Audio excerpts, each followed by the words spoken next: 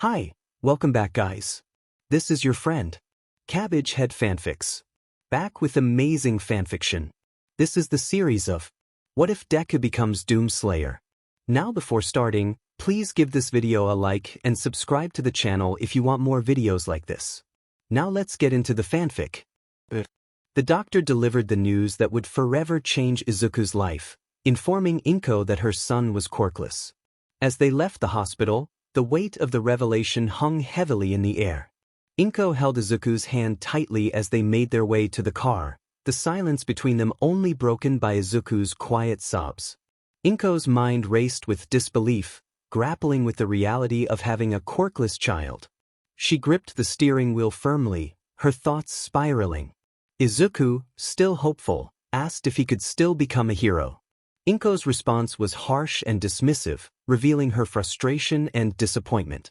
The tension in the car escalated, and Izuku fell silent, tears streaming down his face as he stared at his lap.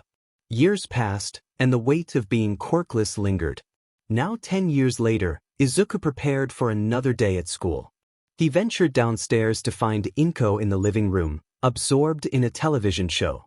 When she noticed him, her irritation was palpable. She ordered him to clean the house after school, and Izuku complied, though he felt the sting of her words when she muttered that she should have aborted him. Heartbroken, Izuku left the house, tears blurring his vision as he ran to school. Upon arriving, he joined his classmates, who were met with a task from their teacher to write down their aspirations. While most of the class groaned, Izuku remained hopeful. The teacher, sensing the enthusiasm, jokingly threw the forms in the air, igniting cheers from the students, all except for Izuku and Bakugu. As the teacher began reading the forms, he called out Bakugu's name. Bakugu confidently declared his intention to attend UA, asserting that to become the #1 hero he needed to be at the top school. His arrogance drew attention, and he boasted about his powerful quirk, dismissing his classmates as mere extras. When the teacher turned to Izuku, silence fell over the room. Izuku felt the familiar weight of shame as laughter erupted from his classmates, particularly Bakugu, who approached him with malice. In a fit of rage, Bakugu unleashed his quirk, causing chaos around Izuku's desk.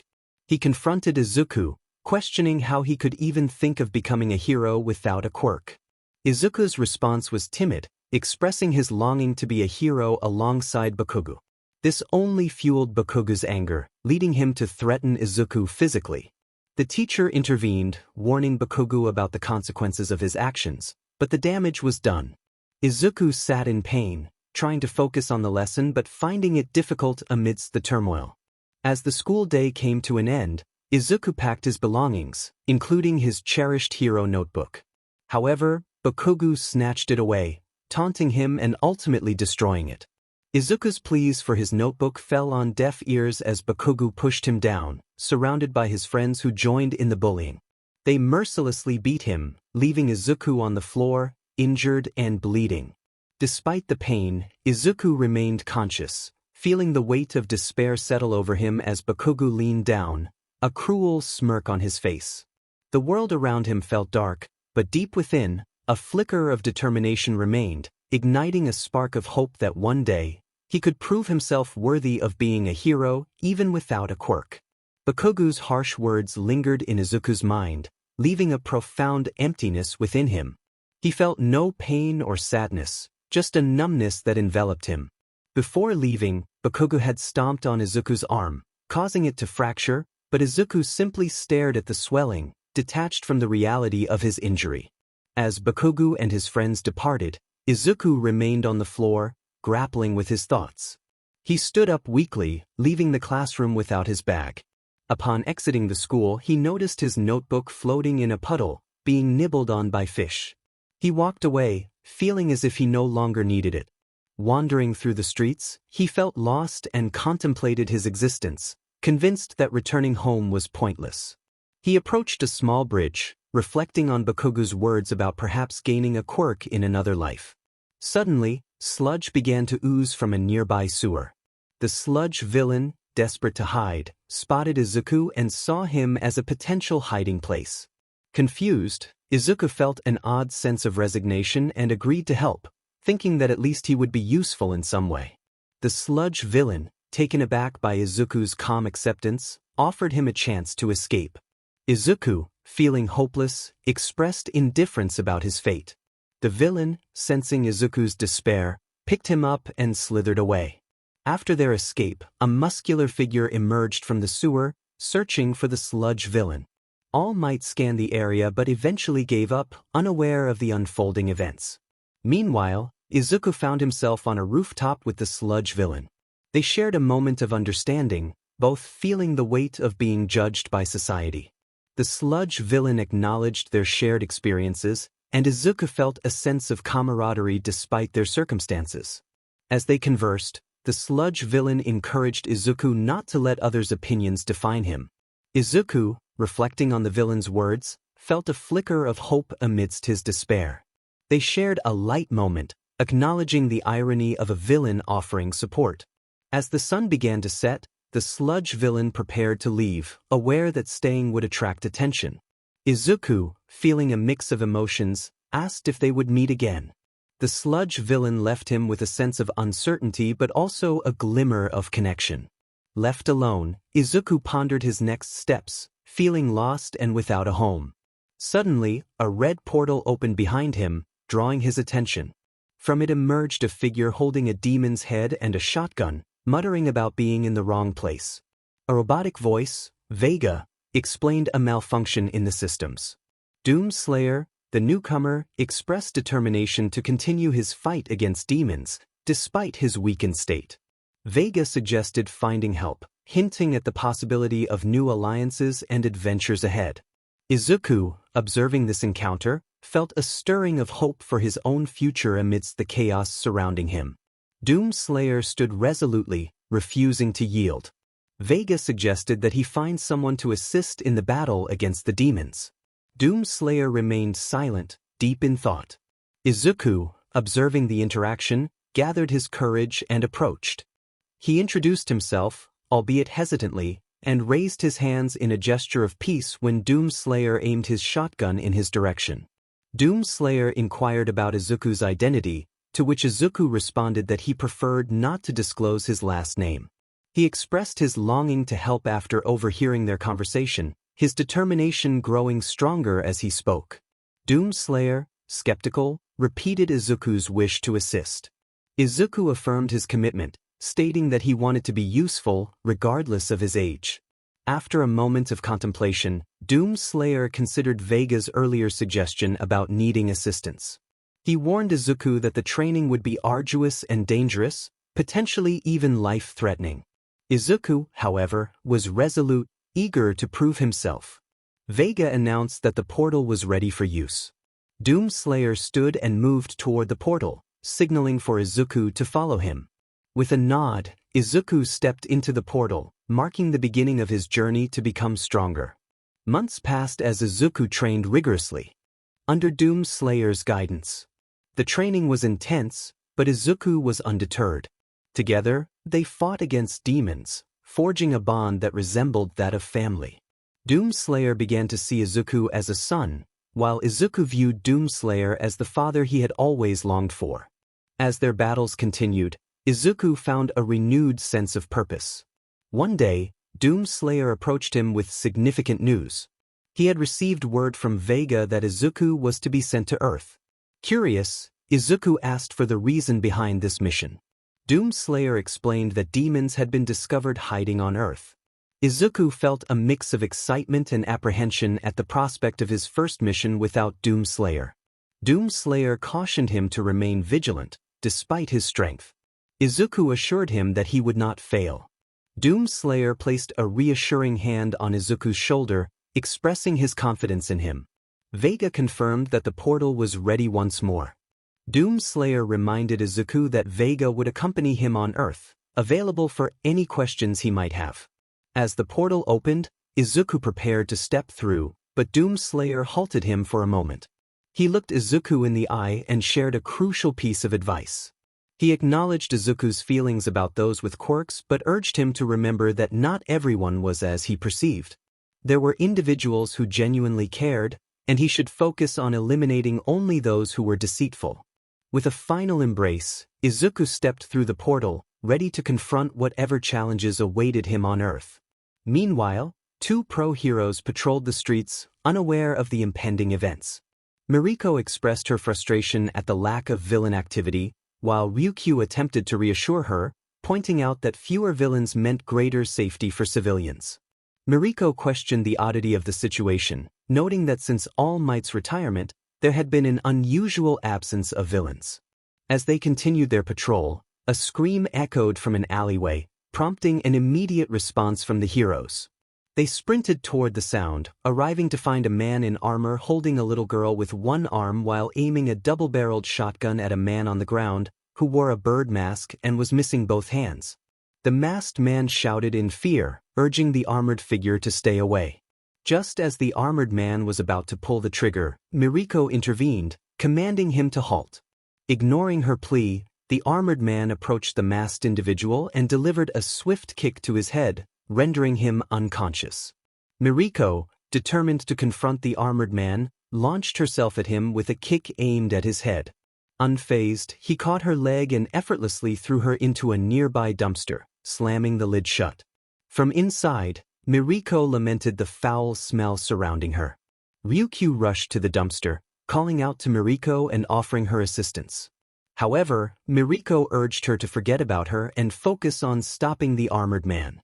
Ryukyu turned her attention to the villain, who was still holding a little girl, now seemingly asleep, and had put his shotgun away. Ryukyu declared her intent to stop him, charging forward and throwing a punch. The armored man dodged her attack and tripped her, causing her to fall. Quickly recovering, Ryukyu realized that transforming would risk damaging the buildings and endanger civilians. She resolved to hold out until Miriko could escape, dashing at him again and throwing another punch. The man caught her fist, and she struggled to break free, demanding that he let her go. Despite her efforts, she found herself unable to escape his grip. In desperation, she closed her eyes, bracing for an attack, but instead, the man pushed her down to the ground, and a portal opened behind him. As he stepped through the portal, he cast one last look at her before disappearing. Stunned by the sudden turn of events, Ryukyu remained on the ground, grappling with the realization that he had not killed her. Confusion filled her mind as she wondered why he had spared her life. She then helped Miriko out of the dumpster. Miriko, filled with urgency, inquired if Ryukyu had managed to capture the villain. Disappointment marked Ryukyu's response as she admitted he had escaped. Frustrated, Miriko kicked a nearby soda can. Taking a moment to catch her breath, Ryukyu leaned against the wall, while Miriko joined her on the floor. Concerned, Miriko softly asked if Ryukyu was okay. Ryukyu replied that she thought she was, though the weight of their failure lingered heavily on her. Miriko suggested they take the unconscious Overhaul to a hospital, and Ryukyu agreed. Together, they lifted Overhaul, with Miriko taking his legs and Ryukyu grasping his arms, and they left the scene, carrying the defeated villain with them. Meanwhile, Izuku emerged from a portal, cradling a small girl in his arms. He entered a living room and gently laid her on the couch. Removing his helmet, he sank into a chair, contemplating his next move and wondering what to do with her. After a moment, he stood and headed to his room. Upon entering, he approached his closet and opened it, shifting aside clothes to reveal a small screen with a handprint scanner. Removing his gauntlet, he pressed his hand against the screen, gaining access to a secret room filled with an arsenal of weapons and an empty space outlined for his armor. He carefully removed his armor and placed it on the wall before exiting and closing the secret room behind him. Sitting on his bed, he buried his face in his hands, reflecting on the hardships the girl had endured. Memories flooded back, taking him to a time when he walked through the streets in his armor, feeling the weight of curious stares. Annoyed, he glanced at the onlookers, causing them to quickly avert their gaze. Suddenly, a small figure bumped against his leg. Looking down, he saw a girl with long white hair and a small horn on her forehead. Crouching down, he helped her up as she apologized for her actions. Just then, a voice scolded her, and Izuku turned to see Overhaul approaching. Overhaul, not one for conversation, indicated that he would take the girl if Izuku did not mind. Eri clung to Izuku's armor, fear evident in her eyes as tears began to fall. Desperate to protect her, Izuku tightened his grip on Eri as Overhaul reached for her. Instinctively, he grabbed Overhaul's arm, refusing to let him take her. Overhaul shouted in anger, pulling away and warning Izuku that he had tried to be nice but would not tolerate such defiance. He demanded Eri come to him, threatening dire consequences if she did not comply. Eri gasped as she let go of Izuku, hesitating for a moment as she considered running to Overhaul. However, Izuku stopped her, expressing his concern for her safety. He promised to protect her, lifting her into his arms. Eri found comfort in his deep, soothing voice as he encouraged her to close her eyes and assured her that he would keep her safe. She obeyed, resting her head against his arm. Overhaul, filled with fury, pressed his hand to the ground, causing concrete spikes to shoot toward Izuku. In a protective gesture, Izuku turned his back to Overhaul, shielding Eri as the spikes shattered against his armor. He began to walk backward toward Overhaul, remaining unyielding despite the threat. Overhaul, panicking at the sight of Izuku's determination, realized his attacks were ineffective and fled into an alleyway. Izuku pursued him, stopping in the alley to assess the situation. Just as he turned away, Overhaul lunged at him, but Izuku was prepared. With a swift motion, a blade extended from his gauntlet, slicing through Overhaul's hand. Overhaul fell to his knees, howling in pain. Izuku retracted the blade and drew his double-barrel shotgun, ready to defend himself.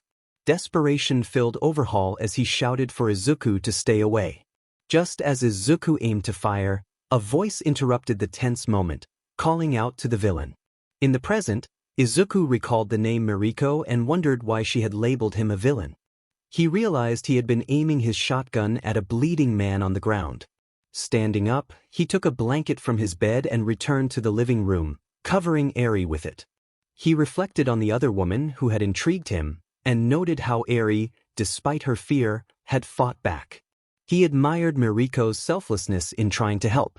As Izuku contemplated the differences between the two women in his life, Eri grasped his hand, halting him in his tracks.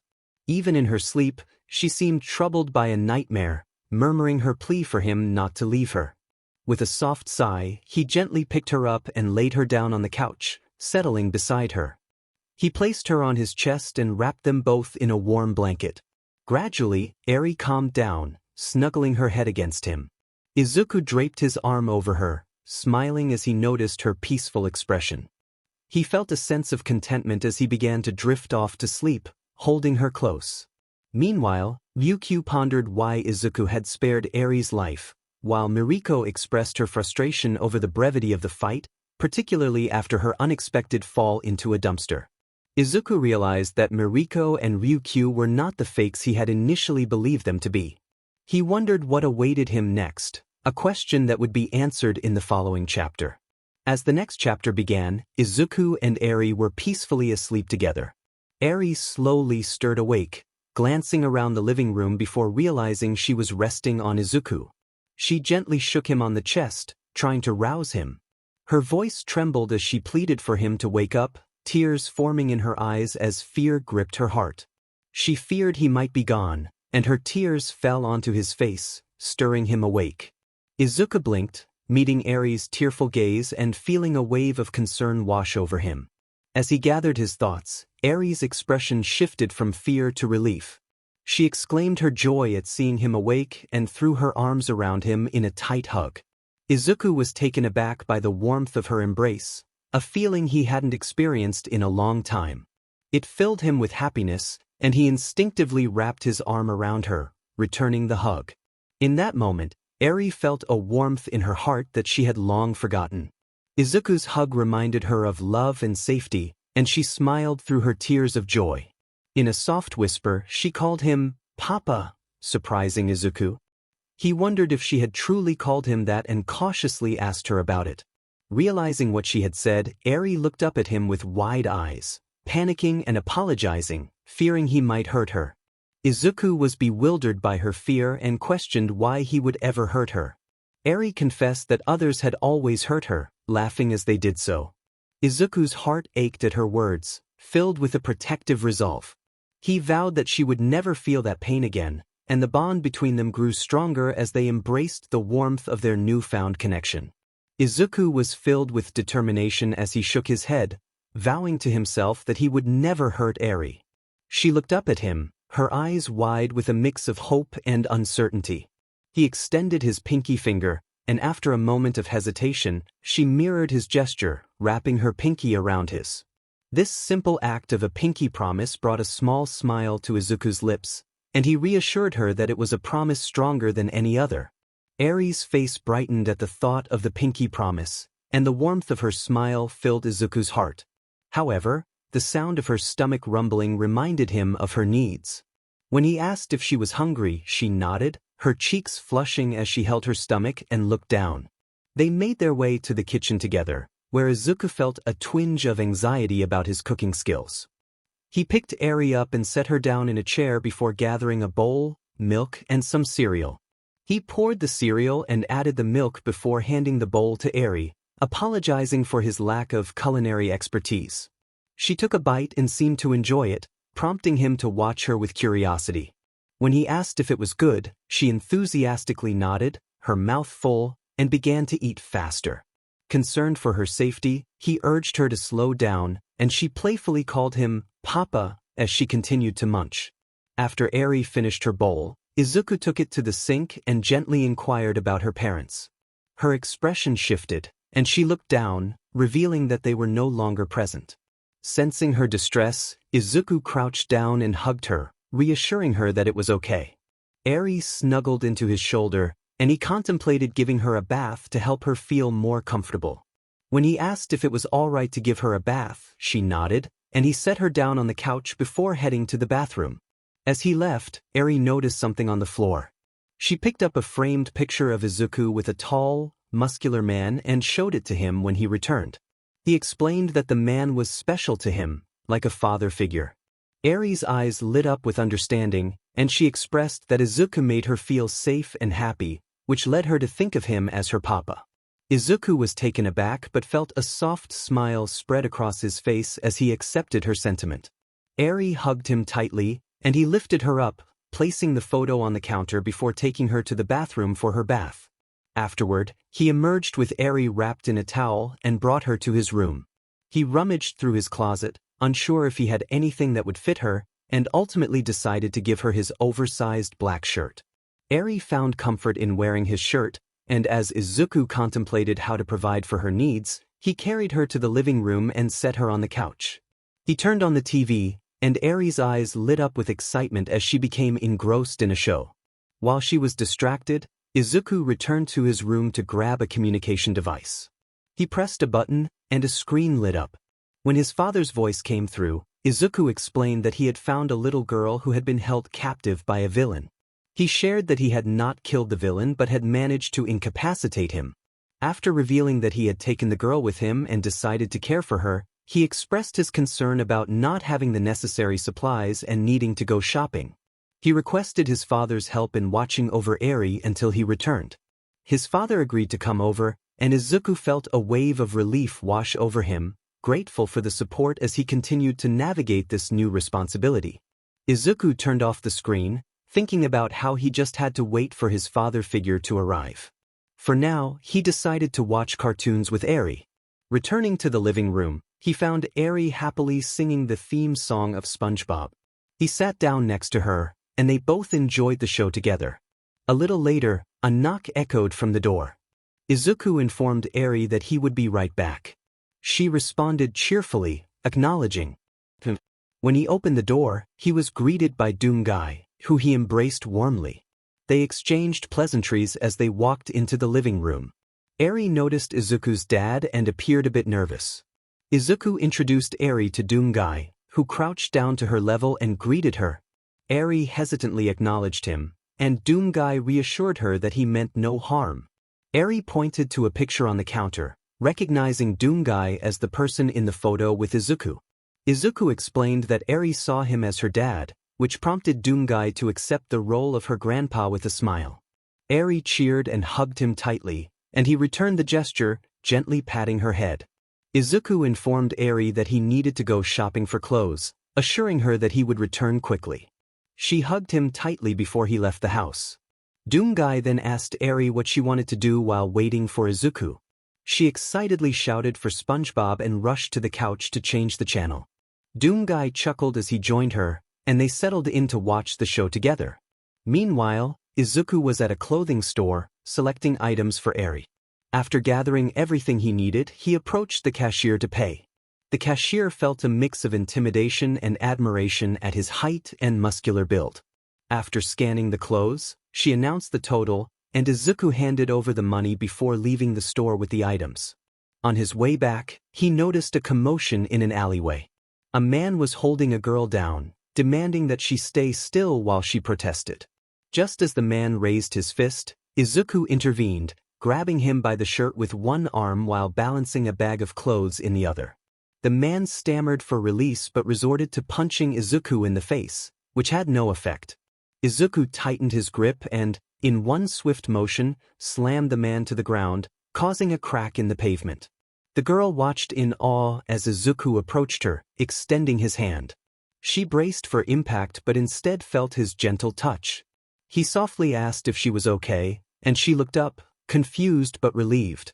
Hesitantly, she accepted his hand, and he helped her up. Grateful, she thanked him, her voice trembling. When she asked for his name, he simply replied with Izuku.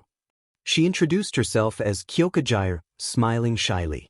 Noticing Izuku's quiet demeanor, Jairu observed that he didn't seem to talk much. She suggested they take the unconscious man to the police, and Izuku agreed.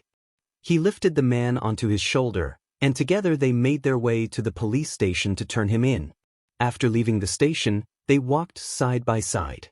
Jairu curiously asked Izuku's age, and he replied that he was 16. Her surprised reaction caught him off guard. She expressed her astonishment at his height and build, and her gaze lingered on him as she complimented his appearance.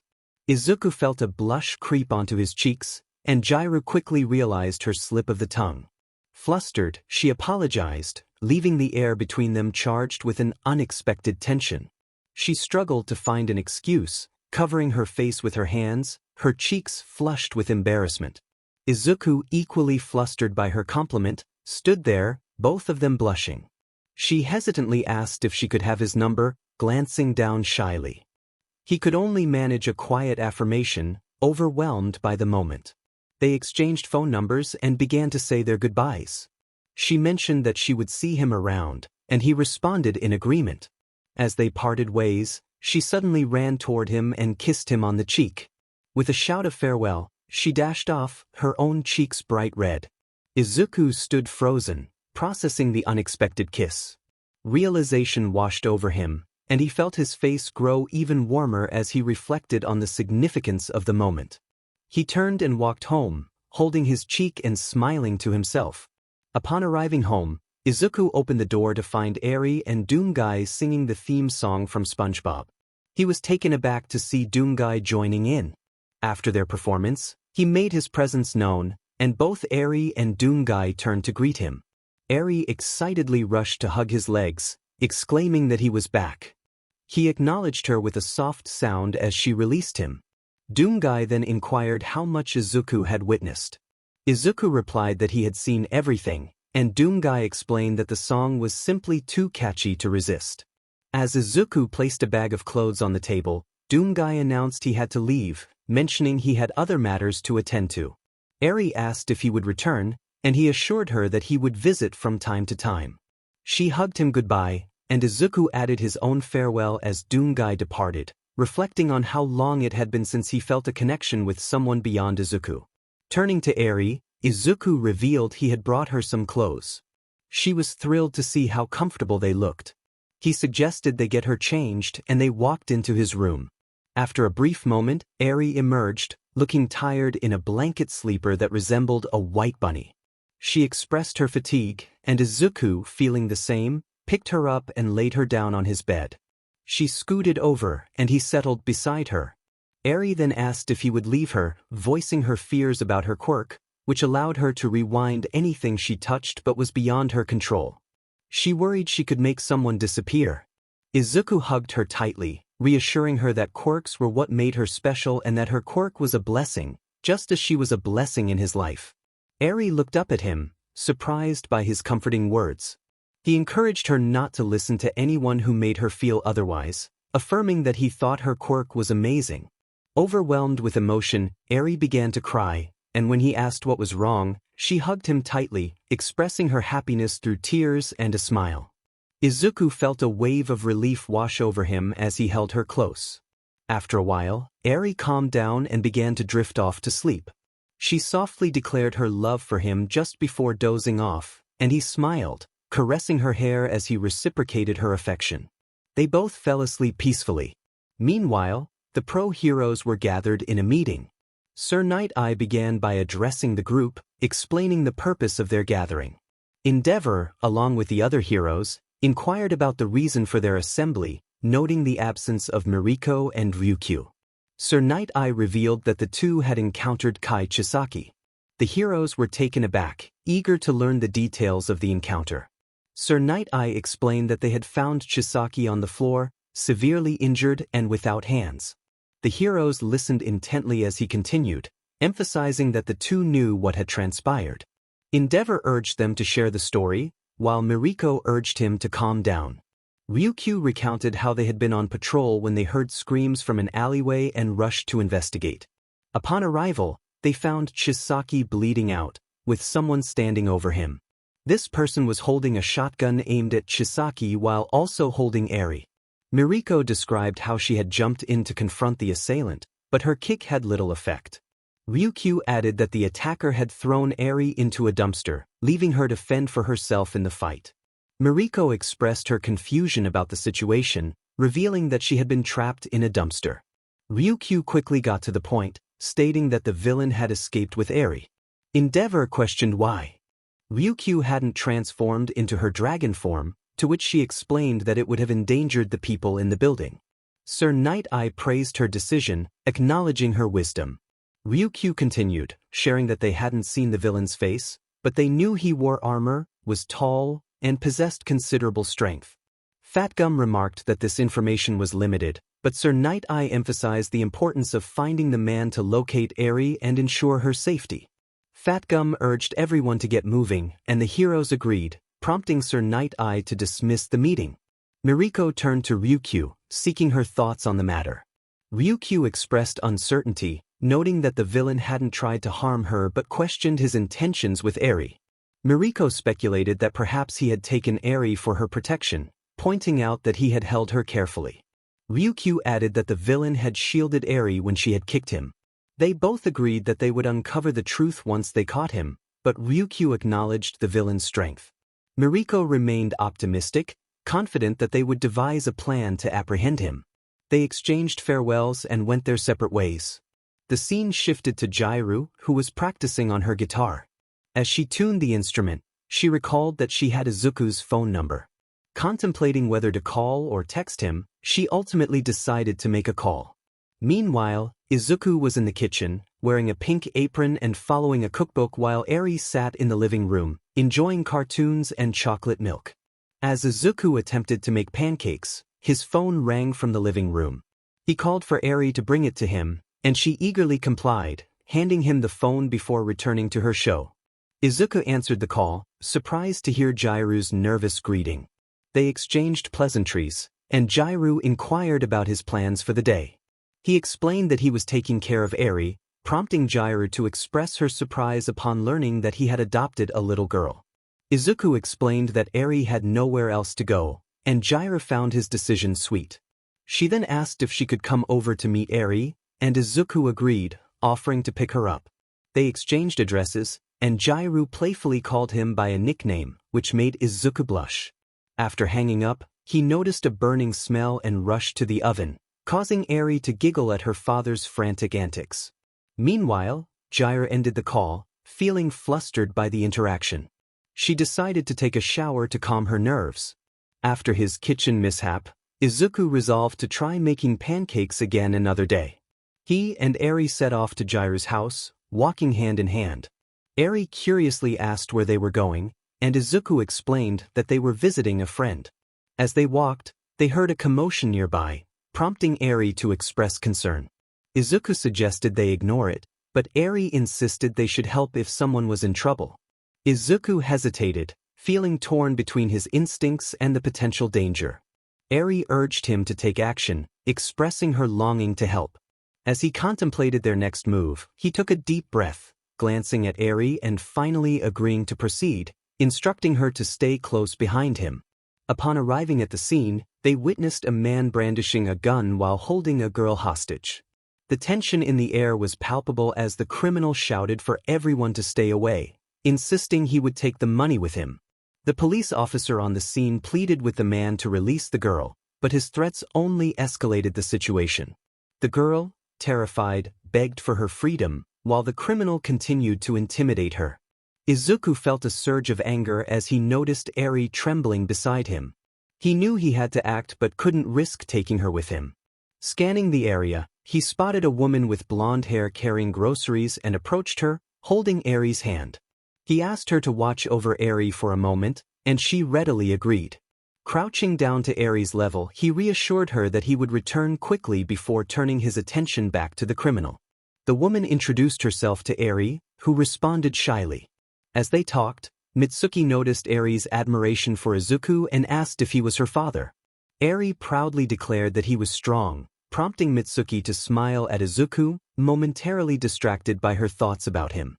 Meanwhile, Izuku approached the criminal, who shouted for him to stop while aiming his gun. Undeterred, Izuku continued forward, causing the criminal to panic. When the man fired a shot that struck Izuku in the shoulder, gasps echoed through the crowd, and Eri screamed for her father. Ignoring the pain, Izuku quickened his pace, instilling fear in the criminal as he prepared to shoot again. Taking advantage of the moment, the girl managed to stomp on the criminal's foot, causing him to release her. Izuku seized the opportunity, lunging forward and grabbing the criminal by the neck. Despite the man's struggles, Izuku overpowered him, catching the gun's barrel and allowing it to fire again without flinching. The crowd watched in shock as Izuku, unfazed, glared at the criminal. In one swift motion, he ripped the gun from the man's grip and threw him to the ground, aiming the weapon at him. Just as he was about to pull the trigger, he noticed Eri and the crowd watching him. Taking a deep breath, he broke the gun in half and discarded the pieces. The police quickly moved in to apprehend the criminal, cuffing him and calling for an ambulance. As the situation settled, Izuku returned to Eri, who rushed to him and hugged him tightly, her concern evident. He reassured her that he was fine, despite the crowd's curious stares. Eri pointed out that he was bleeding, and Mitsuki echoed her concern, suggesting he wait for the ambulance. Realizing he needed to address his injury, Izuku sat down on the sidewalk with Eri in his arms. While they waited, curious onlookers approached, bombarding Izuku with questions about his well-being and his height. One question, however, caught his attention. Someone asked about his quirk. He quietly admitted that he didn't have one, prompting astonishment from the crowd, who were amazed that a quirkless individual had managed to take down a criminal. Mitsuki was particularly surprised by the events unfolding, while Eri, unaware of their significance, simply admired her father. A girl who had been rescued approached Izuku, her voice trembling as she expressed her gratitude for his help. Izuku nodded in acknowledgement, and she hesitantly asked for his name. When he replied simply with Izuku, she seemed surprised and introduced herself as Pony Tsunatori. She offered him a more casual name, and he accepted it. Eri, eager to move on, urged her father to leave. As they prepared to depart, Pony hesitantly asked for Izuku's phone number, which he agreed to share. They exchanged numbers before leaving, while civilians nearby still had questions for Izuku, but the police held them back. As Izuku and Eri made their way to Jiru's house, he hoped he hadn't taken too long. Eri looked up at him, concerned about his well-being.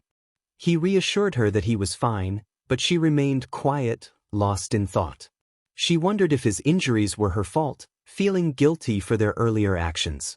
Noticing her distress, Izuku stopped and asked if something was wrong. Eri quietly questioned whether she was responsible for his injuries, her voice barely above a whisper. She believed that if they hadn't gone to the scene, he wouldn't have been hurt, and she felt responsible for urging him to go. Izuku crouched down to her level, his expression gentle as he reassured her that it was not her fault. He explained that she had wanted to do the right thing, and it was his choice to intervene. He emphasized that he was glad she had encouraged him to help, as it prevented others from being harmed. Eri hesitated, but Izuku firmly stated that he was hurt because of the criminal, not because of her actions. He expressed his gratitude for her longing to help others, reinforcing that she should not blame herself. Feeling comforted, Eri accepted his words, and Izuku wrapped his arms around her in a warm hug. She smiled and hugged him back tightly, appreciating the moment. As he picked her up, he wanted her to know how much she meant to him. He expressed his gratitude for finding her, explaining that she had changed him in ways he never could have achieved alone. Eri's eyes glistened with tears as she absorbed her father's heartfelt sentiment. She felt overwhelmed with happiness, letting her emotions flow as she rested her head on his chest. Izuku assured her of his love, promising that nothing would change that. Later, they arrived at Jiru's front door, and Izuku knocked, waiting for a response. Eri asked about their purpose for visiting, and he explained that they were there to see his friend. Just then, the door opened, revealing Mika, who was surprised to see Izuku with a little girl. Her concern grew as she noticed the blood on his shirt and the bandage on his hand. After introducing himself, Izuku mentioned he was there to see Kyoka. Mika quickly offered to fetch her and invited them inside. As they settled in the living room, Eri looked up at Izuku and commented on Mika's beauty, unaware that Mika had overheard. Mika blushed as she went to Kyoka's room and knocked on the door, announcing Izuku's visit. Kyoka, excited to see him, opened the door and noticed her mother's flushed cheeks. She playfully inquired about it, and Mika explained that Izuku had complimented her. Kyoka smiled, realizing that Izuku must have been referring to Eri, whom Mika described as a sweet little girl. They returned to the living room, where Eri was playfully toying with Izuku's hair, both of them enjoying the moment. Kyoka cleared her throat to get their attention and noticed the blood on Izuku's shirt, expressing her concern. He reassured her that it was just a minor accident and that he was fine. However, Kyoka insisted that he be more careful, expressing her longing not to lose him. Izuku promised to be cautious and took the opportunity to introduce Eri as his daughter. Kyoka, Jiru, and her mother, Mika, arrived at Izuku's home, where Kyoka expressed her admiration for the cozy atmosphere. Mika agreed, and Izuku welcomed them, encouraging them to make themselves comfortable. He then excused himself to change, leaving Eri and Kyoka together. Eri, feeling a bit shy, complimented Kyoka's hair and asked if she could play with it. Kyoka happily agreed, suggesting they could play with each other's hair. The two girls giggled as they began to braid and style each other's locks. Meanwhile, Mika, having finished in the bathroom, wandered through the hallway. She noticed a door slightly ajar and, driven by curiosity, peeked inside. She found Izuku struggling to remove his shirt, wincing as he did so because of the bandages covering his torso. Concerned, Mika softly called out to him, offering her help. Izuku welcomed her assistance, and as Mika stepped into the room and closed the door, she helped him remove his shirt. The sight of his battle scars and muscular build left her momentarily speechless, and she admired his physique in awe. Izuku, feeling shy under her gaze, sat on the bed as Mika continued to explore the contours of his muscles. Realizing she had crossed a boundary, Mika quickly pulled her hands away, apologizing for her actions. Izuku, now dressed in a new shirt, reassured her that it was all right but expressed curiosity about her sudden admiration. Mika, embarrassed, admitted that she was simply amazed by his body. As they spoke, the conversation shifted to more personal matters. Izuku inquired about Mika's marital status, to which she clarified that she was not married anymore.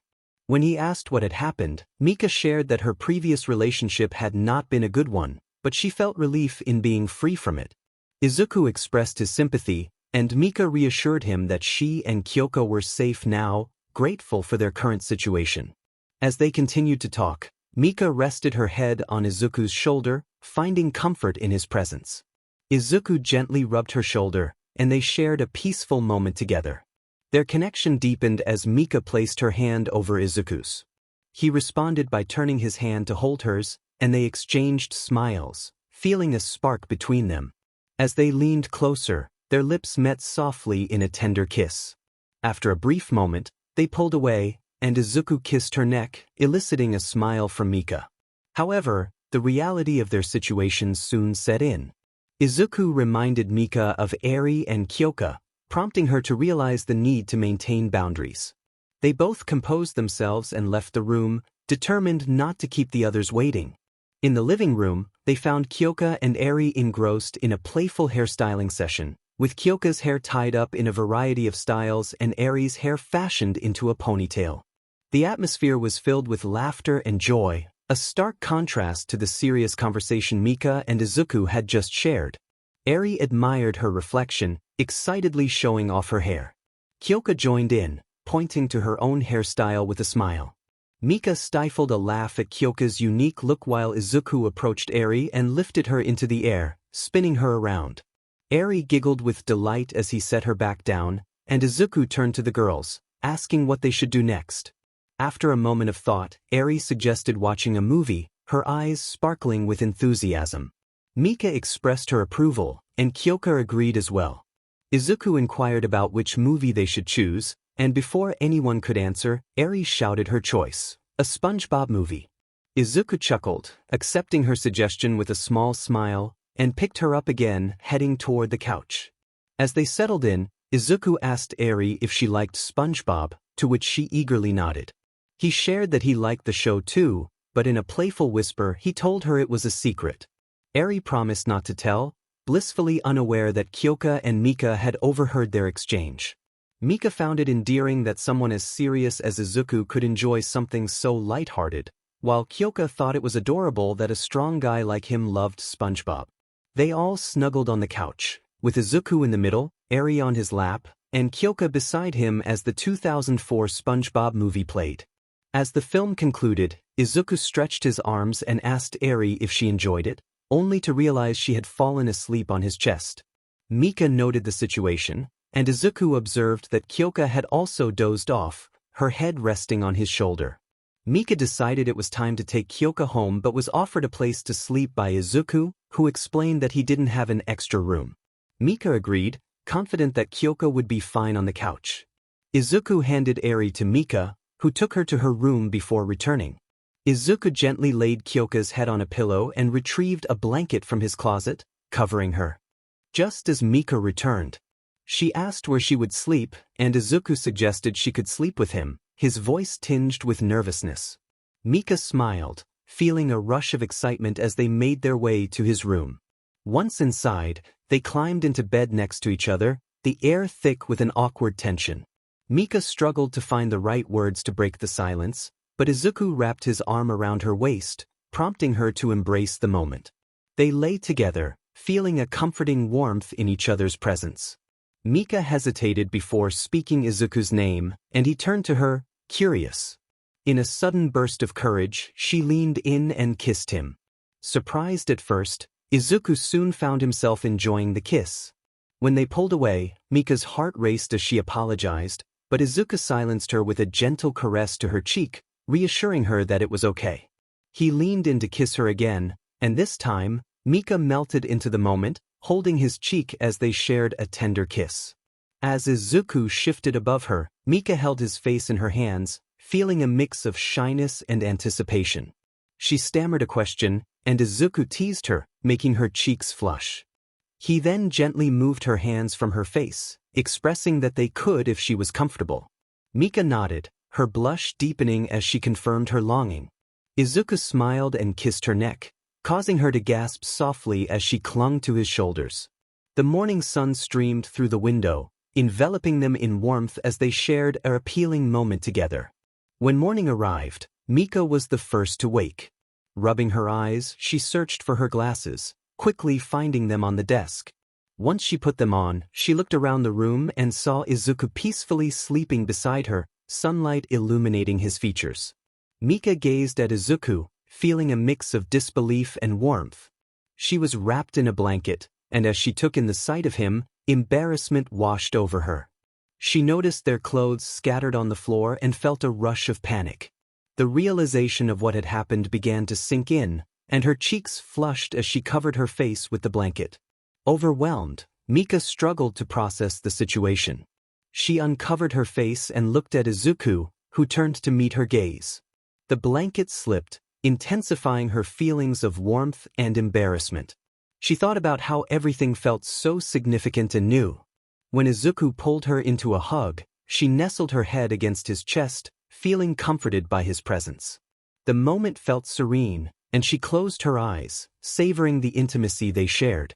However, a strange sensation made her aware of their closeness, and she felt a mix of confusion and excitement. Gathering her courage, she decided to embrace the moment, feeling a rush of adrenaline as she shifted slightly. Izuku stirred awake, mumbling about what was happening. His eyes widened as he realized the situation, and a blush crept onto his face. Mika, caught off guard, looked down at him and stammered, trying to explain herself. In her haste to move, she lost her balance, prompting Izuku to express concern for her well-being. Mika nodded, her heart racing, and Izuku offered to help her. However, she hesitated, her voice barely above a whisper as she asked if they could continue. Izuku studied her expression, ensuring she was sure about her feelings. Mika's determination shone through as she admitted her longing to move forward. As they embraced, their connection deepened. With each passing moment, Mika felt a rush of emotions, and Izuku leaned in, kissing her gently. They both understood they were embarking on a new chapter together, their bond growing stronger. After a while, Mika lay back on the bed, feeling exhausted. She called out to Izuku, and sensing her need, he quickened his pace. They shared a moment of relief, and Izuku gently caught her as she fell back, concern etched on his face as he checked on her.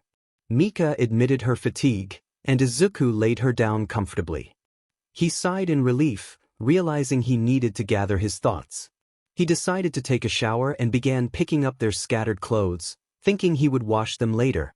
After changing into fresh clothes, he headed to the bathroom. Meanwhile, Mika attempted to sit up but found herself too weak. She wrapped herself in the blanket, waiting for Izuku to finish. When he emerged, he looked refreshed and ready. Mika, feeling vulnerable, mentioned her lack of clothes, hiding her face in the blanket. Izuku pondered for a moment before suggesting she take a shower while he looked for something for her to wear. Mika agreed, standing up but wobbling slightly. Izuku's concern deepened as he asked if she was okay, and she assured him she was fine before heading to the bathroom. As Mika showered, Izuku rummaged through his closet, feeling satisfied at having helped her but wishing to do more. He recalled how she looked earlier, a faint blush creeping onto his cheeks. He muttered to himself in frustration, choosing clothes for her and placing them neatly on the desk before returning to straighten his bed. After some time, Mika emerged from the shower wrapped in a towel. She noticed the bed was made, and a set of clothes lay neatly on it, accompanied by a note. Curiosity piqued, she picked up the note and began to read. Mika felt a sense of warmth as she read the note left by Izuku, expressing his gratitude and asking her to watch over Eri while he was away. After changing into one of Izuku's oversized sweaters and shorts, she admired her reflection in the mirror, feeling cozy and content. Entering the living room, she greeted Kyoka and Eri, who were enjoying their cereal while watching television. Eri responded cheerfully, and Kyoka finished her cereal before standing up and asking Mika if they could talk privately in the kitchen. Mika, curious about her daughter's request, agreed. Once in the kitchen, Kyoka inquired about Izuku, her cheeks slightly flushed. Mika, taken aback by the question, asked for clarification. Kyoka hesitated before revealing that she had overheard some noises the previous night and had seen Mika and Izuku together. Mika's face turned red as she processed her daughter's words, relieved that Kyoka had not mentioned anything to Eri. Kyoka admitted her curiosity about what she had witnessed, and Mika reassured her that it was okay. They shared a moment of understanding, with Kyoka confessing that she had enjoyed watching. Mika, intrigued, encouraged her daughter to express her feelings to Izuku, emphasizing that she would never know unless she spoke up. Kyoka expressed her worries about Izuku not feeling the same way, but Mika remained optimistic, assuring her that honesty was the best approach. Feeling a mix of hope and anxiety, Kyoka agreed to try. Mika embraced her daughter, and they decided to check on Eri together. As Mika dashed off, Kyoka reflected on her mother's advice, determined to tell Izuku how she felt. Meanwhile, Izuku was waiting for his clothes to dry, scrolling through his phone. He noticed a mother and child playing together, which reminded him of his own childhood. Suddenly, someone approached him, shyly asking for spare change. Realizing he didn't have enough for the drying machine, he nodded and handed over some coins. The girl expressed her gratitude, introducing herself as Ryukyu Tatsuma. Izuku, feeling a bit shy, introduced himself but hesitated when asked for his last name, admitting he didn't like it. Ryukyu quickly apologized, and he reassured her that it was fine. She then ran off, leaving Izuku to wait for her return. As he glanced in her direction, he recognized her as the hero he had encountered a few days prior. Watching her hair flow as she turned on the machine, he found her appealing, a blush creeping onto his face. When Ryukyu turned around and caught his gaze, he quickly looked back at his phone. She laughed lightly, acknowledging their proximity, and suggested they get to know each other while waiting for their clothes. Izuku, putting his phone away, agreed. Ryukyu asked about his hobbies, and he hesitated, unsure of what to say. When she expressed surprise at his lack of activities, he quietly mentioned that he spent time with his daughter. Ryukyu expressed her enthusiasm about a hobby, showing genuine interest in Izuku's activities with a little girl he cared for. Izuku admitted that they often watched SpongeBob together, and Ryukyu smiled, acknowledging the charm of their shared interest. As the conversation continued, Izuku's shyness became apparent, especially when Ryukyu playfully teased him about their mutual love for the show. When Ryukyu noted how endearing it was for a strong man to enjoy watching cartoons with a child, Izuku felt a blush creep onto his cheeks. Ryukyu, noticing his reaction, also blushed and quickly apologized, worried that she might have given the wrong impression. This led to a moment of confusion when Izuku realized he had not mentioned that he was not married, which surprised Ryukyu. As they talked, Izuku clarified that the little girl was adopted, which led Ryukyu to conclude that he was single. This revelation shifted the dynamic between them, and Ryukyu leaned in closer, suggesting they might meet again the next day. Izuku felt a connection and reciprocated her closeness, leading to a brief, sweet kiss before they were interrupted by a beeping machine. Flustered, Ryukyu pulled away, and they returned to their tasks, folding clothes together. As they finished, Ryukyu expressed her eagerness to see him again, and Izuku shared his number, ensuring they could coordinate their meeting. Ryukyu's excitement was palpable as she promised to call him, and Izuku walked away, feeling a mix of emotions. On his way home, Izuku reflected on the unexpected turn of events, wondering how he would explain his day to Mika. Upon arriving, he found Mika watching TV with Eri asleep on her lap. As he walked past, lost in thought, Mika sensed something was off and followed him to his room. Izuku sighed deeply as she hugged him from behind, and he began to share his encounter with Ryukyu. He confessed that she had asked him out on a date, and to his surprise, Mika reacted positively. She encouraged him to be cautious about his feelings but also expressed her understanding that he might attract attention from others. Izuku felt a mix of relief and surprise at Mika's supportive response. She insisted on meeting Ryukyu before anything progressed, wanting to ensure everything was right. Izuku, feeling warmth from Mika's affection, embraced her tightly, resting his head on her shoulder. Mika whispered her love for him, and he reciprocated the sentiment, laying back on the bed with her nestled in his arms. As he played with her hair, she closed her eyes, cherishing the peaceful moment they shared together. Mika had a thought as she sat up, looking down at Izuku. She informed him that she would be in the living room when he was done, and after he acknowledged her, she got up and left the room. Just as she stepped out, she nearly bumped into Kyoka, who was blushing. Mika asked Kyoka if she was going to tell Izuku now, and Kyoka stammered her agreement. Mika encouraged her, reminding her that she had heard their earlier conversation and was okay with sharing him.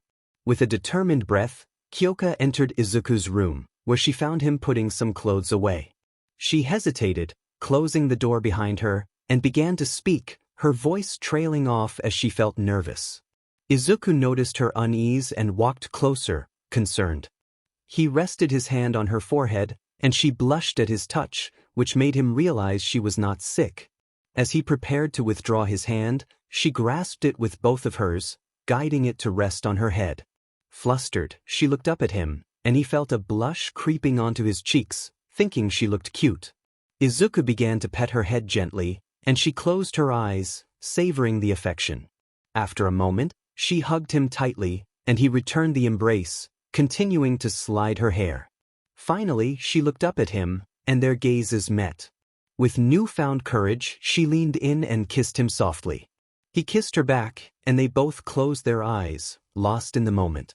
Kyoka confessed her feelings, admitting that she liked him, and Izuku reciprocated, pulling her closer and kissing her again.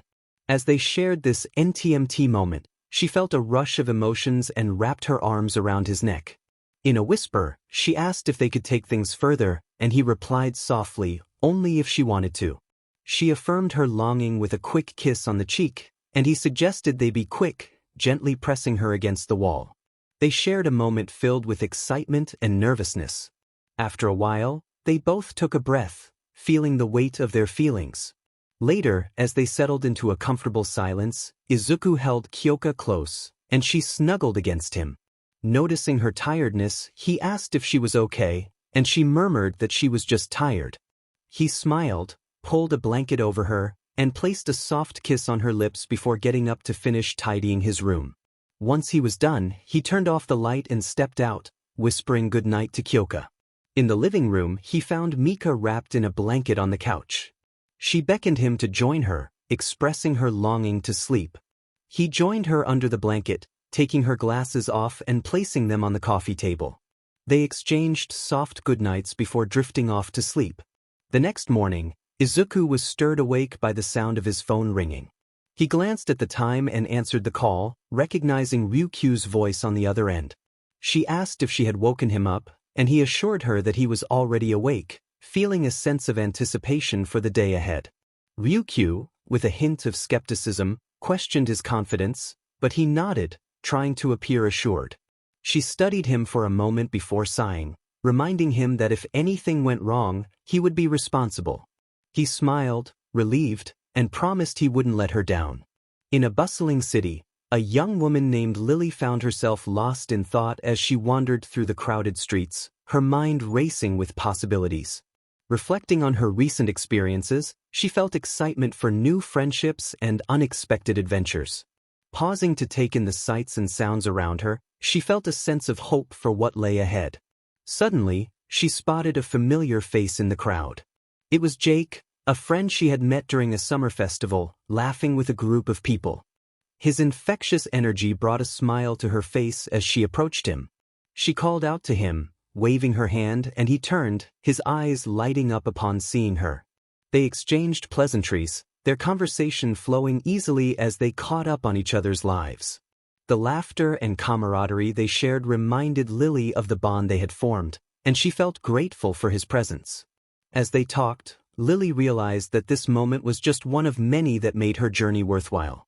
With each new day, she was discovering more about herself and the world around her, and she couldn't wait to see where her adventures would lead next. Lily suggested going to the festival for their date, her bright smile radiating excitement.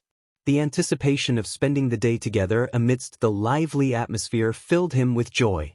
Upon arriving at the festival, they were enveloped by vibrant colors and cheerful sounds.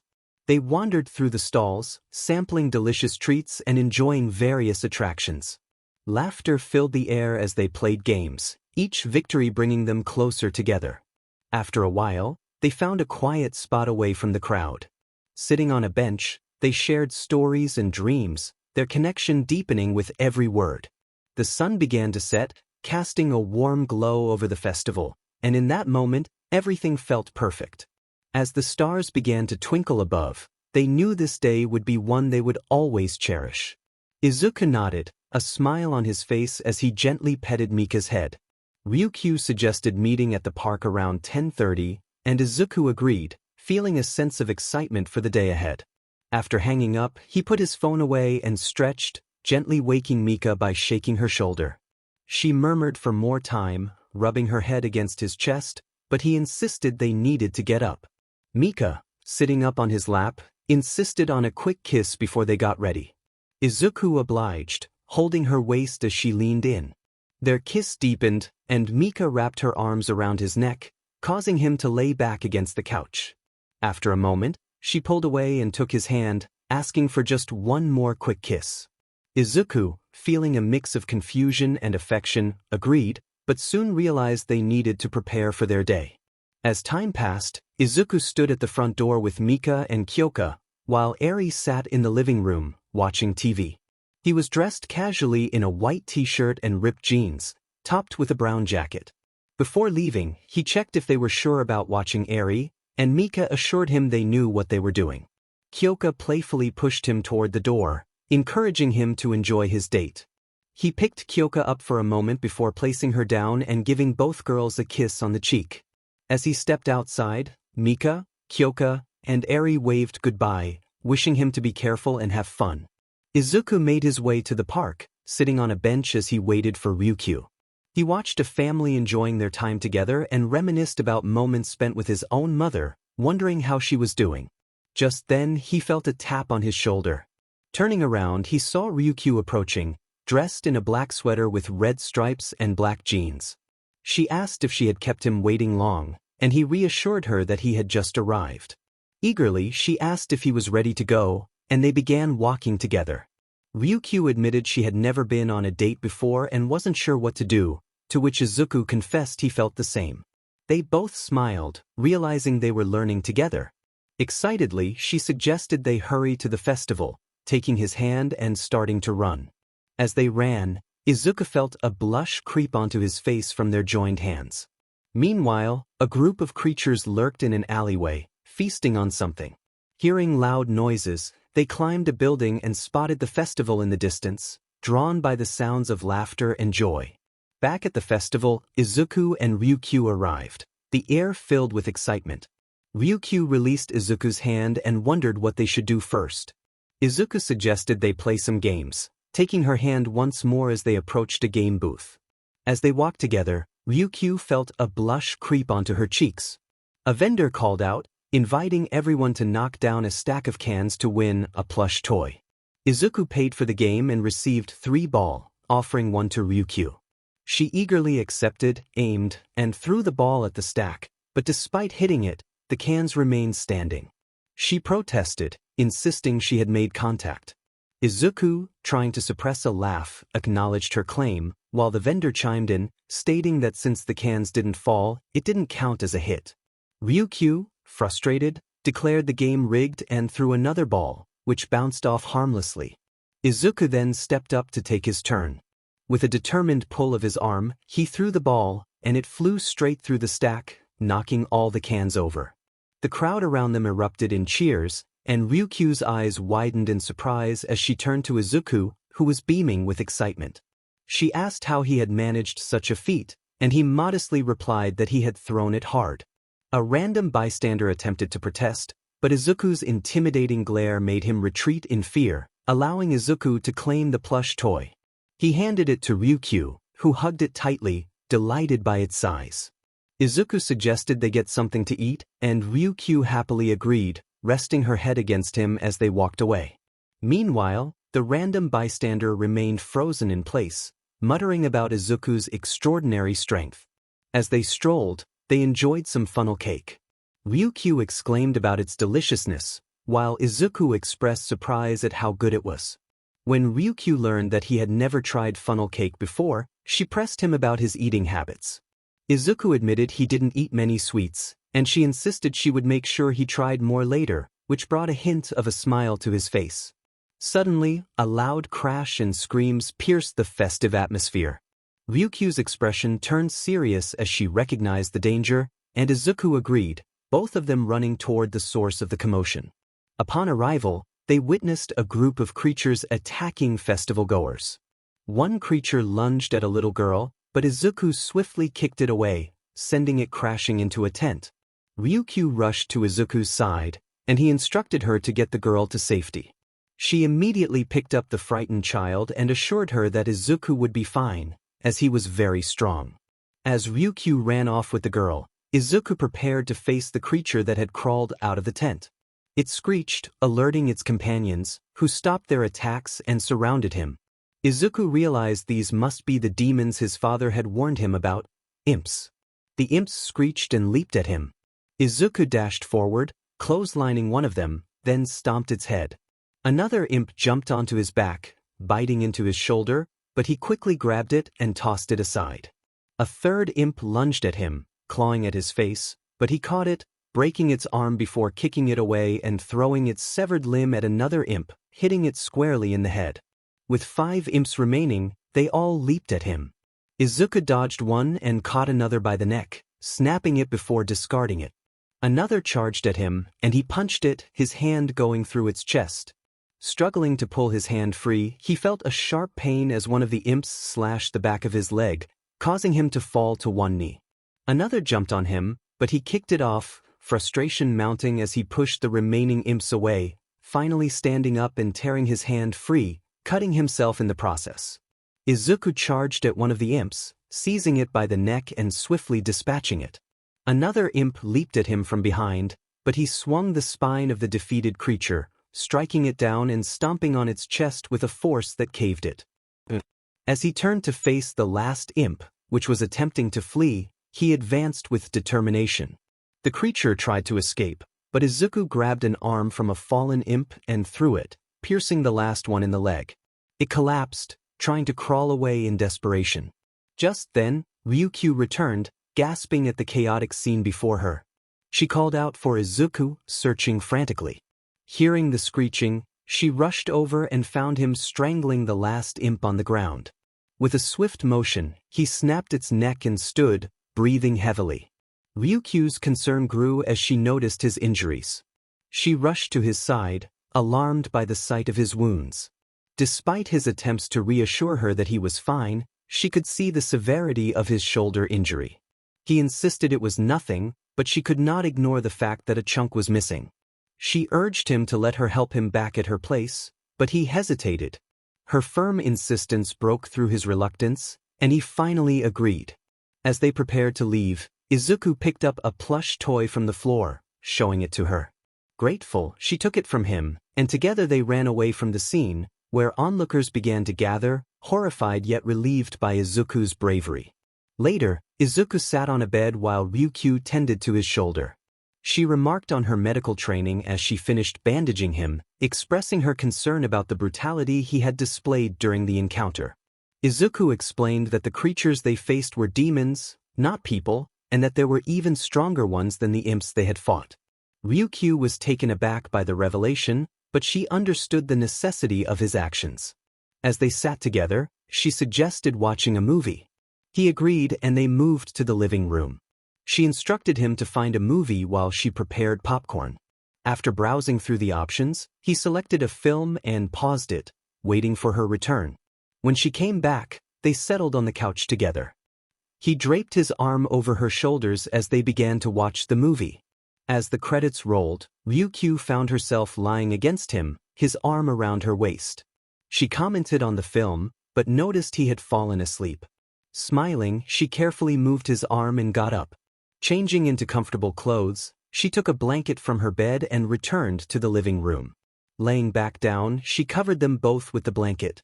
Feeling his arms wrap around her, she looked up and gave him a gentle kiss on the cheek before snuggling against his chest.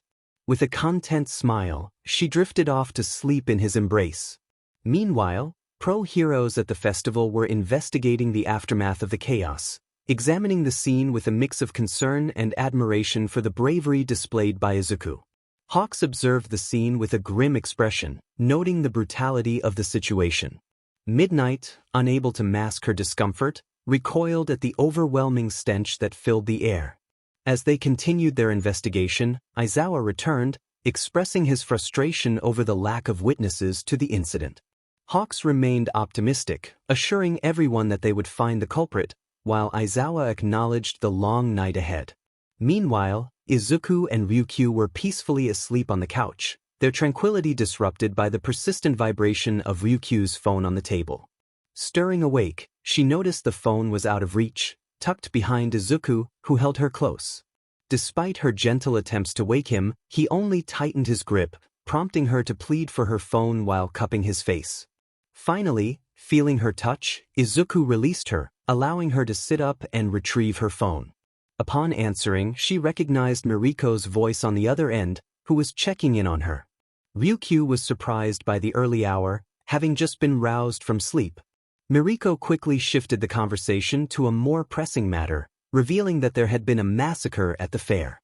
As she spoke, Izuku, now awake, embraced her from behind, making her smile as she felt his warmth. Mariko described the chaos, mentioning the blood and bodies scattered everywhere. While listening, Izuku showered Ryukyu's neck with soft kisses, distracting her from the grim news. Despite the horror of the situation, Ryukyu managed to express her concern and gratitude for the information. Mariko, noticing Ryukyu's breathlessness, checked on her well-being, prompting Izuku to playfully nip at her neck, which startled her. In a flustered response, Ryukyu abruptly ended the call, her cheeks flushed with embarrassment as she turned to Izuku, questioning his impulsive action. Izuku apologized, pulling her into a warm hug, but Ryukyu continued to protest her embarrassment. Curious about the conversation, he inquired about her friend, and Ryukyu explained that she had a meeting later in the day.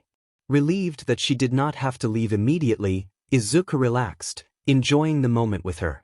He leaned in to kiss her cheek, and Ryukyu responded with a gentle kiss on his lips, playfully admonishing him not to repeat his earlier behavior. They shared a tender moment, deepening their connection as they kissed again. Ryukyu gazed at Izuku, her heart racing with affection. He suggested they simply enjoy each other's company, and she agreed, resting her head against his shoulder. After a while, they decided to get up, and Izuku offered his hand to her, leading them to the bathroom to freshen up. Later, they arrived at Izuku's house, where he confirmed that the two girls he had mentioned lived there. Ryukyu expressed surprise at the revelation that he was dating two girls, but Izuku explained that they had asked him to inform her. Accepting the situation with a smile, Ryukyu reassured him that as long as the others were okay with it, she was too. Izuku opened the door and stepped inside, followed by Ryukyu, who commented on how comfortable the place looked. As Izuku noticed a note on the table, he picked it up and read it. It informed him that Mika had taken Eri shopping and they would be back soon. Ryukyu observed that no one was home, and Izuku confirmed that they had gone out. He then asked Ryukyu what she wanted to do. Curious about cooking, Ryukyu asked if he knew how to cook. Izuku admitted he had some experience and asked if she could teach him. Excited about the idea, she agreed, and he led her to the kitchen.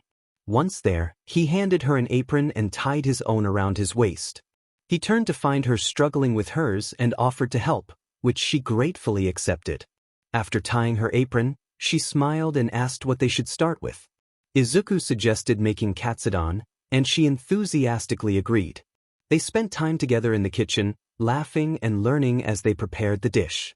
Despite some initial struggles, Izuku enjoyed having Ryukyu guide him through the steps. After a while, they finished making katsudon, and Ryukyu eagerly watched as Izuku took a bite. He smiled and confirmed that it tasted good, which made her eyes light up with excitement. He shared that he used to eat this dish often as a child, but when Ryukyu noticed a change in his tone, he admitted it reminded him of things he would rather forget. Sensing his discomfort, she expressed her sympathy, and he reassured her, grateful for her understanding. They continued to enjoy each other's company, sharing stories and laughter as they cleaned up after their cooking adventure. As Izuku heard the front door open, he announced that he thought they were back. Removed his cooking robe just as Eri ran in, her face lighting up at the sight of him. She dashed into his arms, and he lifted her up, embracing her with a small smile. Watching from a distance, Ryukyu was taken aback, realizing that Eri was the child she had heard about. This meant that the person who had her was Izuku. Mika approached with Kyoka and greeted Ryukyu, expressing that she must be the girl Izuku had mentioned. Ryukyu stammered her response and extended her hand for a handshake, which Mika accepted, surprising Kyoka. Kyoka exclaimed in amazement that Ryukyu was the dragon hero, causing Ryukyu to blush slightly. She confirmed her identity and was equally surprised to learn that Izuku was dating a pro hero. Ryukyu smiled nervously and mentioned that she should get going, taking off her cooking robe as she prepared to leave. She explained that she had a meeting with the other heroes. Izuku expressed concern when he heard she was leaving, and Eri looked up at him with curiosity, asking who Ryukyu was. Izuku explained that she was a hero, which intrigued Eri. Ryukyu added that she was the dragon hero and proudly mentioned her ability to turn into a giant dragon. Eri was amazed and exclaimed how cool that was. Izuku lifted Eri into his arms and said goodbye to Ryukyu with a gentle kiss on the cheek. She rushed out the door, and Izuku watched her leave, a thought lingering in his mind. He headed to the living room, where Mika and Kyoko were waiting. They called out to him and he responded, startled. Concerned, Kyoko asked if he was okay, noting that they had called him several times. Izuku apologized, admitting he was lost in thought. When Mika asked what he was thinking about, he brushed it off as nothing and settled down on the couch with Eri. Eri suggested watching SpongeBob, and Izuku agreed, turning on the show. As they watched, Mika and Kyoko exchanged worried glances, concerned for their friend. Meanwhile, Ryukyu sat with the other heroes, feeling nervous as the meeting began. Miriko leaned back in her chair and asked Night Eye what the meeting was about. The events of the previous night weighed heavily on the heroes as they gathered to discuss the aftermath of the festival incident. Night Eye, a seasoned investigator, had spoken to several witnesses who had been present during the chaos. One witness had seen the perpetrator and provided a description that sparked concern among the group. Night Eye revealed that the individual in question had distinctive features: green hair, emerald eyes, and freckles. He was also described as large and muscular. As he presented a drawing of the suspect, Ryukyu felt a knot tighten in her stomach. The name associated with the description was Izuku Midoriya, a boy who had gone missing months prior. The heroes quickly began to strategize their next steps. Night Eye indicated a location on a map where Izuku might be living. Miriko, filled with determination, suggested they start searching for him immediately. The others agreed, gathering their belongings in preparation for the search. However, Ryukyu hesitated, her voice trembling as she expressed her inability to join them. When pressed for a reason, she stammered about family matters, which only raised more questions. Miriko, curious and playful, noted that Ryukyu had sounded distracted during their earlier call. After some back and forth, Ryukyu admitted that she had a boyfriend, prompting Miriko's surprise and excitement. Ryukyu, feeling shy, defended herself by saying that Miriko had never asked about him. As Miriko left, she urged Ryukyu to let her know when they could meet. Once alone, Ryukyu's thoughts turned to Izuku. She knew she needed to warn him and quickly pulled out her phone. Meanwhile, Izuku was at home with Eri, Mika, and Kyoko, enjoying a moment of relaxation while watching a show. Suddenly, his phone rang, prompting him to excuse himself and head to the kitchen. Upon answering, he was met with Ryukyu's urgent voice. She informed him that the heroes had discovered his location and insisted he needed to leave immediately. Izuku's heart raced at the news, and he hurried back to his friends, picking up Eri as he explained the situation. Concern filled the room as Mika and Kyoko questioned what was happening. Izuku rushed to his room, urgency driving his actions. He retrieved a device from his dresser, activating a screen that revealed his father. Izuku relayed the alarming news about the heroes finding him, and his father assured him that he would open a portal for their escape. Eri, sensing the tension, looked up at Izuku with wide eyes, asking what was wrong. He reassured her that they were simply going to visit her grandfather, which excited her. Just then, Kyoko and Mika entered the room, demanding an explanation. Izuku had no time to elaborate as a red portal opened before them. From the portal emerged his father, Doomguy, who quickly assessed the situation and took Eri into his arms. He informed Izuku that they needed to hurry, as the heroes were closing in. Izuku felt the weight of the moment, realizing the gravity of their predicament. Doomguy acknowledged Kyoko and Mika, introducing himself and expressing his respect. As the urgency of the situation escalated, Izuku prepared to leave, knowing that their next steps would be crucial in evading the heroes and ensuring everyone's safety. Izuku found himself on the run, pursued by heroes who viewed him as a vigilante. He had recently saved a girl named Eri from a dangerous situation, but his actions had drawn unwanted attention. As he prepared to leave, he explained to Kyoko that if the heroes discovered her with him, they would assume she was aiding him. Mika agreed with Izuku, emphasizing the urgency of their escape.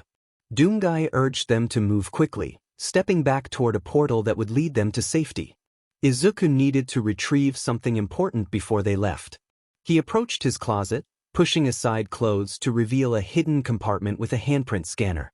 After gaining access, he retrieved his armor and weapons, feeling a surge of determination as he prepared for the confrontation ahead.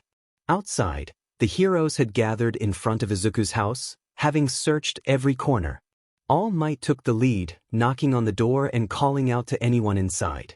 He urged Izuku to surrender, but before he could finish, an explosion erupted from the house, sending debris flying through the air. The heroes were momentarily stunned as the structure crumbled.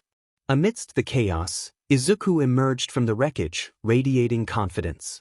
He readied himself for battle as the heroes took their positions. A news reporter narrated the unfolding scene from a helicopter above, capturing the tense atmosphere. As Izuku charged at the heroes, Endeavor was the first to engage him. He threw a powerful punch, but Izuku skillfully dodged and countered with an uppercut that sent Endeavor staggering. Just as Izuku prepared to shoot, Miriko intervened, kicking him from behind and allowing Endeavor to regain his footing. Tensions flared between the heroes, with Endeavor expressing frustration at Miriko's interference.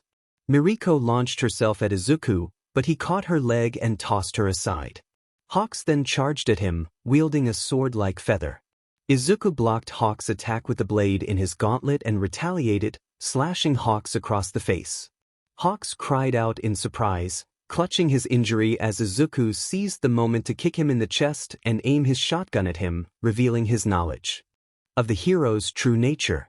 As the other heroes rushed to assist Hawks, Izuku aimed his shotgun away from him, recognizing that he did not wish to harm true heroes. Just then, Endeavor unleashed flames toward them. Izuku quickly reacted, picking up Hawks and leaping out of the way to avoid the fire. Miriko and Midnight expressed their alarm at Endeavor's reckless attack, but he remained unapologetic, insisting he had acted on instinct. Izuku continued to dodge the flames, determined to protect Hawks. He explained that he only targeted those he deemed false heroes. However, in a moment of distraction, a flame blast headed straight for him. Realizing the danger, he threw Hawks to safety and shielded himself with his arms, enduring the flames as he pressed on toward Endeavor. As the heat intensified, Izuku felt his strength fading, but he refused to back down. Midnight helped Hawks to his feet, who watched Izuku struggle against the flames, torn between wanting to help and being unable to act. Exhausted, Endeavor finally ceased his attack, giving Izuku a brief window to charge at him. However, Miriko tackled Izuku to the ground, restraining him. Endeavor, irritated by Miriko's interference, prepared to unleash another blast of flames. Hawks rushed to stop him, but it was too late. Endeavor released a powerful wave of fire aimed at both Miriko and Izuku, escalating the conflict further. Just before the flames reached them, Izuku pushed Miriko off his back and stepped in front of her to protect her.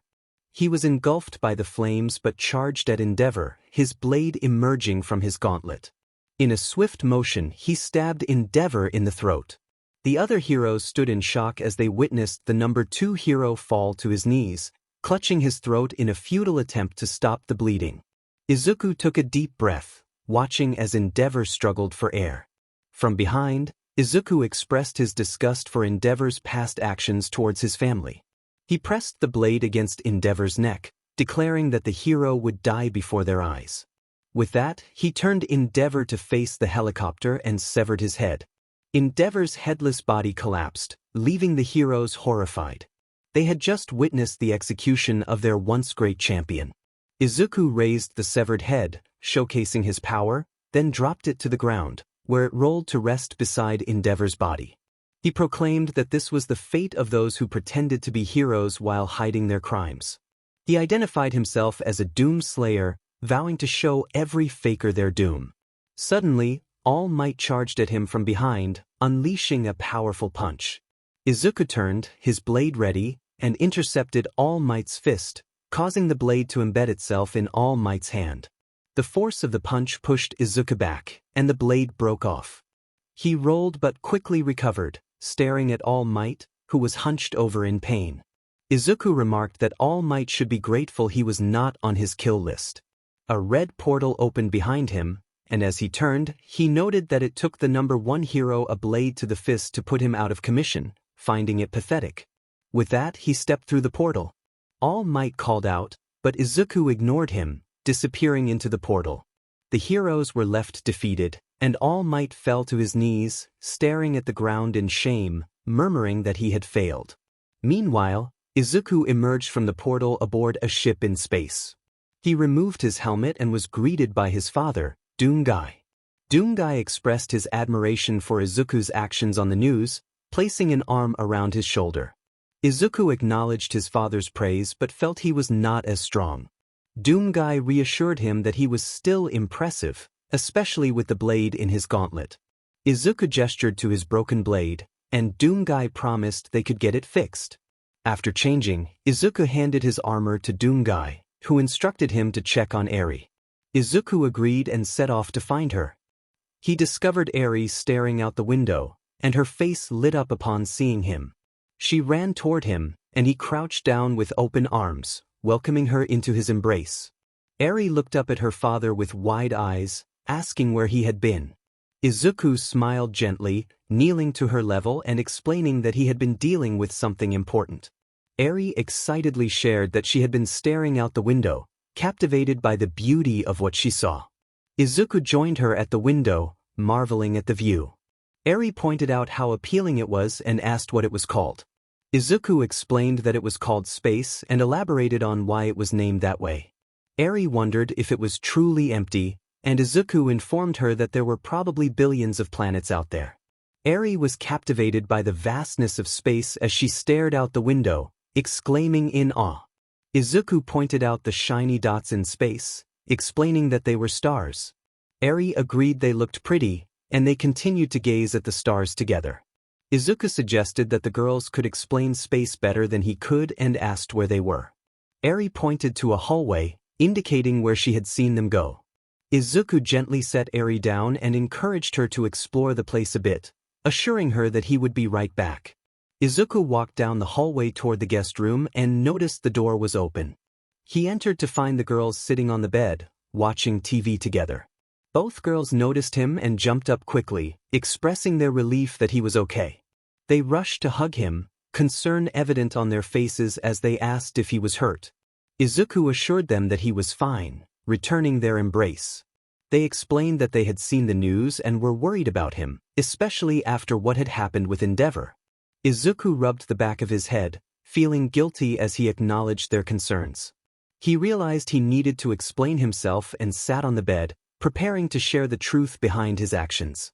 He mentioned that the reason he called Endeavor a faker should be obvious, and when Kyoka asked if he meant he was a fake hero, Izuku confirmed her suspicion. Intrigued, Mika wanted to know how he had found out the truth. Izuku replied that he needed to show them something and led the girls down the hallway to another room. When he opened the door, darkness greeted them, prompting Kyoka to comment on how dark it was. Izuku quickly turned on the lights, revealing a cluttered room filled with photos and files about heroes and other individuals, papers scattered across the floor. Mika's eyes widened in surprise as she asked what this place was. Izuku explained that it was where he conducted his research on heroes and other people, a means for him to uncover the truth about those he deemed fakers. He picked up a paper from the floor and walked over to a file cabinet, retrieving a file and handing it to Mika, assuring her that it would answer their questions. He then excused himself to clean up, reminding them to close the door behind him. Once he left, Mika opened the file, revealing a photo of Endeavor. As they read together, they uncovered the troubling truth about his past, learning about the abuse he inflicted on his family, including his youngest son, Shoto Todoroki. Kyoka expressed her disbelief at the revelations, while Mika lamented that no child should endure such pain. They both wondered how Izuku had discovered this information and decided they could ask him later, agreeing to wait for him to return. Later, Izuku sat on the bed watching TV with Eri, Mika, and Kyoka. As they enjoyed their time together, he received a text from Ryukyu, indicating that they needed to talk. Concerned, he got off the bed, catching the girls' attention. When they asked if something was wrong, he explained that Ryukyu wanted to talk, assuring them he wouldn't be long as he headed for the door. Once in his investigation room, he closed the door and called Ryukyu. When she answered, her voice was filled with urgency as she confronted him about his actions. Izuku calmly acknowledged that he was aware of what he had done. Ryukyu expressed her alarm, stating that he had just killed the number 2 hero. Izuku remained unfazed, indicating that he was not worried about the consequences. Ryukyu warned him that people knew what he looked like, and Izuku began to realize the gravity of the situation. She insisted that as a hero he couldn't continue to kill people, urging him to bring them to justice the right way. Izuku, however, was determined to eliminate those he deemed fakers, standing firm in his beliefs. Their conversation took a turn when Ryukyu revealed that she could not be with someone who killed people. Confused, Izuku sought clarification, only to hear her say that they were done. Stunned, he struggled to comprehend her words as she expressed her feelings, admitting that while she liked him, it didn't feel right to be with someone who took lives. Her voice cracked, and Izuku could hear her crying before she hung up. Left standing in silence, Izuku felt the weight of her words. He tried to call her back, but the call was denied. The realization hit him hard, and the phone slipped from his fingers as tears began to fall. He wiped his eyes with his arm, grappling with the knowledge that he had truly messed up.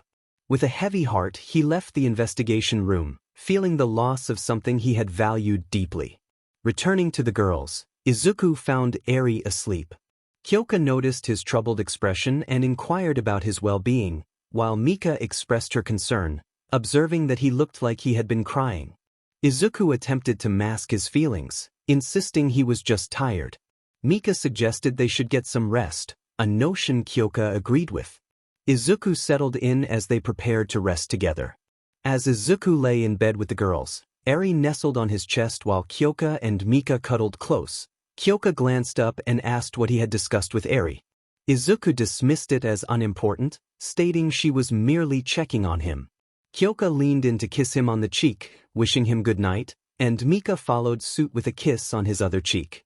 Izuku murmured a good night as he wrapped his arms around the girls, and they drifted off to sleep together. Meanwhile, Ryukyu lay awake in her bed, tears in her eyes. She had truly loved Izuku, but her duty as a hero was to protect others. Although she believed she had made the right choice, a sense of regret lingered within her. She whispered an apology to Izuku, hoping he would understand, before exhaustion washed over her and she closed her eyes, eventually succumbing to sleep. In another part of the city, Hawks stared at Endeavor's lifeless body, covered by a white cloth. The other heroes and onlookers had left, but Endeavor's family was notably absent. Hawks struggled to comprehend the situation, reflecting on Endeavor's difficult nature but believing he did not deserve to die for it. He contemplated what could have led to Endeavor's death and resolved to find Midoriya, thinking that if he was involved, he must have the answers. As he opened the door, he hesitated, considering the possibility that Midoriya could overpower him. Nevertheless, he stepped out into the hallway, determined to uncover the truth. The chapter concluded with many questions unanswered. Endeavor was gone, Ryukyu had distanced herself from Izuku, and Hawks was on a mission to find him. The future was uncertain. In another scene, Izuku was hard at work in his investigation room, focused on a group of drag dealers. He was close to uncovering their hideout but felt stuck. As he examined a clipboard filled with yarn and photos, an idea struck him. He adjusted the yarn, pinning a string to a picture and connecting the dots. He realized that if he could find a specific individual, he could locate the hideout and promptly left the investigation room. Walking into the living room, he called for Vega, who responded promptly.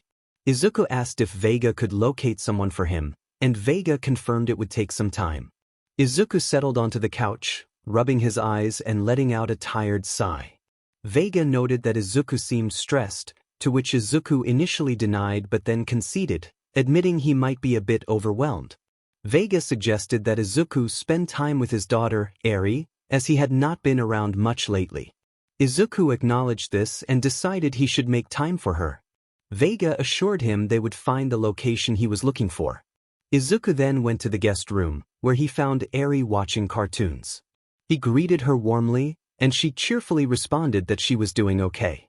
Izuku expressed his longing to spend the day together, which excited Eri immensely. After she hugged him tightly, he asked what she wanted to do. Eri eagerly suggested a game of hide and seek, prompting Izuku to agree and prepare to count while she hid. Eri jumped off the bed, filled with excitement as she called out to Izuku, reminding him not to peek. As he began counting, she quickly searched for a good hiding spot in the living room. She considered hiding under the couch but dismissed the idea, realizing she wouldn't fit. Spotting a better place, she climbed up to a high spot, confident that Izuku wouldn't find her there. Izuku entered the room, scanning the area for any sign of Eri. When he didn't see her, he wondered if she had gone to one of the other rooms. Just then, he heard giggling and turned around, trying to locate the source. The laughter seemed to come from above, so he looked up and found Eri hanging from the chandelier. He acknowledged her presence, and she protested that it wasn't fair she had been found. When he asked how she got up there, she simply shrugged, admitting she had forgotten. He encouraged her to jump down, assuring her he would catch her. Eri leaped from the chandelier, and he successfully caught her, but they both tumbled onto the couch, bouncing slightly before settling down. Eri laughed joyfully, wanting to do it again, while Izuku suggested they could try again later. Eri then declared it was his turn to hide and ran off to count in another room. Izuku, realizing he needed to find a hiding spot quickly, felt a rush of panic as Eri called out to him, indicating she was nearing the end of her count. He scrambled to find a place, settling for a less-than-ideal spot.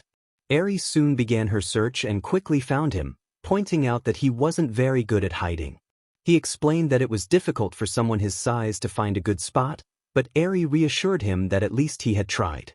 She hugged his leg affectionately, and he patted her head, asking what they should do next. Eri excitedly took his hand and led him to the guest room, where she revealed a box of markers and sheets of paper. She suggested they draw together, and Izuku agreed, sitting on the bed as she jumped beside him. They began to draw, sharing a moment of creativity and joy. Meanwhile, Hawk stood outside the Todoroki home, wondering why the family hadn't visited the hospital. He approached the door, deciding to check on them to ensure they were all right. After knocking, he heard someone call out that they were coming. Adjusting his clothes and hair, he waited for the door to open, revealing Fuyumi with a warm smile. She recognized him and introduced herself, and they exchanged pleasantries. Hawks explained that he had come to check on Endeavor's family and expressed his condolences for their loss.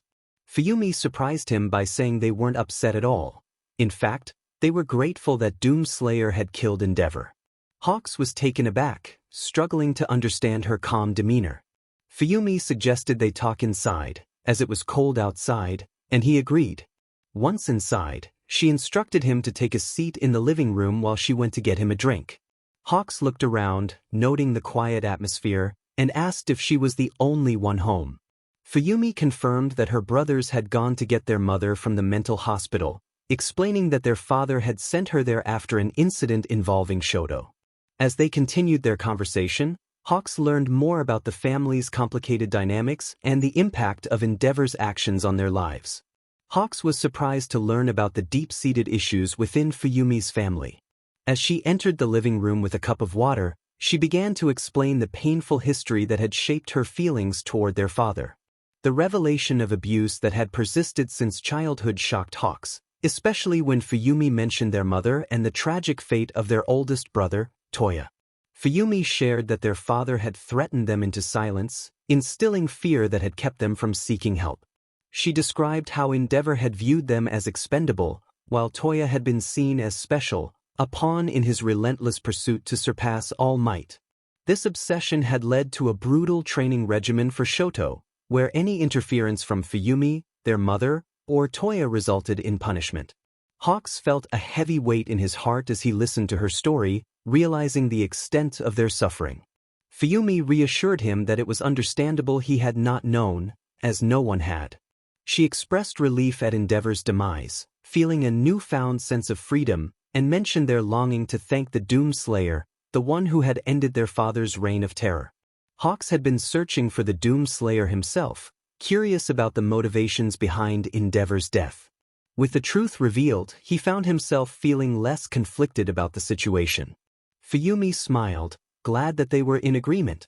As Hawks prepared to leave, Fuyumi offered him tea, but he declined, citing the responsibilities of a hero. She wished him well as he stepped outside, reminding him to say hello to her family. As Hawks walked away, he received a call from Aizawa, urgently summoning him. The mention of the Doom Slayer piqued his interest, and he quickly took to the skies, flying toward Aizawa's location. Meanwhile, a different scene unfolded with Izuku and Eri, who had just completed their drawings. Eri was excited to share her artwork, which depicted a joyful moment between them. Izuku admired her creativity, and they exchanged compliments, deepening their bond. As they embraced, Izuku reflected on the joy of the moment, feeling grateful for Eri's presence in his life. He made a heartfelt promise to always be there for her, no matter the circumstances. Eri's affection warmed his heart, and they shared a peaceful moment together until she fell asleep, clutching her drawing. Izuku carefully laid her on the bed, tidied up their art supplies, and placed her drawing on the desk. He covered her with a blanket and gently fixed her hair, marveling at how fortunate he felt to have her in his life. As he kissed her forehead, Eri smiled in her sleep, content in the safety of their bond. As Izuku turned off the light and left the room, he stood by the door, smiling to himself. He felt grateful to have someone as sweet as Eri as his daughter. Suddenly, Vega's voice interrupted his thoughts, informing him that she had located the man he was searching for. Startled, Izuku jumped, but he quickly regained his composure. Vega revealed that the target was nearby, displaying a map with a marked building. Determined, Izuku thanked Vega for her assistance and headed to prepare his armor, ready for the challenge ahead. Meanwhile, two large men stood in front of a building, engaged in a game of Uno. One of the thugs slammed a +4 card onto the stack, while the other expressed his frustration with the game. Their banter escalated until they were interrupted by a noise from the alleyway beside them. The second thug hesitated, glancing nervously, while the first urged him to investigate. Reluctantly, the second thug entered the alley, calling out to see if anyone was there. Izuku, hidden in the shadows, called out, prompting a thug to jump out and grab him. In a swift motion, Izuku slammed the thug's head into the wall, knocking him out cold. The first thug, witnessing the scene, began to back away in fear. Noticing another thug nearby, Izuku advanced, causing the thug to stammer in surrender. The thug proposed a deal, a game of Uno, where the stakes were high. If Izuku won, he could do as he pleased. If the thug won, he and his friend could leave. After a moment of consideration, Izuku agreed and set his shotgun down. They sat down to play, and after an intense match, Izuku emerged victorious. The thug, terrified, began to curse but was swiftly silenced as Izuku grabbed him by the neck and slammed him through the table. As the thug groaned in pain, Izuku stepped over him, remarking on his poor skills in the game. Izuku opened the front door, peering into the darkness inside, and mused that perhaps his target was upstairs. He ascended the stairs and spotted a room with the light on. Approaching, he kicked the door open to find a group of thugs playing poker. The thugs froze, staring at him in shock before they shouted in unison and lunged at him. Izuku dashed forward, landing a punch on one thug's face. Suddenly, another thug jumped on him from behind, while a third swung a chair, breaking it over Izuku's back. Undeterred, Izuku grabbed the thug clinging to him and slammed him into another thug. As another thug attempted to kick him, Izuku caught his leg and lifted him, body slamming him onto the table. With only one thug left standing, they exchanged uncertain glances. The thug stuttered, attempting to flee, but Izuku sprinted at him, tackling him through the wall. The thug tried to punch Izuku, but he caught the fist and twisted it, causing the thug to cry out in pain. As the thug pleaded for mercy, Izuku released him, and the thug clutched his broken hand, rolling on the floor in agony. Izuku demanded to know where his target was, and the thug, terrified, revealed that he was upstairs. Desperate to escape, the thug tried to crawl away, but Izuku knocked him out with a swift kick. He made his way to the stairs and noticed a door with light shining through the cracks. Approaching it, he kicked the door open to find his target holding a shotgun. The target shouted for Izuku to get back, threatening to shoot. Undeterred, Izuku walked steadily toward him. The man pulled the trigger, but the bullets had no effect. As Izuku closed the distance, the man's panic grew, and he continued to shoot, but his fear only fueled Izuku's determination. Once close enough, Izuku swiftly seized the shotgun from the man's hands and struck him with it, causing the man to collapse to the floor. Izuku tossed the weapon aside and firmly stated that the man would answer every question he asked, warning that if he was wrong, he would break one of his fingers. He dragged the man out of the room, who struggled to break free, but Izuku delivered a sharp blow to his head. As he pulled the man toward the rooftop, Izuku commanded him to stop. Upon reaching the edge, he lifted the man over the side, prompting the man to plead for his life, gripping Izuku's arm tightly. Izuku insisted that the man tell him what he wanted to know. The man, desperate, agreed to provide information, revealing that Izuku's target was a group of drag dealers located at the docks. Izuku pressed for more details, and the man stammered out the location, fearing for his life. Having received the information he needed, Izuku contemplated his next move, recalling Ryukyu's words about her feelings and the consequences of his actions. The man, still dangling, looked confused and asked if he could be let go. Izuku sighed, thinking he might regret his decision, and threw the man back onto the roof. He warned the man that if he caught him doing this again, he would make him pay. The man, terrified, tried to crawl away, but Izuku grabbed his leg, ensuring he understood the seriousness of the situation. In a swift motion, Izuku broke the man's leg, who screamed in pain, clutching his injury.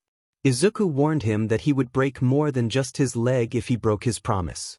The man, tears streaming down his face, swore he would not betray Izuku. Satisfied, Izuku delivered a final kick to the man's face, knocking him out cold.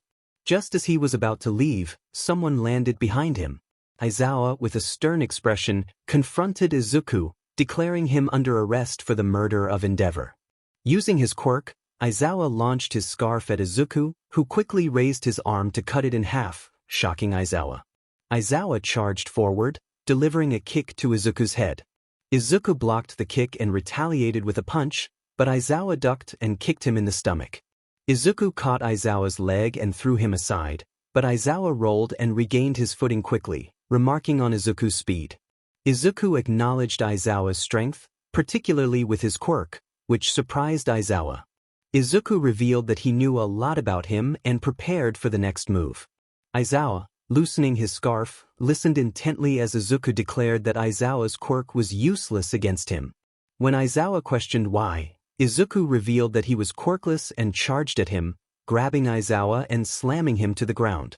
Aizawa managed to slip out of Izuku's grasp and pushed him away with his legs. Izuku attempted to stomp on Aizawa's chest, but Aizawa rolled out of the way and kicked the back of Izuku's leg, causing him to kneel. Aizawa then kicked Izuku in the head, gaining the upper hand. Izuku realized that Aizawa was too fast for him and struggled to keep up. As Aizawa prepared for another kick, Izuku caught his leg and tackled him to the ground. Frustration crossed Aizawa's face as he acknowledged his speed but lamented his inability to inflict damage. While on the floor, Aizawa formulated a plan to remove Izuku's helmet.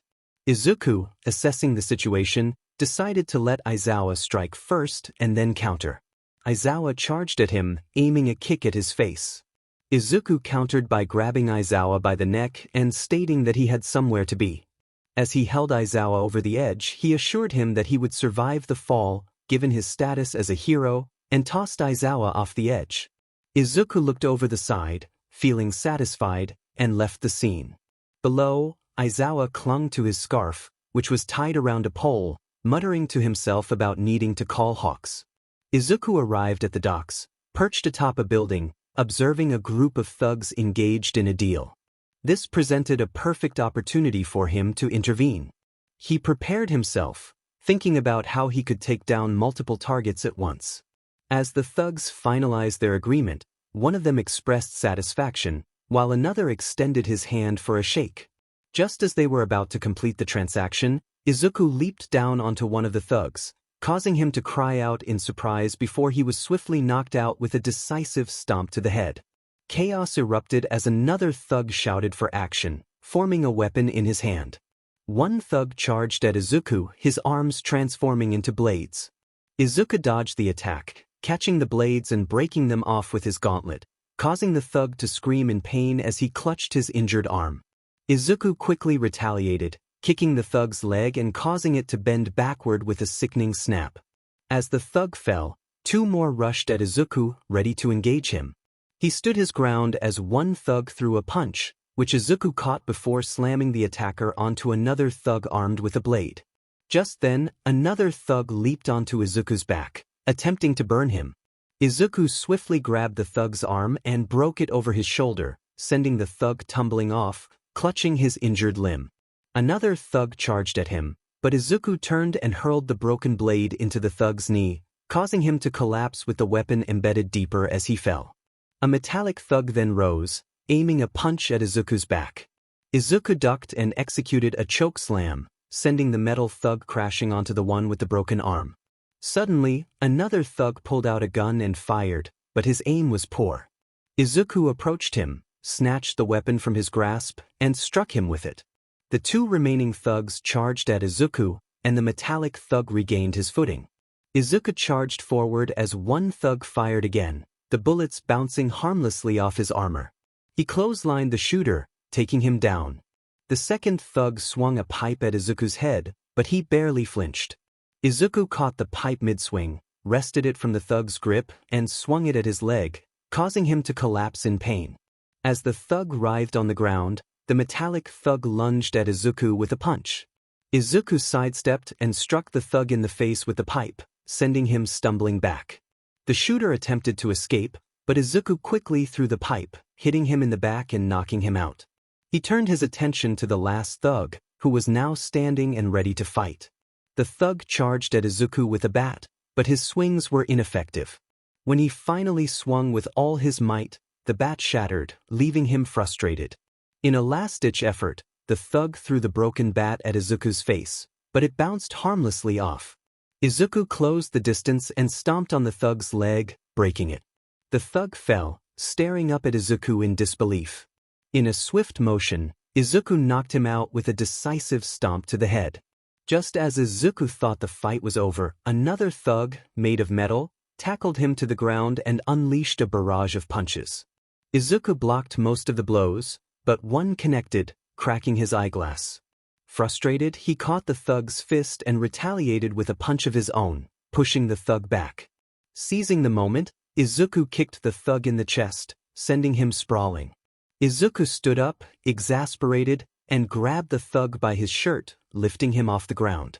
He unleashed a flurry of strikes before finally tossing the thug aside. He glanced around, ensuring the fight was truly over. Moving toward a car trunk, he spotted a stash of drags. Pulling out a small device, he pressed a button and tossed it into the trunk. Before closing it, as he walked away, the trunk exploded, engulfing the drags and the car in flames. With the situation under control, Izuku thought about finally getting some rest. However, just as he began to leave, a feather floated by and landed nearby. Hawks descended from the sky, carrying Aizawa with him. Both heroes took in the scene of beaten thugs and the burning car. Hawks remarked on the thoroughness of Izuku's work, inspecting the defeated thugs. Izuku eyed the hero warily, questioning his intentions. He felt prepared to defend himself if necessary, ready for whatever might come next. Hawks raised his hands in surrender, urging everyone to pause. One of the individuals present gestured for peace, while another expressed a longing to talk. Izuku, still on guard, was willing to listen to their intentions. They explained that they wanted to offer him a choice. Aizawa stepped forward, noting that everyone Izuku had taken down was not innocent. Hawks chimed in, mentioning Endeavor and his troubled family history. Izuku, surprised, inquired if Hawks was aware of Endeavor's actions. Hawks admitted that he had initially sought to understand why Izuku had killed Endeavor but learned the truth from the Todorokis. Izuku lowered his guard slightly, acknowledging their perspective. Aizawa continued, stating that while they recognized Izuku's good intentions, his methods were misguided. They proposed a chance for him to become a hero alongside them, with Nizu's approval for rehabilitation and a position at UA. Izuku reflected on their offer, admitting that he had long given up on his dream of being a hero but promised to consider it. Hawks expressed his willingness to wait for Izuku's decision, while Aizawa handed him a piece of paper with his contact information, encouraging him to reach out once he had made up his mind. Izuku assured them he would do so before running off. Afterward, Hawks expressed his surprise at being bested by a 16-year-old, while Aizawa confirmed the truth of the situation. Hawks felt embarrassed, especially upon learning that Izuku was quirkless. Aizawa instructed Hawks to tie up the criminals, and they proceeded to do so, with Hawks remarking that he found Izuku intriguing. Later, Izuku sat on the couch with Eri, watching television. He struggled to stay awake, and Eri, noticing his fatigue, expressed concern. He reassured her that he was simply tired and suggested they get some sleep. After turning off the TV, he picked Eri up in his arms, and she rested her head against his chest. He smiled softly, gently petting her head as he carried her to his room.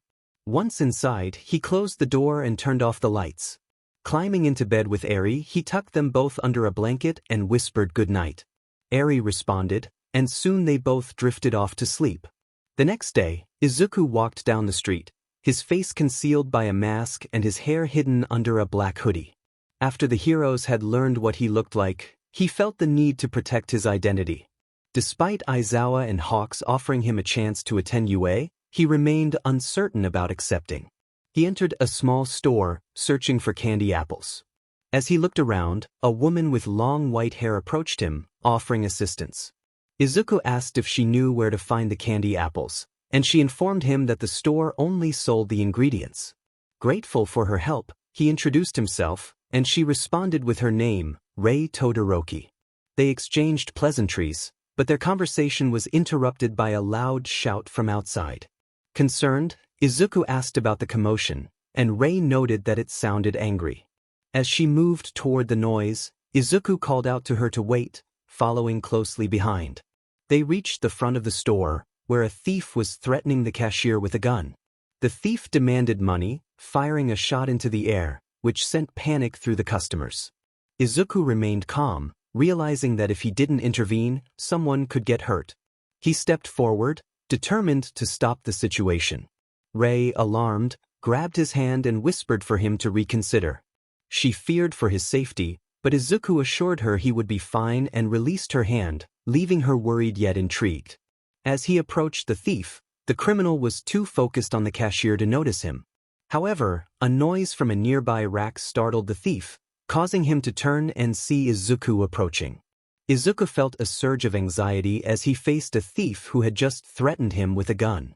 The thief, with a menacing glare, demanded to know why Izuku was wearing a mask and hoodie. Izuku chose to remain silent, refusing to comply with the thief's demands. The tension escalated when the thief threatened to shoot someone innocent if Izuku did not remove his disguise. In a moment of desperation, Izuku stepped in front of the gun, slowly revealing his messy green hair and then his face.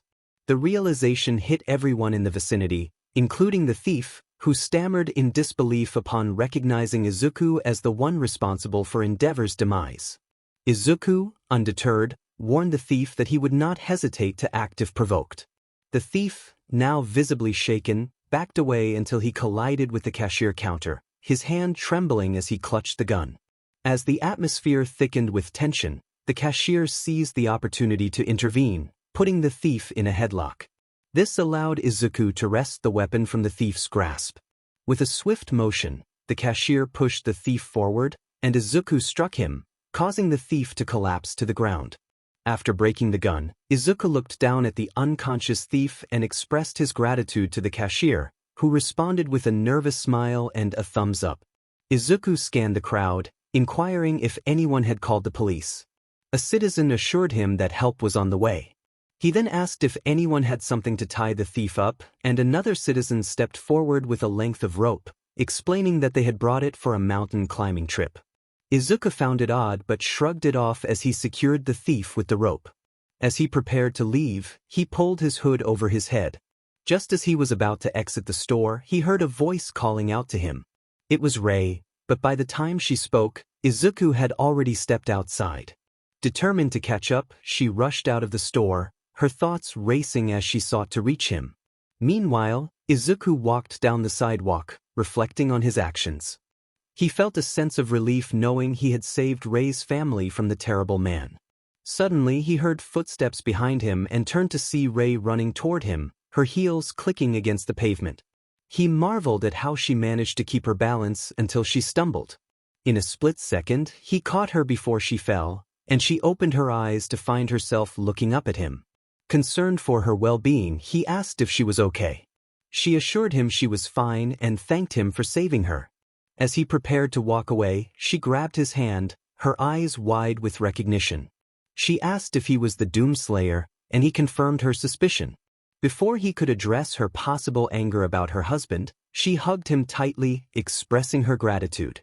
Taken aback by her warmth, Izuku reciprocated the hug, gently running his fingers through her hair. The moment felt comforting, but he soon realized he had held her for too long and stepped back, apologizing. She dismissed his concern, still blushing. As he began to leave, he suddenly remembered the candy apples he had intended to buy. Regret washed over him as he imagined disappointing his daughter, Eri. He lamented his failure as a father, staring at the ground in dismay.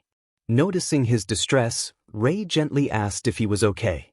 When he looked back at her, she explained that she had sensed something was wrong. He admitted he had been trying to get candy apples for Eri, revealing the source of his concern. Rei's smile was genuine as she expressed her curiosity about the girl he mentioned. He shared that her name was Eri and that she had wanted to try a candy apple, but he admitted he couldn't cook. Rei, eager to help, offered her assistance, revealing her experience as a mother and her willingness to lend a hand.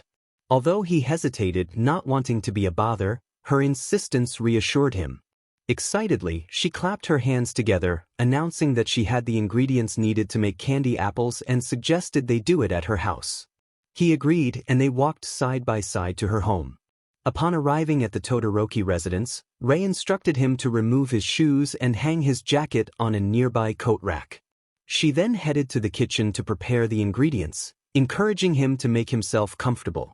As he took off his jacket and crouched to remove his shoes, he noticed a white cat observing him intently. He greeted the cat softly, and after a cautious approach, he was able to pet it, feeling it purr in response. He picked up the cat and carried it into the kitchen, where Rei was now wearing an apron and ready to begin their candy apple project.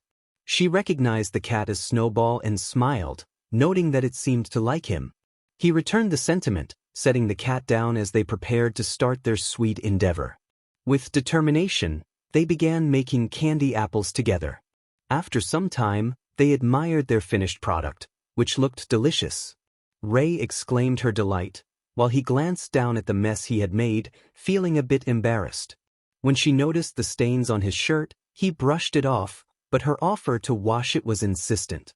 He reluctantly agreed, feeling a blush creep onto his face. Rei moved to wrap up the candy apples, and as she turned her back, he decided to take off his shirt. When she turned back around, she was taken aback by his muscular physique, marked with scars. Her reaction was a mix of concern and surprise, leaving her momentarily speechless. He stepped closer, noticing her flushed face and gently resting his hand on her forehead, checking if she was all right. She insisted she was fine, though her embarrassment was evident as she requested his shirt. He handed it to her, and she quickly left the kitchen, flustered by the unexpected moment. He was left wondering about her reaction, glancing at Snowball, who seemed unfazed by the situation.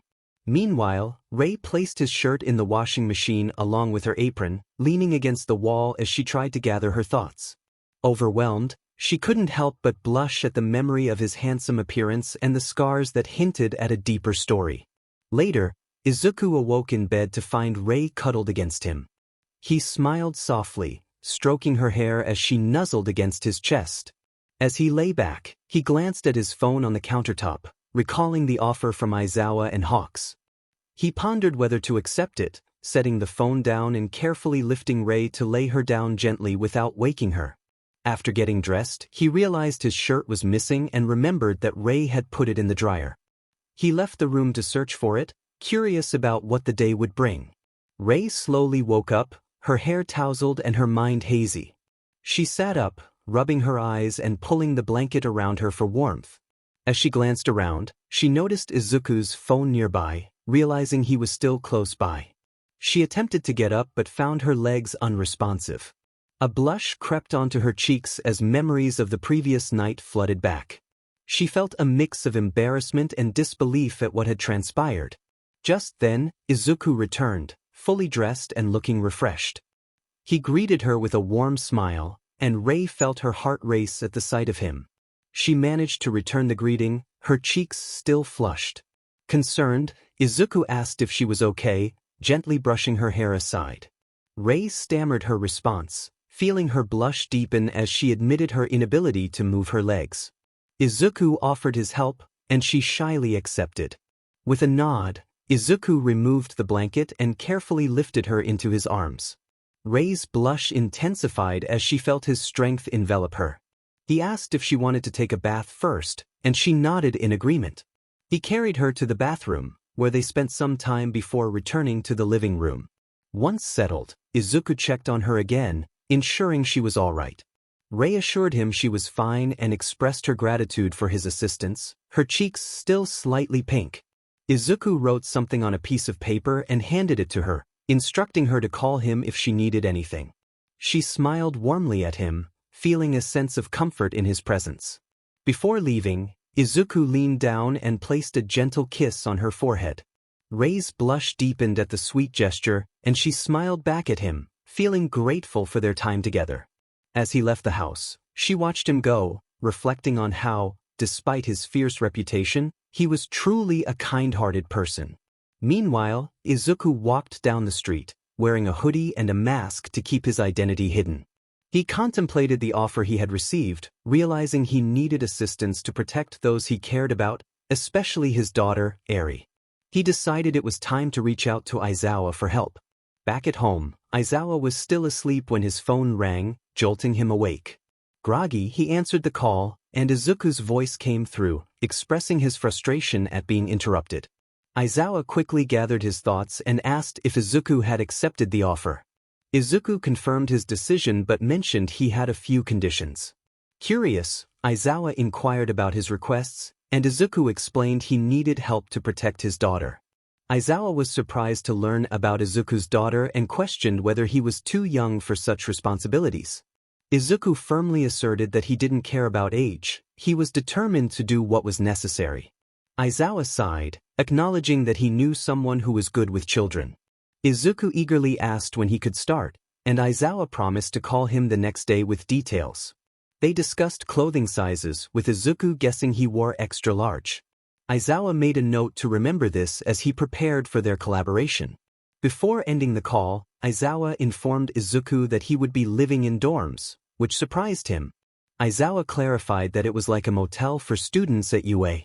After confirming the arrangement, Izuku said goodbye, and Aizawa sighed, realizing he had more to figure out. Throughout the day, Izuku dedicated his time to Eri, making up for his absence the day before. Eri was overjoyed to spend time with her father. Later, as Izuku walked through the halls of UA with Aizawa, he felt the weight of the students' stares. They were astonished to see the Doomslayer in their school. Whispers filled the air as students speculated about his past, recalling how he had taken down Endeavor. Some admired him for it, believing he deserved recognition for exposing Endeavor's abusive behavior. Izuku glanced at Aizawa, curious about how the students were aware of such details. Aizawa explained that Hawks had spoken to the Todoroki family and revealed secrets about Endeavor. As they approached Class 1A, Aizawa instructed Izuku to wait outside while he went in to prepare the students for his entrance. Leaning against the wall, Izuku waited, feeling a mix of anticipation and nervousness about what was to come.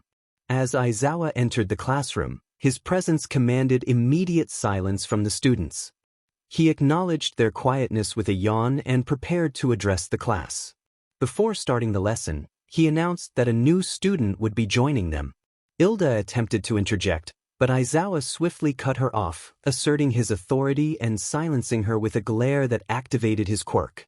Once he was satisfied with the order in the room, he called for Izuku to enter. The moment Izuku walked through the door, Bakugu's surprise was palpable. He couldn't believe that Izuku, now noticeably larger and more muscular, was the new student. The rest of Class 1A, except for Bakugo and Kyoka, reacted in astonishment, exclaiming about the legendary Doomslayer. Kyoka, filled with excitement, rushed to Izuku and embraced him tightly. She expressed her surprise at his decision to join UA, revealing that she had been unaware of his plans. Izuku explained that he wanted to surprise her, and he returned her hug, gently petting her head. Mina, intrigued, asked if Kyoka really knew the Doomslayer.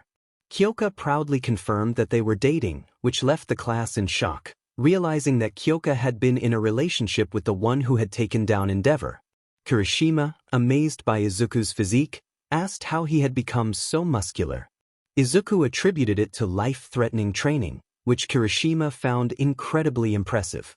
He introduced himself enthusiastically, and the two shared a fist bump, solidifying a budding friendship. As the introductions continued, Bakugo remained silent, unwilling to engage, while Shoto felt nervous about approaching Izuku. He grappled with his gratitude towards Izuku for defeating Endeavor, his father, and was unsure how to convey his feelings. Aizawa interrupted the moment, instructing the students to return to their seats. Once settled, he informed Izuku that they had not prepared a desk for him yet, so he would need to share a seat. Kyoka took his hand and led him to her desk, where she jumped into his lap, cuddling against him. Izuku held her with one arm, gently rubbing her shoulder. With the class ready to begin the assignment, time passed quickly. As Aizawa spoke, Kyoka diligently took notes, and Izuku followed suit. The bell rang, signaling the end of class, and Aizawa called for attention, announcing that since Izuku was new, someone would need to show him around. The class responded eagerly, and Aizawa dismissed them, wrapping himself in his sleeping bag and drifting off to sleep.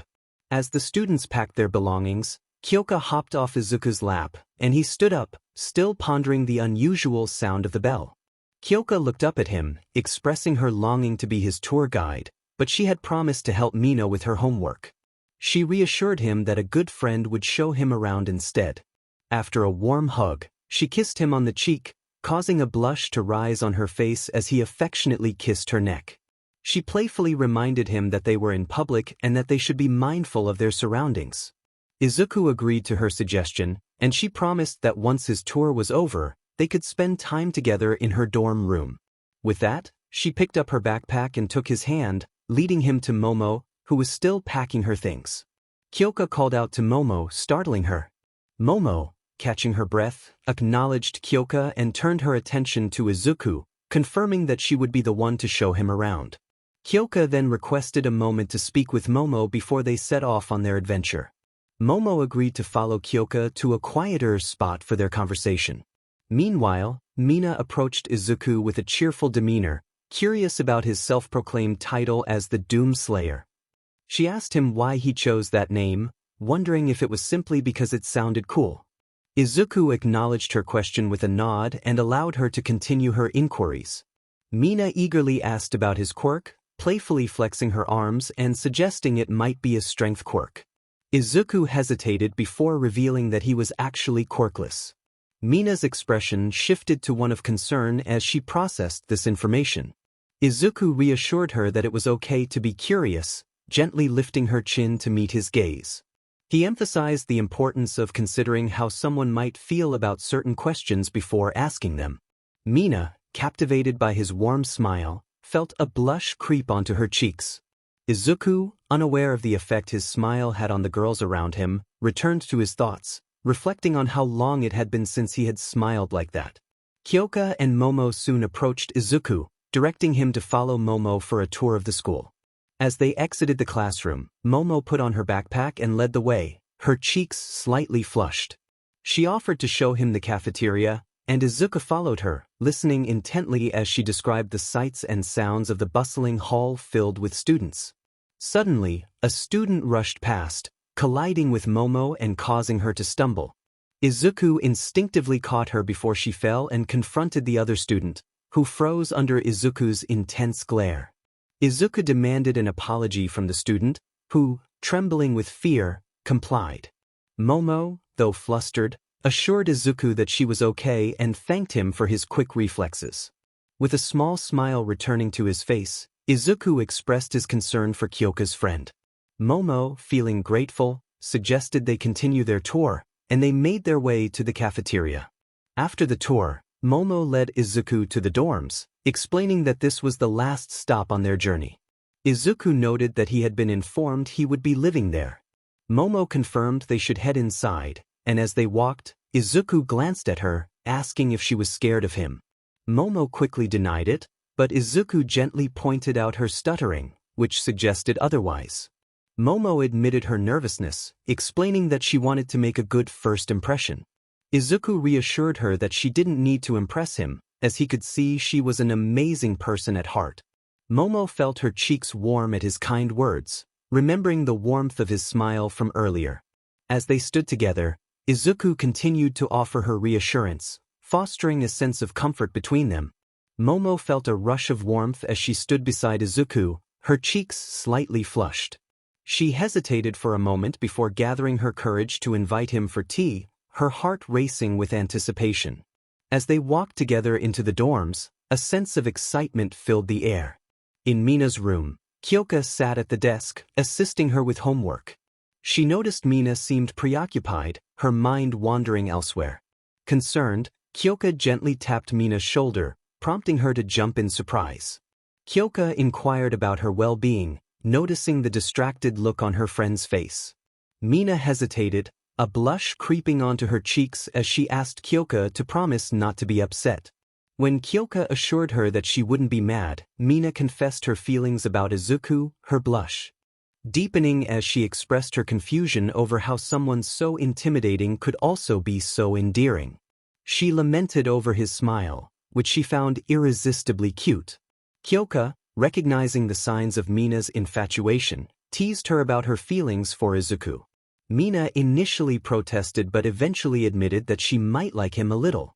Kyoka pointed out the oddity of Mina developing feelings for someone she had just met, to which Mina responded with exasperation, unable to articulate the reasons behind her attraction. Kyoka reminisced about her own initial feelings for Izuku, lost in a daydream about his appeal. Mina's interest peaked when Kyoka suggested that she could help Mina get closer to Izuku, but they needed to figure out how to make him like her back. With that plan in mind, they returned to their homework. Meanwhile, Izuku and Momo shared a quiet moment in the living room over tea. Momo, curious about Izuku's past, asked how he had met Kyoka. Izuku recounted the story of how he had saved her from danger, which made Momo smile warmly, appreciating the kind-hearted nature of her companion. As they enjoyed their tea, Momo recalled a conversation with Kyoka that made her cheeks flush. In her memory, Kyoka had revealed that she was dating Izuku, which surprised Momo. Kyoka further explained that she was not the only one, mentioning that she, her mother, and Ryukyu were all involved with him.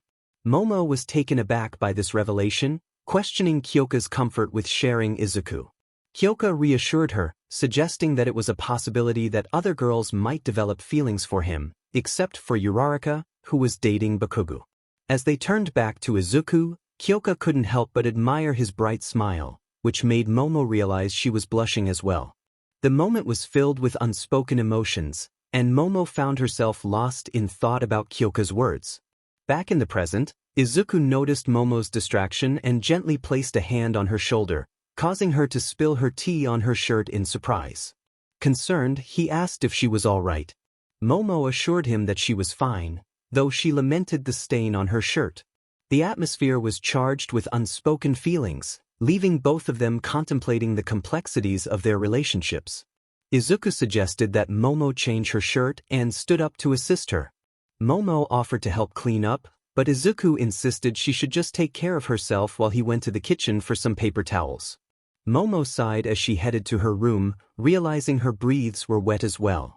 Upon returning to the living room, Izuku focused on cleaning up the spilled tea, his thoughts drifting to Momo and what she might have been feeling. He wondered why she had jumped and if he had startled her. Suddenly, he sensed someone watching him and turned to see a pair of clothes floating in the air. It was Toru Hagakure, who greeted him nervously. Izuku asked if she needed anything as he finished cleaning. Toru explained that she needed help retrieving the cookie jar from the top shelf, her embarrassment evident even though she was invisible. Izuku agreed and got up, with Toru following closely behind him to the kitchen.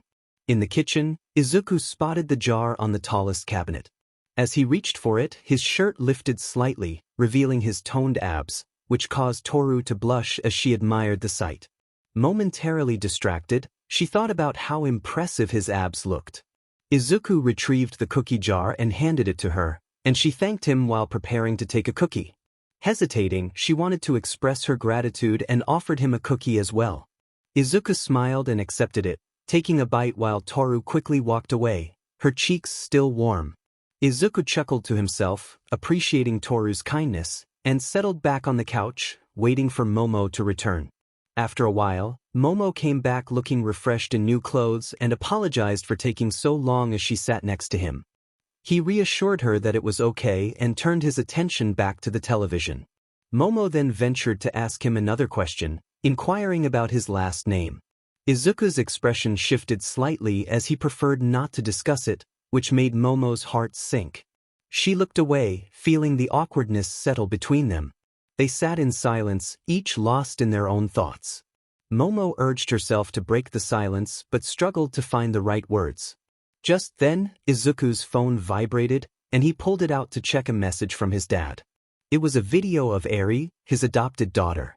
Watching the video brought a smile to Izuku's face as Eri expressed her excitement about his return and all the things they could do together. Momo watched the video with him and remarked on how adorable Eri was. Izuku confirmed that he had adopted her, and Momo complimented him on being a good father at his age. They shared a moment of silence, gazing into each other's eyes and feeling a connection. Eventually, Momo realized how long they had been staring and suggested they get some rest since it was getting late. She blushed as she got off his shoulder, and Izuku, also blushing, stood up. As he began to leave, Momo called out to him, nervously playing with her fingers. She encouraged him to call her by her first name, Momo. He smiled and agreed before departing, leaving Momo pleased to hear him say her name. Meanwhile, Kyoko was alone in her room after finishing homework with Mina. She checked her phone and noted the time was nearly midnight, realizing it had taken longer than expected to complete her work. She expressed her longing to cuddle with Izuku just as she heard a knock on the door. Excited, she quickly got up and ran to answer it, finding Izuku waiting on the other side. It was about time for her companion to arrive, and she had begun to worry that he might not show up. When he finally did, she nuzzled her head against his chest, feeling relieved. He assured her that he would never let her down, lifting her up to meet his gaze. As he stepped into her room and closed the door behind them, she smiled, knowing he always kept his promises. She held his cheek and planted a quick kiss on his lips, which he returned. In that moment, she wrapped her legs around him, and he walked toward the bed, laying down gently on top of her. He broke the kiss and began to softly kiss her neck, making her smile as she ran her fingers through his hair. She marveled at how effortlessly he seemed to know what to do, enjoying every second of their time together. He shrugged, saying he was just following his instincts, which she found endearing. She complimented him on his skills, and he responded with a gentle kiss on her cheek. As he nuzzled against her neck, she felt warmth enveloping them, and she lovingly stroked his hair. She commented on the softness of his hair, rolling onto her side while he held her close. Teasingly, she remarked on how fierce he was with their enemies, contrasting it with his cuddly demeanor around her. He hummed in response, feeling her hands slide beneath his shirt. She expressed her contentment, enjoying the feel of his muscles beneath her fingers. He agreed, pulling a blanket over them for added comfort. With a hint of blush on her cheeks, she suggested they sleep without their shirts, hoping it would be more comfortable. He looked down at her, surprised by her request, but ultimately agreed. She was taken aback by his casual acceptance and slowly followed his lead, still wearing her bra. When she hugged him tightly, she buried her face in his chest, admitting that even after being together, seeing him shirtless still made her flustered. He reassured her that he felt no awkwardness and lifted her chin to meet his gaze, expressing how appealing he thought she was. Her cheeks flushed deeper at his words, and she smiled, leaning in for another kiss. As they settled in, she nuzzled against him, and he reminded her that she didn't need to thank him for loving her. He wrapped his arm around her waist and slid the other under the pillow. They exchanged goodnight wishes, and soon they drifted off to sleep in each other's arms, feeling safe and content. Meanwhile, Doomguy was busy crafting a special gift for Izuku. Vega, his companion, questioned whether it was wise to give it to him and if he would know how to use it. Doomguy was determined to teach him, aware of the significant potential for damage. Vega reminded him that the demons would arrive soon, and they needed to prepare. Doomguy assured him that they would be ready, finishing his task with a sense of urgency. He decided to give Izuku some time to relax before breaking the news about the impending threat, turning off the light and leaving the room. As the chapter came to a close, curiosity lingered about what Doomguy had planned for Izuku. It seemed that some of the girls had already taken a liking to him. Weeks had passed since Izuku joined UA, and he had made friends in Class 1A. Encouraged by Kyoka, he was now planning to meet Class 1B to expand his social circle. He found himself standing in front of the support class door, wondering if someone inside could help him fix his mask. After knocking twice with no response, he decided to open the door. The room was dark and appeared empty at first, but as he turned to leave, he noticed a small light illuminating a desk. Approaching it, he discovered a girl with pink hair resting her head on the desk. Gently, he shook her shoulder, trying to wake her. She mumbled for 5 more minutes, covering her head with her arm. Apologizing for the interruption, he explained that he needed her help to fix his visor. At the mention of fixing, her eyes shot open, and she sat up quickly, excitement replacing her sleepiness. She exclaimed in surprise, jumping back and grabbing a large hammer, ready to assist him with enthusiasm. The girl demanded to know who he was, aiming her hammer at him. He took a cautious step forward, trying to calm her down, explaining that he meant no harm. In response, she threw her hammer at him, but he caught it effortlessly. As she backed against the wall, he sighed and gently placed the hammer down, reiterating his intention to ask for help with his visor. With the light switch flipped on, the room was illuminated, revealing a large space filled with various inventions. He was taken aback by the sheer number of gadgets and equipment. As she recognized him, she gasped, realizing he was the Doom Slayer. He preferred to be called Izuku and was surprised when she approached him with enthusiasm. She introduced herself as Mei Hatsum, expressing her admiration for him and shaking his hand energetically. He stammered a response, taken aback by her excitement. She then inquired about the help he needed, and he pointed to his helmet on the desk, explaining that he needed assistance with the visor. Mei examined the helmet in awe, marveling at the high-grade material. After noticing a crack in the visor that obstructed visibility, she assured him that she could fix it. As he prepared to leave, she asked how she would contact him once the repair was done. He requested that she remove her glove for a moment, pulling out a pen from his pocket. She complied, curious about his intentions. He took her hand and wrote something on the back of it, causing her cheeks to flush at the warmth of his touch. Once he finished, he put the pen away and provided her with his number, letting go of her hand, though she held on for a moment longer. He noticed her gaze was fixed on their hands, prompting him to address her. She quickly released him, apologizing for her momentary distraction. He reassured her that it was all right and reminded her to call him when she was finished. As he exited the room, she called after him, promising to reach out. Once the door closed, she realized she couldn't put her glove back on without smudging the ink, so she kept it off and glanced at the helmet again. She reflected on the encounter, recalling the warmth of his hand and feeling a smile spread across her face. Excitement bubbled within her as she wondered if they would share that moment again. Meanwhile, Doomguy was playing with Eri, having promised Izuku to watch over her. She offered him more pretend tea while he tried to fit into a small toy chair. As she poured the imaginary tea into his plastic cup, an alarm suddenly blared, startling her and causing her to spill water on him. She apologized, wide-eyed, and he reassured her that it was just an accident, gently patting her head and suggesting she go play while he checked on something. After she ran off, he stood up to dry the wet spot on his shirt and called out to Vega, inquiring about the situation. Vega projected a holographic map, indicating that more demons were arriving. Doom Guy studied the map as Vega highlighted an area with a red circle, realizing it was near Izuku's school. He confirmed that Izuku would need to be warned about the impending demons, as he preferred to avoid surprises. At that moment, Izuku was about to knock on the door of Class 1B's dorm when it swung open, revealing Tetsu. The unexpected encounter caused Izuku to accidentally knock on Tetsu's forehead. Apologizing, he scratched the back of his head, and Tetsu, realizing who he was, expressed his excitement at meeting the Doom Slayer. Izuku, feeling flustered, insisted that he could simply be called Izuku. Tetsu then asked what brought him there, releasing Izuku's hand as the two prepared to continue their conversation. Izuku had arrived at Class 1B with the intention of introducing himself and making new friends. Tetsu, a cheerful student, greeted him with enthusiasm, sharing his name and expressing excitement about the prospect of friendship. After a brief exchange, Tetsu left, and Izuku stood in the hallway, contemplating what the other students would be like. When the elevator doors opened, he stepped out and approached the front door, knocking softly.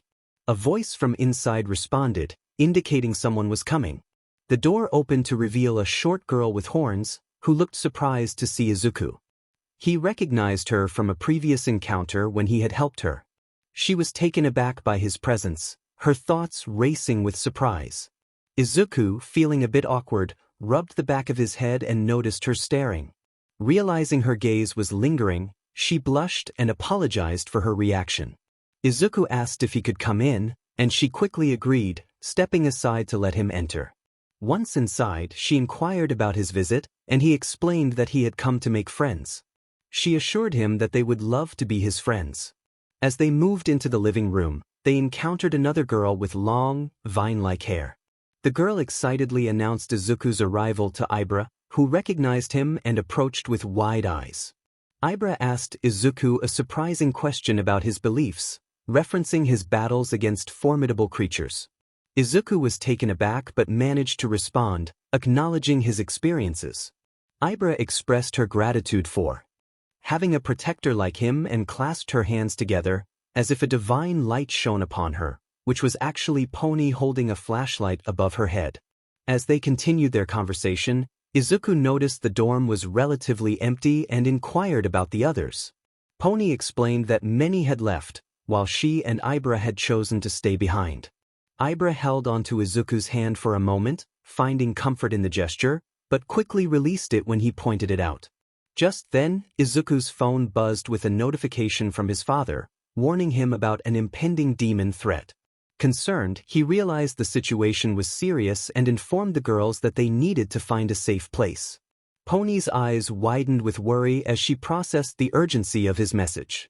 Izuku confirmed that demons were indeed approaching their location and expressed his determination to warn everyone. Pony eagerly volunteered to help, suggesting she could inform Principal Nizu, who would alert the others. Izuku instructed her to do just that, and she rushed out of the dorms. Ibra, feeling anxious, asked what she should do. Izuku insisted she needed to get to safety, emphasizing the danger posed by the demons. Despite her longing to assist, he reassured her that he would handle the situation. After some deliberation, Ibra insisted on helping, and Izuku, seeing her determination, agreed. They prepared to face the impending threat together. Time passed, and Izuku donned his armor, ready for the demon's arrival, though he was still without his helmet as Mei was busy repairing it. Ibra, dressed in her hero outfit, asked Izuku about his helmet. He explained that Mei was still working on it and would give it to him when she was done. She inquired when they would arrive, to which Izuku replied that they would be there soon. Just then, a red portal opened a distance away from them, and several imps leaped out, ready to cause chaos. They immediately spotted Izuku and Ibra. Izuku warned Ibra that they did not have to show mercy to the demons as he pulled out his shotgun, preparing for battle. Ibra responded positively, and vines began to emerge from the ground, encircling her. The imps screeched and charged at them. Ibra acted first, using her vines to ensnare a few of the creatures, declaring that they would send them back to the fiery pits as she crushed their necks with her vines. While Ibra dealt with the imps, Izuku charged forward, firing with precision. One imp leaped at him, but he caught it by the neck and slammed it to the ground, crushing its head beneath his boot. Another imp approached, and he swiftly struck it with his gun. It fell but attempted to rise again, only for Izuku to push it back down with his boot and fire at the back of its head. Suddenly, an imp tried to sneak up on Izuku from behind, but Ibra was quick to intervene, alerting him to the danger. She emphasized the importance of paying attention as her vines grew thorns, piercing the neck of an approaching imp. Grateful for her assistance, Izuku continued to fend off more imps. Ibra tightened her vines around another imp's throat, and with a swift motion, its head came off due to the thorns. She hurled the lifeless body toward the other imps, causing a few to stumble and fall. As the fallen imps lay on the ground, Ibra used her vines to pull them from underground. Their screeches filled the air as the thorns dug into their bodies, and she tore them apart with a fierce pull. Soon, only a few imps remained, which Ibra ensnared with her vines, slamming them against the ground repeatedly while Izuku watched, impressed by her strength as she discarded the defeated imps. After the battle, Ibra, breathing heavily, asked if they had gotten them all. Izuku approached her, confirming that he thought so, and checked if she was all right. She assured him that she was fine, just a bit fatigued. However, Izuku's gaze turned toward the still-open red portal, and concern crept into his voice as he noted that it should have closed by now. Ibra began to express her worry, and Izuku warned her that someone else was coming as a figure emerged from the portal. As the figure stepped out, it locked eyes with Izuku and Ibra. Izuku muttered that it was not good, they were facing a Hell Knight. The Hell Knight let out a roar, and Izuku knew they had to be cautious. Ibra prepared for the fight as the Hell Knight charged at them. Izuku dashed forward while Ibra used her vines to grab the Hell Knight's foot, causing it to fall to one knee. Seizing the opportunity, Izuku positioned himself in front of it and delivered a powerful knee to its face, forcing it back. Standing on the Hell Knight, Izuku drew his blade from his gauntlet, ready to strike, but the Hell Knight swatted his arm aside and seized him by the neck. Reacting quickly, Ibra wrapped her vines around the Hell Knight's arm, growing thorns that pierced its flesh. The Hell Knight roared in pain, throwing Izuku aside and tearing the vines from its arm. Ibra continued to entangle the Hell Knight with her thorny vines, trying to slow it down for Izuku, but fatigue was setting in from their earlier battle. The Hell Knight broke free, ripping the vines away, and charged at Ibra. Too exhausted to react, Ibra was knocked to the ground. The Hell Knight pinned her down with its foot, raising its other foot to stomp on her. In a burst of determination, Izuku pushed the Hell Knight off her and fired his weapon. The Hell Knight deflected the shot and tackled Izuku, forcing him back. Regaining his footing, Izuku elbowed the Hell Knight in the head, causing it to release him. He then kicked the Hell Knight away, glancing at Ibra on the ground, hoping she was okay. The Hell Knight roared and charged at Izuku again. Drawing his blade, he ran to meet it. The Hell Knight tackled him once more, slamming him to the ground and preparing to strike. Izuku rolled aside just in time, and the Hell Knight's fists smashed into the ground. Quickly getting up, he kicked the Hell Knight in the head, stunning it momentarily. Seizing the chance, Izuku jumped onto its back and stabbed his blade deep into its flesh. The Hell Knight roared in agony, attempting to dislodge Izuku, who pushed the blade deeper, refusing to relent. In a desperate move, the Hell Knight managed to grab Izuku's leg and pulled him off its back, slamming him against the floor. As the Hell Knight lifted Izuku to its eye level, Izuku met its gaze defiantly and spat blood in its face. The Hell Knight roared in fury, preparing to slam him down again, but suddenly felt a shotgun blast hit its back. It dropped Izuku and turned to see Mei, wearing Izuku's helmet and holding his shotgun. She was exhilarated by the power of the weapon and the comfort of the helmet, jokingly expressing her delight as the Hell Knight prepared to charge at her. Witnessing this, Izuku felt a surge of anger and vowed not to let the Hell Knight hurt anyone again. He rose to his feet and rushed at the creature. As the Hell Knight charged at Mei, Izuku tackled it to the ground, landing on top. He stood on its chest and began to stomp down on its head. The Hell Knight struggled, raising its arm to catch Izuku's leg, but Izuku jumped and stomped down on its arm, breaking it. The Hell Knight roared in pain, its broken arm falling limp. Izuku quickly stomped on the other arm, ensuring it couldn't fight back. He declared his intent to make the Hell Knight's death slow, unleashing a flurry of blows. Meanwhile, Mei noticed Ibra trying to get up from the ground. She rushed over, setting down the shotgun, and expressed her concern for Ibra, who looked up at her, recognizing her in the helmet. Ibra was confused and murmured Izuku's name, prompting Mei to clarify that she was not Izuku, who was engaged in battle nearby. As Mei helped Ibra up, she introduced herself and asked for Ibra's name. The scene shifted to Izuku walking into the living room, having left Pony in his room to avoid waking her. Upon entering, he noticed Sato in the kitchen, looking frustrated. Izuku greeted Sato, who sighed and explained that he was out of ingredients for breakfast and needed to go out to get some. Noticing Sato's reluctance, Izuku offered to get the ingredients for him. Sato's expression brightened at the offer, and he rushed off to find a piece of paper and a pencil to write down what he needed. He called out that he would be right back, leaving Izuku alone in the kitchen. While waiting, a few students noticed Izuku preparing to leave for food. Mina called out to him, and he greeted her back. She expressed interest in his errand, and he explained that Sato needed supplies for breakfast. Mina then asked if she could request something, specifically a bag of chips, to which Izuku agreed. Mina smiled brightly at his willingness to help, and as Izuku reached out to pet her head, she blushed and looked up at him, surprised by the gesture.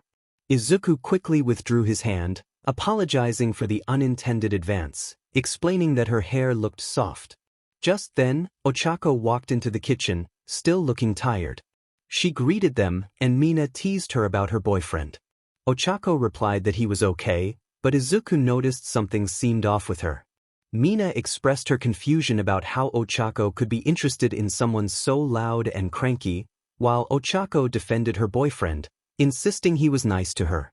Izuku, concerned, asked if Ochako was sure, and she affirmed that he was indeed nice to her as she took a sip of her coffee.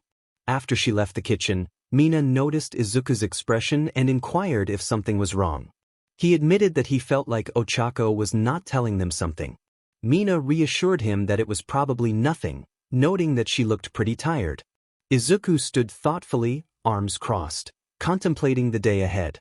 Mina had just announced her departure, eager to catch her show, and waved goodbye as she headed into the living room. Shortly after, Sato returned with a list of ingredients, handing it to Izuku. As he glanced over the list, he recalled Mina's request for chips and asked Sato for a pencil. Sato obliged, curious about the reason for the request.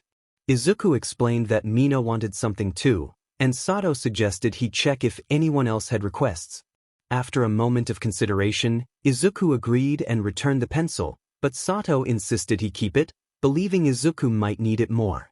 Grateful, Izuku accepted the pencil and left the kitchen to ask his classmates what they wanted. Most had no requests, except for Ochako, who asked for some mochi. Izuku noted her request, and she smiled in appreciation. The rest of Class 1A chimed in that they had no further requests, prompting Izuku to prepare to leave. As he stepped outside, Kyoka called out a warning to be careful. He assured her he would, then walked to the elevator and pressed the button, waiting for the doors to open. Suddenly, he noticed Bakugo behind him, radiating fury. Bakugo shouted at Izuku, demanding he stay away from Ochako, claiming her as his own. Izuku calmly explained that he was merely asking if anyone wanted anything, and Ochako had responded. Bakugo's anger escalated, and he threatened Izuku, insisting he would make him regret it if he saw him around. Izuku stood his ground, asserting that Bakugo could not dictate his actions. As the elevator doors opened, he stepped inside and pressed the button for the first floor, leaving Bakugo fuming outside. As Bakugo stormed off, he seethed internally, feeling belittled by Izuku's newfound confidence. After completing his grocery shopping, Izuku reviewed his list as he exited the store. Lost in thought, he accidentally bumped into someone, nearly causing them to fall. He quickly caught the person, apologizing for not paying attention. The woman looked up at him, surprised, and they exchanged pleasantries. She introduced herself as Mitsuki Bakugo, and Izuku recalled her as the woman who had watched Eri while he dealt with a criminal. They shared a brief conversation, and Mitsuki expressed her gratitude for his actions. Izuku, modest as ever, insisted he was just doing what was necessary. However, Mitsuki was determined to thank him properly and invited him over for dinner. After a moment of hesitation, Izuku agreed, and Mitsuki wrote down her address, explaining that she always carried paper and a pen for convenience. With the address tucked away, Izuku felt a mix of anticipation and nervousness about the unexpected invitation, promising to see her later that day. As she walked past him, she blew a kiss and said her goodbyes. Izuku found himself smiling at the thought of Mitsuki Bakugo, knowing that Katsuki would not approve of her friendliness. Later, as Izuku approached the dorms, he opened the door only to have a bucket tip over, drenching him in water. Katsuki, along with Denki, Kirishima, and Shiro, erupted in laughter, reveling in their successful prank. Denki patted Izuku on the shoulder, boasting about how well they had executed the joke. Izuku simply hummed in response, his wet hair obscuring his eyes. Kyoka marched up to the group, clearly annoyed. She expressed her frustration at their antics, questioning why they would target Izuku in such a manner. Izuku, shaking off the water and splattering it everywhere, reassured her that it was just a harmless joke. He cast a small glare at Katsuki, though no one noticed. Kirishima then offered to help with the groceries, and Izuku handed them over, grateful for the assistance. Kirishima dashed off to the kitchen, eager to help. Kyoka took a bag of chips from the hall, promising to deliver them to Mina. Once the others had left, Katsuki approached Izuku, leaning in closely to deliver a warning about ignoring him in the future before walking away with a chuckle. Izuku sighed and made his way to his room to clean up. In the shower, he reflected on Katsuki's prank, feeling a mix of annoyance and confusion. After finishing, he dried off and stepped out of the bathroom to find Kyoka sitting on his bed. She greeted him and asked if he was all right, noticing the tension between him and Katsuki. Izuku expressed his uncertainty about why Katsuki seemed to harbor such animosity toward him. Kyoka pointed out that Katsuki treated everyone this way but seemed to have a particular focus on Izuku. Despite Izuku's hopeful belief that Katsuki would eventually stop, Kyoka remained skeptical. She encouraged him to remember the friends who cared about him, wrapping her arms around him in a comforting hug. Izuku returned the gesture, feeling a warmth from her support. As they broke the embrace, he mentioned needing to get ready. Kyoka, curious, asked if he had a date. Izuku clarified that he had been invited to Katsuki's house by his mother. Kyoka was surprised and inquired about the reason for the visit. Izuku explained that they had met briefly, and he had been in a hurry to see her. Kyoka's eyes widened in realization, recalling the day he had met Eri. A mischievous grin appeared on her face as she leaned closer, suggesting she had an idea for how he could get back at Katsuki for the prank. Intrigued, Izuku listened as she shared her plan. Later, Izuku stood at the front door of the Bakugo residence, feeling a mix of anticipation and nervousness. After knocking, he heard Mitsuki's voice call out that she was coming. When the door opened, Mitsuki greeted him with surprise, expressing her delight at his early arrival. Izuku hesitated, unsure if he should come back later, but she insisted he come inside. Once inside, he removed his shoes and placed them neatly against the wall. Mitsuki encouraged him to make himself at home and assured him she would let him know when dinner was ready. As he walked into the living room, he noticed several pictures of Mitsuki and Katsuki together, along with a man he didn't recognize. Curiosity piqued, he wondered if the man could be her husband. Suddenly, he heard a yelp of pain from Mitsuki, prompting him to set down the picture frame and rush toward her, concerned for her well-being. Mitsuki felt a slight sting in her finger after accidentally burning herself while cooking. She reassured Izuku that she was fine, insisting he didn't need to worry. However, he gently took her hand, examining her finger closely. In an unexpected moment, he kissed her finger, causing her to blush deeply. Although she stammered in surprise, she quickly shook off her embarrassment, reminding herself to stay calm as they continued preparing dinner. After finishing their meal, they settled on the couch, engaging in a light conversation. Izuku pointed to a photo on the wall and asked about the man in it. Mitsuki explained that he had been her husband, but they had since divorced. Izuku felt awkward for bringing it up, but she assured him that she had moved on. However, he sensed that her smile didn't fully reflect her feelings, which caught her off guard. Mitsuki admitted to feeling a sense of guilt about her past, wondering if her choices had led to her marriage's downfall. Izuku empathized, sharing that he too had experienced similar feelings. He encouraged her, stating that it was not her fault what had happened. As he gently held her hand, he expressed that it was her husband's loss for leaving someone as appealing as her. Mitsuki blushed at his words, surprised by his compliment. Izuku continued to express his admiration, noting how warm and soft her hands felt in his. He described her eyes as mesmerizing, capable of captivating him for hours. Mitsuki felt flustered, her heart racing as she absorbed his words. She encouraged him to share more, eager to hear his thoughts. He spoke of how magnificent her smile was, which made her cover her face in embarrassment. Feeling overwhelmed, she turned away, trying to calm her racing heart. Izuku wrapped his arms around her from behind, making her blush deepen as she felt his warmth. He reassured her that being next to her was an honor and that anyone who disagreed had never truly seen beauty. He gently turned her to face him, and she stammered, unsure of how to respond. Before she could gather her thoughts, Izuku cupped her cheek and leaned in to kiss her. The kiss took her by surprise, leaving her momentarily stunned. When he pulled away, he softly asked if she believed him now. Mitsuki was lost in her thoughts, trying to process what had just happened. Izuku noticed her silence and asked if she was okay. Taking a deep breath, she decided to take a leap of faith. In a bold move, she leaned in and kissed him deeply, catching him off guard. They fell back onto the couch, with Mitsuki on top of him. Breaking the kiss, she looked down at him with a playful grin, teasing him about being a great kisser.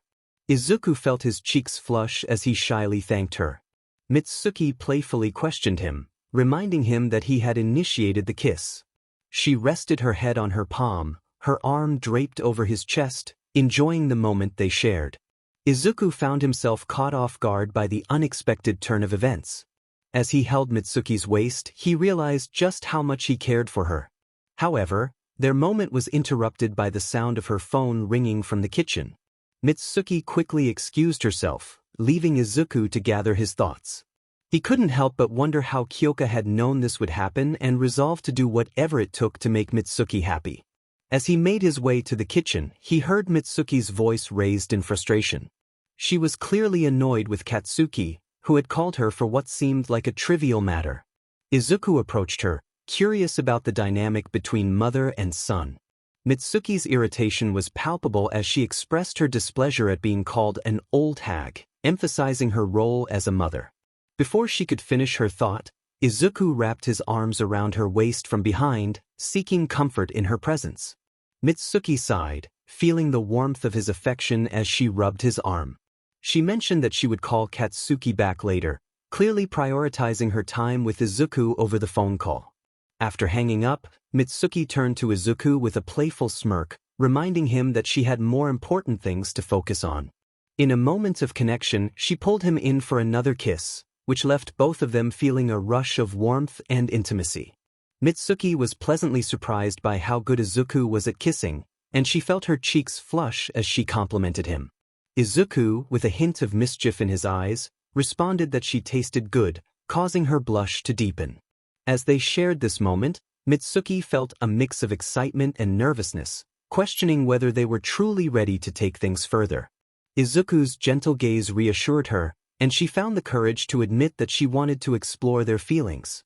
The atmosphere shifted as they leaned against the wall, lost in the moment.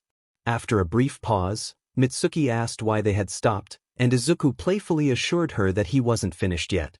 Their connection deepened as they continued to explore their feelings for one another, with Mitsuki feeling exhilarated yet vulnerable. Eventually, they found themselves on the couch, wrapped in each other's warmth. Mitsuki expressed her awe at the experience they had just shared, and Izuku, concerned for her well-being, asked if she was okay. She snuggled closer, admitting that she was just tired. Curiosity sparked within Mitsuki as she sat up slightly and asked if they could be more than just friends. Izuku considered her words carefully, his heart racing at the thought of being a couple. Mitsuki's hopeful eyes encouraged him, but he felt the need to discuss it with Kyoka and the others first. When Mitsuki learned that Izuku had a girlfriend, her expression shifted, and he admitted that he was uncertain about his relationship status. However, he felt a sense of warmth as she leaned in to kiss him softly, indicating that their connection was strong enough to navigate these complexities. As Mitsuki got up to take a shower, she playfully invited Izuku to join her. He smiled, feeling a sense of anticipation as he watched her walk away, knowing that their journey together was just beginning. As Izuku stood up, he contemplated informing Kyoka about the recent events. Meanwhile, Kyoka was enjoying her time in her room, listening to music when her phone rang, breaking her moment of tranquility. A smile spread across her face upon seeing Izuku's name on the screen. She answered the call cheerfully, eager to hear from him. Izuku responded casually, and she quickly inquired about how things had gone. He mentioned that everything went well and that the person he met was really nice, relief evident in his voice. Kyoka couldn't help but giggle, imagining how Bakugo would react to the news. Izuku suggested keeping the encounter a secret for a while, explaining that he was feeling tired and wanted to avoid Bakugo's inevitable yelling. Kyoka agreed and asked if he was heading back. He confirmed he would take a shower first, and she sweetly expressed her longing to cuddle when he returned. Izuku shared his fondness for their cuddles, and they both felt a warmth in their hearts. Curiously, Izuku asked if Mitsuki could join them, to which Kyoka expressed surprise but excitement upon learning that Mitsuki was interested and okay with sharing. Izuku promised to inform her before leaving, and Kyoka eagerly anticipated his return, feeling a rush of affection as they exchanged their love for one another before ending the call. Feeling energized, Kyoka rolled off her bed, determined to make the evening as comfortable as possible for both of them. About an hour and a half later, Izuku entered the dorms, only to be confronted by a visibly annoyed Bakugo. He attempted to walk past, but Bakugo grabbed his collar, demanding to know where he had been. Izuku sighed, asserting that Bakugo didn't need to know his whereabouts. Bakugo clicked his tongue in annoyance and bumped shoulders with Izuku as he walked away, leaving Izuku puzzled by the interaction as he made his way to Kyoka's room. Upon knocking on her door, it swung open to reveal Kyoka, her face lighting up with a big smile. She jumped up and embraced him, expressing her joy at his arrival with a kiss on his cheek. Izuku reciprocated the affection and asked if he could come in. Kyoka eagerly welcomed him inside, revealing a cozy setup of pillows and a blanket that looked incredibly inviting. She explained that Momo had helped her acquire the softest and warmest blanket and pillows. Izuku admired the setup, feeling his affection for Kyoka deepen as he complimented her. She blushed and smiled at his words, and as she settled on the bed, he asked if he could thank Momo for her thoughtful gifts. Kyoka encouraged him to do so but reminded him not to take too long. Izuku made his way to Momo's room and knocked on her door. Momo answered, surprised to see him. She wondered what brought him there so late, and he expressed his gratitude for her gifts to Kyoka. Momo brushed it off as nothing, but Izuku pulled her into a hug, catching her off guard. She melted into the embrace, feeling relaxed as he gently rubbed her back. After a brief moment, they parted, and Izuku mentioned that he would love to have tea with her again soon, flashing a small smile. Momo's heart raced at the thought, and she eagerly anticipated their next meeting as he left her room. Returning to Kyoka's room, Izuku found the door open. He stepped inside to see her lying on the bed, wrapped in a blanket, waiting for his return. The atmosphere was cozy, and a sense of warmth enveloped the room as they prepared to enjoy their time together. He entered the room and closed the door behind him, catching Kyoka's attention. She sat up in the blanket, expressing her delight at his return. As he approached the bed, she opened her arms, inviting him to join her under the blanket. He embraced her and settled beside her, both of them enveloped in warmth. Kyoka smiled as they cuddled together, feeling content as Izuku nestled his face against her neck. She asked if anything interesting had happened that day while rubbing her eyes, but Izuku did not respond. When she turned to look at him, she found him fast asleep. A smile spread across her face as she nuzzled her cheek against his and closed her eyes, whispering a soft goodnight as she drifted off to sleep with him in her arms. In another scene, Izuku was aboard Doomguy's ship, spending quality time with Eri. As they played together, a sudden siren blared, startling Eri. Izuku and Doomguy exchanged knowing glances, acknowledging the impending danger. They both rose from the couch, preparing for action. Eri, curious and concerned, peeked over the couch to see them donning their gear. Izuku explained that bad people were approaching and that he and Doomguy needed to handle the situation. Eri inquired if her grandfather would join them, to which Doomguy confirmed that Izuku would need assistance. Izuku then decided to call Mika to see if she could watch Eri while they were away. Eri, feeling anxious, approached them and asked if they would be all right. Doomguy reassured her with a gentle pat on the head, explaining that they had faced similar challenges before. After confirming that Mika could take care of Eri, Doomguy prepared a portal for her to arrive. Izuku crouched down to Eri, reminding her to behave for Mika, and she eagerly promised to be good. He kissed her forehead, expressing his confidence in her. Doomguy returned, now wearing his helmet, and informed Izuku that they would be heading to a train station where the attack would occur. They readied themselves and a blue portal opened, signaling it was time to go. Doomguy waved goodbye to Eri, who waved back, and Izuku followed suit, smiling beneath his mask as he stepped through the portal. Once the portal closed, another opened, revealing Mika as she walked through. Eri rushed to her, embracing her tightly. Mika returned the hug and asked if Izuku and his father had already left. Eri excitedly confirmed their departure, raising her fist in the air to declare that they were off to fight the bad guys. Mika chuckled at Eri's enthusiasm and gently patted her head, then asked if she was hungry. Eri, slightly embarrassed, admitted she might be. Mika took Eri's hand, leading her to the kitchen to prepare something to eat. Meanwhile, Ryuko sat on her couch, flipping through channels in search of something entertaining. She sighed, missing Izuku and questioning whether breaking up with him had been the right choice. Just then her phone rang, interrupting her thoughts. With a sigh, she answered. Mirko's cheerful voice greeted her, and Ryuko was surprised by the call. Mirko playfully asked if she couldn't check in on her best friend, and Ryuko, feeling tired, admitted she had been exhausted lately. Mirko probed about Ryuko's breakup, but Ryuko denied it, and a silence fell between them. Mirko shifted the conversation, informing Ryuko that they had a mission to attend to. Intrigued, Ryuko asked for details, and Mirko promised to send her the location. After hanging up, Ryuko took a deep breath, steeling herself for the upcoming task. She stood up from the couch, ready to go. Time passed, and Ryuko found herself sitting on a bench in the park, waiting for Mirko.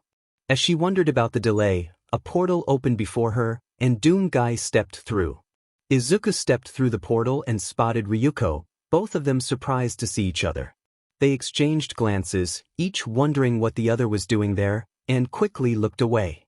Doomguy, standing nearby, noticed their reaction and asked if they knew each other. They hesitated, then sighed, with Ryuko rubbing the back of her head and avoiding eye contact. Izuku admitted they used to date, which prompted an awkward silence.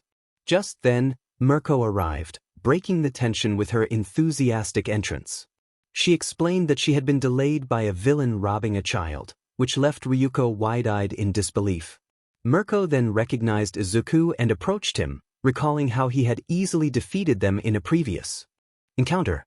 Izuku awkwardly waved, unsure of how to respond. Mirko expressed her eagerness to see Izuku fight at his fullest, but Ryuko quickly reminded her that they were on a mission. Realizing her mistake, Mirko stepped back and acknowledged that they were the backup team. Doomguy confirmed this and introduced himself, noting the resemblance between him and Izuku, which led to a light-hearted moment about their similar armor. As the conversation continued, Mirko noticed a drawing on Izuku's helmet, which he explained was a little drawing made by Eri. He smiled at the memory of the rose she had drawn, which he had embellished. Mirko expressed her longing to meet Eri, causing Izuku to blush and move away slightly. Ryuko observed this interaction with a glare, feeling protective and frustrated that Mirko seemed to be flirting with Izuku instead of focusing on their mission. Suddenly, Doomguy received an alert about demons attacking in another area. Concerned, Izuku asked for details, learning that the attack was happening at a train yard a few miles away. He decided to head there immediately, and Ryuko insisted on accompanying him. Mirko protested, wanting to join as well, leading to a heated debate between the two girls about who would go with Izuku. As they argued, a portal opened behind Izuku and Doomguy, revealing the demons pouring out. Doom Guy quickly instructed everyone to get to the train yard. Izuku grabbed Mirko's hand, urging her to run with him toward the train yard, while Ryuko felt frustrated watching them. Doom Guy called for Ryuko to help him as he engaged the demons. Ryuko transformed into her dragon form, letting out a powerful roar as she launched herself into battle, determined to protect Izuku. Meanwhile, Doom Guy admired Ryuko's strength and wondered how Izuku had found someone like her. As he fought off the demons, he relished the thrill of the battle, vowing to take his time in defeating each one. With the chaos unfolding around them, the group prepared to face the oncoming threat, united in their mission to protect their world from the demonic invasion. Meanwhile, Izuku and Mirko arrived at the train yard, surrounded by a cluster of trains. Izuku approached a train car, opened the door, and took a seat inside, with Mirko joining him. She swung her legs playfully and asked about his workout routine. Izuku explained that he worked out until he could barely move, which Mirko found extreme but exciting. She admired his determination and expressed her longing to reach his level of power. As they waited for the demons to arrive, Mirko felt the need to break the silence and inquired about Izuku's relationship status. He mentioned that he had a girlfriend, or rather, a few. Mirko was surprised to learn that he had multiple girlfriends and wondered about the dynamics of his relationships. Izuku explained that it depended on how the girls felt about potential new partners. Mirko acknowledged that she could see why many girls were drawn to him, believing there was a sweet guy beneath his tough exterior. She playfully placed his helmet back on his head and suggested they hang out after their mission. Izuku agreed, and Mirko expressed her impatience for the demons to arrive. Just then, a portal opened before them, and Mirko jumped out of the train cart, excited for the impending battle. Izuku grabbed his shotgun and followed her as a swarm of imps emerged. He warned her not to underestimate them, as they could be deadly. Mirko was eager to engage, ready to unleash her strength. As one of the imps leaped at her, she swiftly kicked it down and pinned it to the ground, declaring her speed. Izuku dealt with another imp by breaking its arm and using the bone to defeat it. Mirko was impressed by his brutality, and he explained that mercy was not an option when fighting these creatures. When another imp lunged at Mirko, Izuku aimed his shotgun and fired, taking out the imp's head just as she ducked. Mirko playfully complained about the lack of warning, but Izuku assured her he had anticipated her movement. They charged at the imps together, ready to take them down. Meanwhile, Mika and Eri were watching cartoons on the couch, with Eri sitting on Mika's lap. Eri asked if her father and grandfather were okay, and Mika reassured her that they were strong and would be fine. Eri declared her belief in their strength, flexing her arms as if she were muscular like them. Mika smiled and continued to pet Eri's head, making her giggle. Their show was suddenly interrupted by a news report announcing a battle in the area, advising residents to stay indoors. Mika remained calm, confident that they would be safe.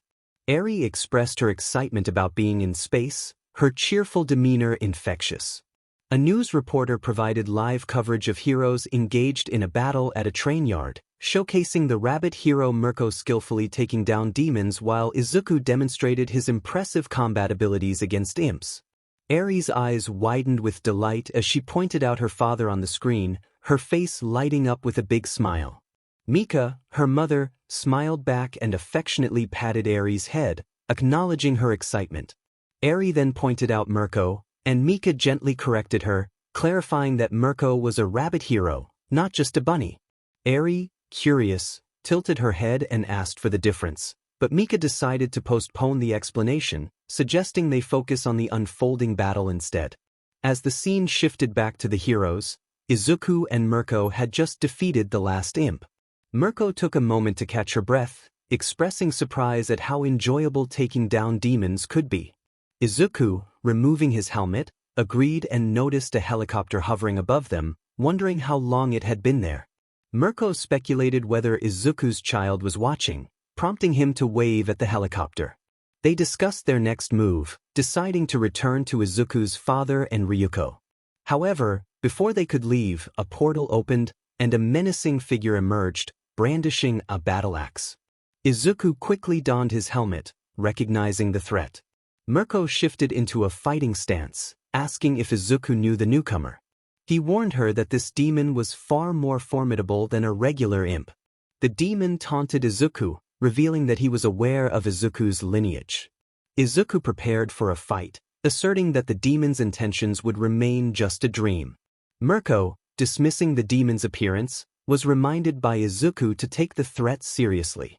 As Izuku fired at the demon, it dodged and retaliated, forcing Izuku to shield Mirko from the incoming bullets, which damaged his armor. Mirko expressed her astonishment at the demon's speed, while Izuku focused intently, identifying the creature as a marauder. Later that day, Izuku enjoyed some family time with Eri while watching television. Suddenly, Doomguy approached him and tapped his shoulder, prompting Izuku to turn and inquire about the interruption. Doomguy invited him to follow, claiming he had a gift.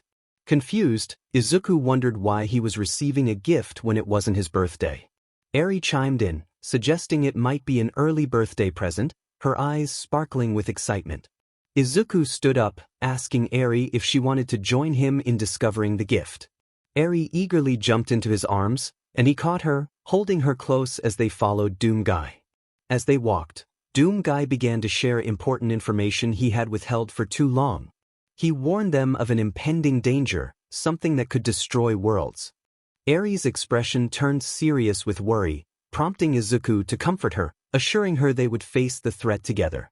Doomguy revealed that he had created something to help them confront this danger. They approached a curtain, which he pulled aside to unveil a massive gun on display.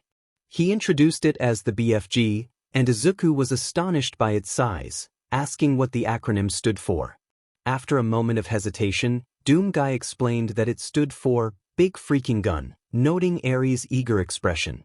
Izuku, still in awe, placed Eri down on the bed and marveled at the weapon, realizing it was designed for him. Doomguy confirmed that he had crafted it for Izuku's use if needed. As Izuku struggled to lift the heavy gun, Doomguy explained that it had been taken from a machine. He instructed Izuku to put on his armor so they could test the weapon, and Izuku nodded, carefully setting the BFG down. Eri, excited, reached out to touch the impressive gun, marveling at its cool design. Doomguy picked up a smaller pistol from the display, deciding it was a better fit for Eri. He handed it to her, and she gripped the handle with both hands, marveling at the weight of the weapon. It was her first time holding a gun, and she was surprised by how heavy it felt. Doomguy explained that he would teach her how to shoot, which filled Eri with excitement. He revealed that he had also crafted her own armor, and Eri's joy was palpable as she rushed to admire it, noticing how it resembled her grandfather's. Meanwhile, Izuku watched the scene unfold with concern. He approached Doomguy, requesting a private conversation. Once outside, he expressed his worries about Eri learning to fight demons at such a young age. He believed she should be enjoying childhood, playing with toys and watching cartoons, rather than risking her life. Doomguy understood Izuku's perspective but emphasized the increasing frequency of demon attacks. He believed it was essential for Eri to learn how to protect herself, as they wouldn't always be there to safeguard her. Izuku hesitated, unsure if Eri was ready for such responsibility. Doomguy reminded him of his own first mission, noting how far he had come since then. He placed a reassuring hand on Izuku's shoulder, insisting that teaching Eri was necessary for her safety. After a moment of contemplation, Izuku agreed but urged Doomguy to be gentle with her, considering her age. As Izuku went to put on his armor, he noticed Eri already wearing a piece of her new gear. She excitedly showed off her helmet, which was slightly oversized, and Doomguy smiled, patting her helmet affectionately. The trio ventured to a secluded field in the forest, where dummies were set up for shooting practice, with an abandoned building in the distance. Doomguy instructed Izuku to demonstrate the power of the BFG, lifting Eri and moving to a safe distance. Izuku fired the weapon, causing the dummies to explode into countless pieces, much to Eri's delight. Doomguy explained the importance of conserving the weapon's power, as it took time to reload. Feeling grateful for the experience, Izuku thanked his father. Eri, still buzzing with excitement, exclaimed how amazing the demonstration was. With Izuku now familiar with the BFG, it was Eri's turn to learn. She eagerly anticipated her training, and Doomguy led her toward the building where it would begin. Before starting, Doom Guy wanted to assess Eri's aim. He pointed to a nearby dummy and asked if she could see it. Eri enthusiastically recognized it as similar to the ones Izuku had destroyed, ready to begin her training with enthusiasm. Doom Guy encouraged Eri to take her shot.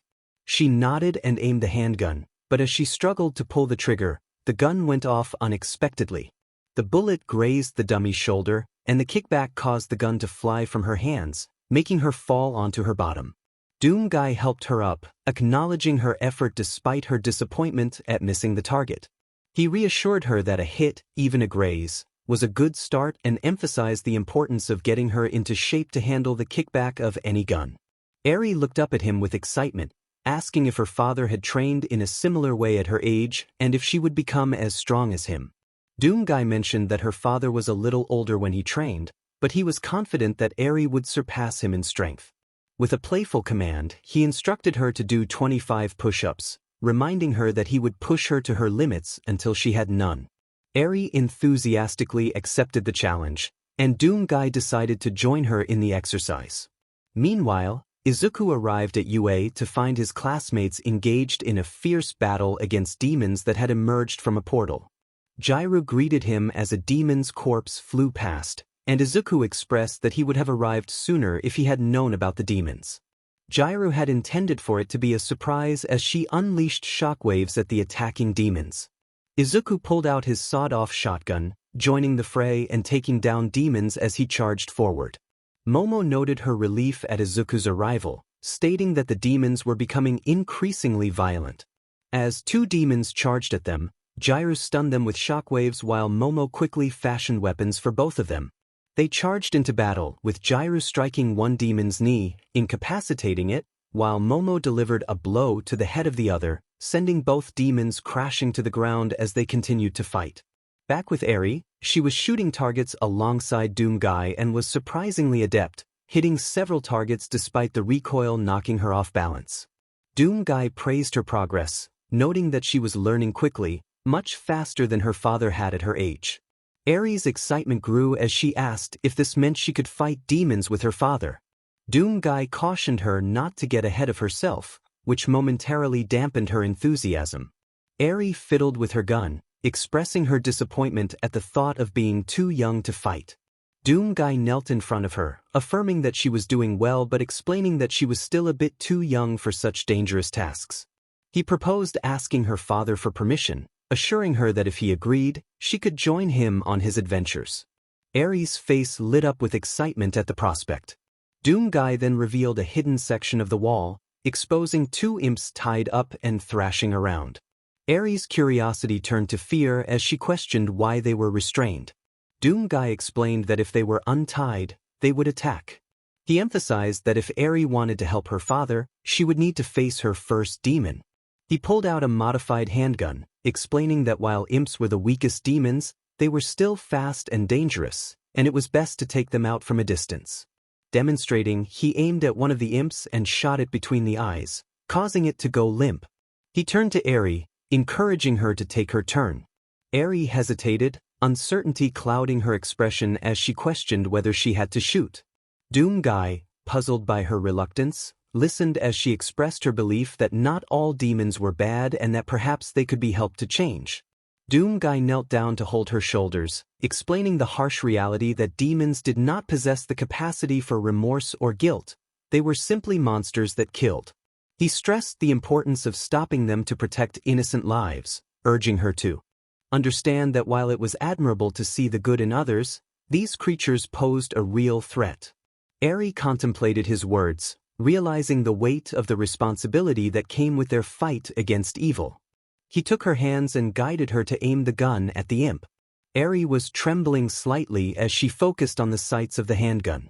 Doom Guy noticed her fear and gently held her shoulders, encouraging her to trust in herself.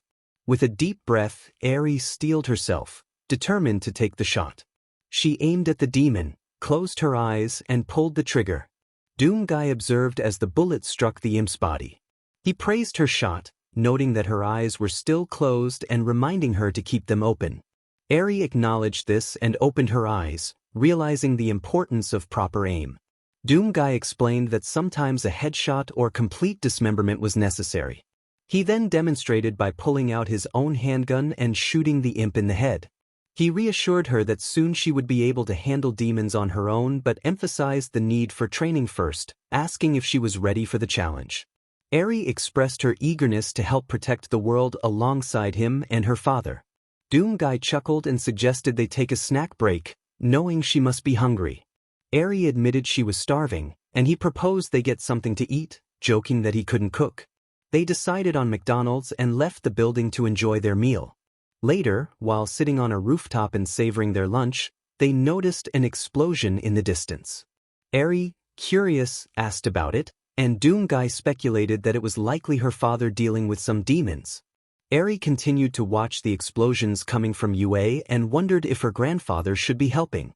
Doomguy reassured her that Izuku was capable of handling the situation. As they ate, Eri pondered how her grandfather could fight demons without fear. Doomguy paused to reflect, explaining that he channeled his anger into strength. Eri was intrigued by this concept and wanted to know how her father dealt with fear. Doomguy shared that Izuku used his fear as motivation to keep fighting, which fascinated Eri. She expressed her longing to be brave like them, recalling how scary it had felt to shoot the demon during training. Doomguy reminded her that there was no need to rush. He assured her that one day she would be able to fight alongside them, but for now, learning and training were the priorities. Eri declared her intention to make both him and her father proud, and he affirmed that she already did, patting her head affectionately. As they continued to enjoy their time together, a massive green explosion erupted in the distance. Eri was excited and pointed it out, and Doomguy recognized it as a sign that Izuku had used the BFG. Eri giggled at the name, finding it amusing. Doomguy stood up and asked if she wanted to head home or check on her father. Eri eagerly chose to see her father, jumping to her feet. They agreed to clean up their lunch mess first before heading out. Meanwhile, Izuku was holding the BFG that had just fired a tremendous blast. His friends looked on in awe, with Mina questioning where he had obtained such a powerful weapon. Izuku cryptically mentioned that he had his ways and put the weapon away. Kiri and Denki expressed their admiration for the display of power, while Ibra questioned how he had acquired it. Izuku explained that it was a gift from his father as they surveyed the demon corpses scattered around. Siro raised a practical concern about cleaning up the aftermath, and Izuku encouraged them to figure it out. As he began to walk away, Jair protested, demanding he not leave them with the mess. Hagakure reminded him that they were all involved in the situation. Izuku, unable to hear them well due to his helmet, continued to walk away, dismissing their complaints. Katsuki shouted in frustration, but Izuku simply gestured dismissively as he left the scene. The group was in disarray, groaning as they began to pick up the fallen bodies around them. Suddenly, Doomguy appeared, leaping down from a building and catching Eri, who giggled as he set her down gently. He inquired about Izuku's whereabouts. Jairu, feeling frustrated, informed him that Izuku had left after they defeated the last of the demons. Kaminari added his own complaint, having slipped on some blood and fallen onto his back, lamenting the state of his jacket as laughter erupted among their classmates. As the laughter continued, Jar felt a small figure hug her side. She looked down to see Eri, who was eager to show off her new armor. Jairu expressed her surprise and curiosity, pretending to be excited as Eri removed her helmet. Eri proudly declared her identity, correcting Jairu about her gender. Jairu was taken aback but delighted, asking how Eri had acquired such impressive armor. Eri explained that it had been a gift from her grandfather, and Jairu examined the helmet, noting its difficulty to wear. Eri playfully remarked on Jairu's head size, which made Jairu chuckle as she placed the helmet back on Eri's head. Jairu then pointed out the direction Izuku had gone, encouraging Doomguy to catch up with him. Eri waved goodbye to Jairu as she left with Doomguy, who took her hand. Jairu was left wondering about Izuku's decision, rubbing her forehead in confusion. Just then, Momo cleared her throat, drawing Jairu's attention. Momo, along with their friends, looked at Jairu with surprise, prompting her to ask what was wrong. Momo held Jairu's shoulders, and the group collectively gasped at the implication of Jairu's relationship status, questioning if she was a mother and who the father might be. Meanwhile, Izuku was in an abandoned warehouse, pondering the whereabouts of Doomguy and Eri when they finally arrived. Eri rushed to him, hugging him tightly as he embraced her back. He asked how her time with Doomguy had gone, and Eri excitedly shared her experience, though she complained about her sore body from attempting too many push-ups. Doomguy chimed in, reminding Eri that such training could be tough. Izuku decided it was time to end the training for the day, lifting Eri into his arms. He mentioned needing to return to UA for classes the next day, which disappointed Eri. He reassured her that he would see her the following weekend before handing her back to Doomguy. Noticing Eri's sadness, Doomguy set her down and suggested they spend some quality time together. He proposed a fun evening with SpongeBob and pancakes, to which Eri protested about the time of day. Doomguy, unfazed, insisted that cereal was perfectly acceptable at any hour, prompting Eri to agree enthusiastically. He opened a portal, taking her hand as they prepared to step through. Eri chose to watch a SpongeBob movie, and they entered the portal together. Later, Izuku put his armor away and settled onto his bed, feeling unusually exhausted. Jairu appeared, arms crossed and looking displeased. She confronted him about Eri wearing the armor, expressing her concerns. Izuku explained that it was a gift from his father and that Eri was learning to use it under professional guidance. He defended the training, insisting that Eri would be okay. Jairu argued that Eri was too young for such activities, raising her voice in concern. Izuku, surprised by her intensity, gently held her shoulders and kissed her forehead, trying to reassure her. He acknowledged her worries but maintained that Eri needed to learn how to defend herself, a concern that weighed heavily on his mind. Jairu expressed her concern for Izuku, reminding him that they were there for him and that he didn't have to shoulder everything alone. Izuku, feeling the weight of his responsibilities, gently held her cheek and shared his worries about Eri. He feared that there might come a day when he wouldn't be able to protect her, and he didn't want her to be defenseless when that time arrived. Jairu, not wanting to entertain such dark thoughts, insisted that he shouldn't say that, expressing her longing for Eri to have a carefree childhood for as long as possible. Izuku took Jairu's hand, squeezing it reassuringly, and assured her that everything would be okay. He then pulled her into a comforting hug, sensing her unease. When Jairu asked if she could sleep beside him that night, he welcomed her without hesitation, lifting her gently and settling her on the bed next to him. As he stretched out, Jairu wrapped her arms around him from behind, and a small smile appeared on his face. He removed his shirt and lay down, pulling her close under the blanket. Izuku spoke seriously about Eri, emphasizing that while he understood Jairu's concerns, it was important for Eri to learn and prepare for the future.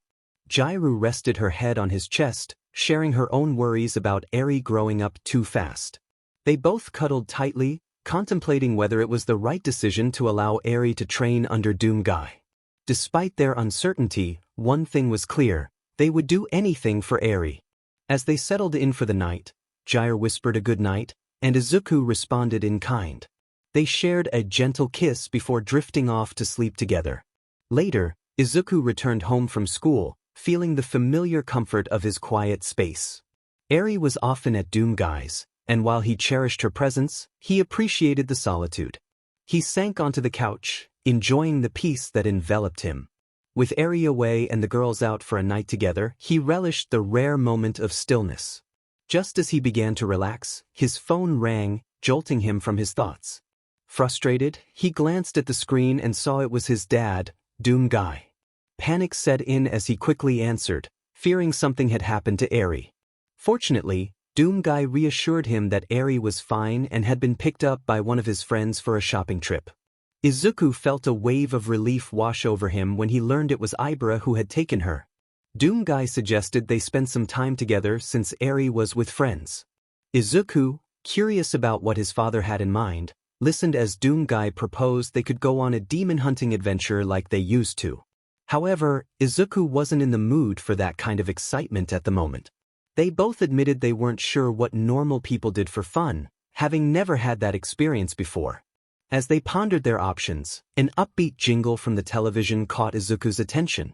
An enthusiastic announcer promoted the upcoming fall carnival, promising games and rides that were far better than the usual fare. Excited by the idea, Izuku suggested they go, and Doomguy agreed. With a smile on his face, Izuku felt hopeful about spending quality time with his dad. 2 hours later, Izuku waited at the entrance of the carnival, tapping his foot in impatience. Just as he began to wonder what was taking Doomguy so long, he heard a commotion and turned to see his father approaching. Doomguy was wearing his helmet, and his shirt looked like it had barely survived the day, slightly torn and disheveled. Izuku couldn't help but ask what had happened, and Doomguy simply stated that they hadn't had anything in his size. Izuku suggested that they should at least wear jackets, to which Doomguy retorted that jackets were for wimps. Izuku countered that they wore armor, and Doomguy smirked, stating that they looked good in it. After a brief exchange, Izuku conceded and shifted the focus to their outfits, prompting them to enter the carnival. As they stepped inside, a worker approached them, attempting to inform them of the rules. However, both Izuku and Doomguy turned to glare at the worker, causing Izuku's eyes to glow slightly beneath his hair and a red glint to shine from Doomguy's helmet. The worker quickly backed away, stammering an apology and wishing them a good day. Once past the worker, the two continued into the carnival, where they observed the lively atmosphere filled with people enjoying games and rides. Doomguy remarked on the new experience, while Izuku noted the strangeness of seeing so many people gathered together. They began to discuss what to do first, scanning the various attractions. Izuku's attention was drawn to a game where players shot water into the mouth of a cutout. He pointed silently at the game, watching as a child filled a balloon with water, which then popped above the cutout's head, creating a comical spectacle. Excitement built within him as he insisted they had to play the game. Doomguy agreed, and they rushed over, ignoring the curious stares from onlookers. After hours of playing numerous carnival games, they found themselves satisfied, carrying a mountain of prizes they had won. People watched in awe at the impressive collection they had amassed. Izuku suggested they had enough prizes for the day, but Doomguy's attention was suddenly caught by something else. Izuku turned to see what had captivated him, a giant bunny nibbling on its food. Surprised by the sight of such a massive bunny, Izuku wondered how it could exist. Doomguy, however, was undeterred. He dropped all his prizes and approached the giant bunny. Izuku decided to step back, not wanting to disturb Doomguy, knowing his fondness for bunnies. As Doomguy gazed up at the bunny, the owner of the bunny asked if he liked her. Doomguy nodded, entranced by the creature. The owner explained that he could have the bunny, as they could not keep her due to a lack of space. When Doomguy inquired about the price, the owner clarified that he could not buy her but had to earn her by winning every game in the carnival. Doomguy noted that he had already beaten half of the games, which the owner confirmed by glancing at the mountain of prizes behind him. The owner encouraged him to win the rest and bring all the prizes. Determined, Doomguy looked at the bunny one last time before dumping his prizes in front of the owner. The owner was impressed by the amount of prizes Doomguy had collected and urged him to hurry and win the remaining games before the carnival closed, expressing concern about being arrested for trespassing. Doomguy nodded and ran off to continue playing. After 2 hours of intense gameplay, Doomguy was close to finishing. The only game left was the infamous stacked cans. A bystander taunted him, confident that he would not win this particular game. Doomguy picked up a ball and assessed the stacked cans, recalling Izuku's girlfriend, Jiru, who had complained about the rigged nature of this game. Nevertheless, he was determined to succeed. With all his might, Doomguy threw the baseball at the cans. Despite their being glued together, he managed to knock them down, leaving only one can standing. The bystander watched in shock, then smirked, pointing out the remaining can. Frustration mounted within Doomguy as he glared at the can, which suddenly jumped off the table. He muttered under his breath about his luck before ripping the prize away from the wall of prizes, walking past a man who looked utterly shocked. Doomguy arrived at the booth of the bunny owner, who was skillfully performing tricks with a yo-yo. Upon noticing Doomguy, the owner greeted him with a bright smile, expressing excitement about his return and acknowledging his success in the games. However, when Doomguy requested his bunny, the owner's demeanor shifted slightly, revealing a hint of nervousness.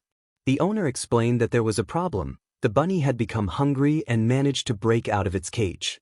Doomguy's expression darkened as he demanded to know which way the bunny had gone.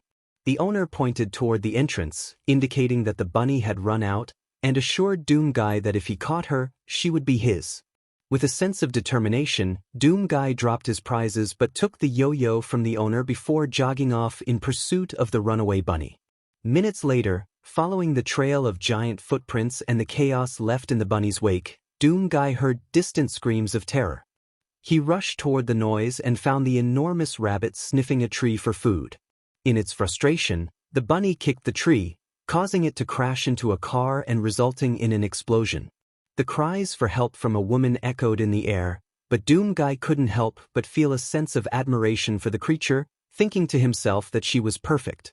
As the giant bunny sat down to munch on leaves, Doomguy seized the opportunity to jump onto its back, feeling the softness of its fur. The bunny, sensing his weight, stood up in irritation, prompting Doomguy to hold on tightly to its ears. He reassured the bunny that he meant no harm, gently petting her head. However, the bunny was not receptive and began bouncing around in an attempt to throw him off. Despite the challenge, he clung to her fur as she bounded toward the city, contemplating the need for assistance from Izuku. Meanwhile, Izuku was peacefully sleeping on the couch when Ibra and Eri returned from their shopping trip. Ibra cuddled up to him, resting her head on his chest, while Eri watched Danny Phantom on television, singing along to the theme song and jumping to her feet in excitement. Ibra gently reminded Eri to keep her voice down, as Izuku was still asleep. Eri quickly apologized and settled back down, while Ibra returned her attention to Izuku. Suddenly, the kitchen phone rang, waking Izuku from his slumber. He groggily wondered who was calling, and Ibra got up to check. She encouraged Izuku to rest while she answered the phone. On the other end, Doomguy inquired if Izuku was home, his serious tone contrasting with the chaos audible in the background. Ibra asked if something was wrong, and Doomguy hesitated before admitting that perhaps there was a problem. As a citizen in the background shouted in panic, Ibra sighed in frustration, glancing at Izuku, who was still asleep. She informed Doomguy that Izuku was not available and offered her assistance instead, asking where he was. Doomguy mentioned he was heading into a public garden, prompting Ibra to assure him that she was on her way. Before leaving, Ibra instructed Eri to be careful and not to wake her father. Eri enthusiastically promised to be quiet as Ibra grabbed her coat and headed out. An hour later, Ibra arrived at the community garden, noticing a giant hole in the side of a building. She used her vines to navigate the broken windows and entered the garden, calling out for Doomguy as she walked around. The sight of chewed-up vegetables and destruction led her down a path, and she hoped it would lead her to him. The further she ventured, the more destruction she encountered, with eaten plants scattered across the ground. Soon, she heard the sound of munching around the corner. When she turned to investigate, she was astonished to find a massive bunny devouring the plants, with Doomguy sitting on its back, arms crossed. Ibra exclaimed in disbelief at the sight, and Doomguy, petting the bunny's head, acknowledged her arrival as the bunny paused its eating and sat down, facing her.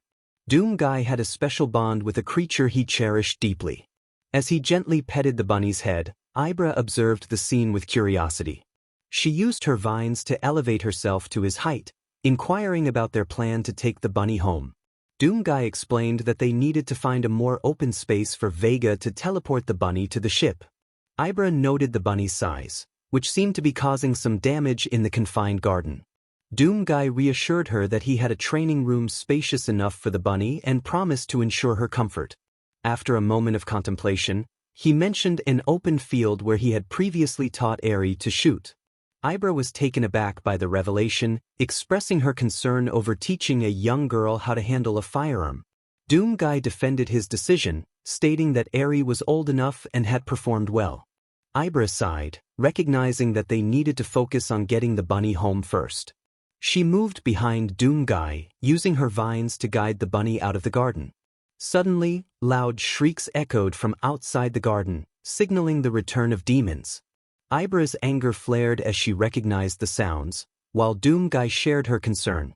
The bunny, sensing danger, began to hop toward the exit. However, 3 imps appeared, blocking their path. The bunny swiftly flattened them, continuing to flee from the pursuing demons. Ibera shouted in frustration, questioning how the demons had discovered their location. Doomguy grimly noted that the demons always seemed to know. As an imp leaped from a rooftop, Ibera retaliated, sending it crashing back into the building. Realizing they were moving away from the forest, Doomguy grabbed the bunny's ears and redirected her. Ibera watched in horror as more imps attacked the bunny, causing her to crash into a building in pain. Determined to help, Ibera used her vines to pull the imps off the bunny, but more continued to swarm around them. Doomguy felt a surge of anger as he witnessed an imp attempting to harm the bunny. He seized the imp's arm with a fierce grip, breaking it before pushing the creature away. He instructed Ibera to get the bunny to the open field, assuring her that Vega would activate the portal once they arrived. With a swift motion, he leaped off the bunny, landing on an imp and crushing it beneath his foot. The screech of the defeated imp attracted the attention of others, who charged toward Doomguy. Ibera expressed her concern for his safety, but he reassured her that he could handle the situation. He prepared himself for the oncoming horde, filled with determination. Doomguy reflected on the destruction the demons had caused to his family and humanity, vowing not to let them take the bunny from him. When an imp lunged at him, he responded with a powerful punch that decapitated the creature. He declared that he preferred a physical approach over using a gun, relishing the challenge ahead. Meanwhile, Ibera and the bunny had managed to escape the city, but demons were still in pursuit. Frustrated by their relentless attacks, Ibera used her vines to fend them off, realizing that she could no longer twist their necks without risking being overwhelmed. As they neared safety, the bunny stumbled, caught by the imps that clawed at its legs. When the bunny fell, Ibera swiftly flew into the field, hearing its pained shriek. She quickly sprang into action, sending her vines to grab the demons and toss them aside. Despite her efforts, the imps continued to swarm the bunny, fought back by kicking some off. Growing increasingly irritated by the relentless assault, Ibera felt her vines swell with rage. She declared that the demons had caused enough trouble and prepared to unleash her full power, her vines sprouting sharp thorns as she prepared for battle. The vines that held the imps pierced their bodies, tearing at their flesh. Ibera watched with fury as body parts and blood flew everywhere, splattering onto her face. She was fed up with the chaos surrounding her. The imps had annoyed her for the last time.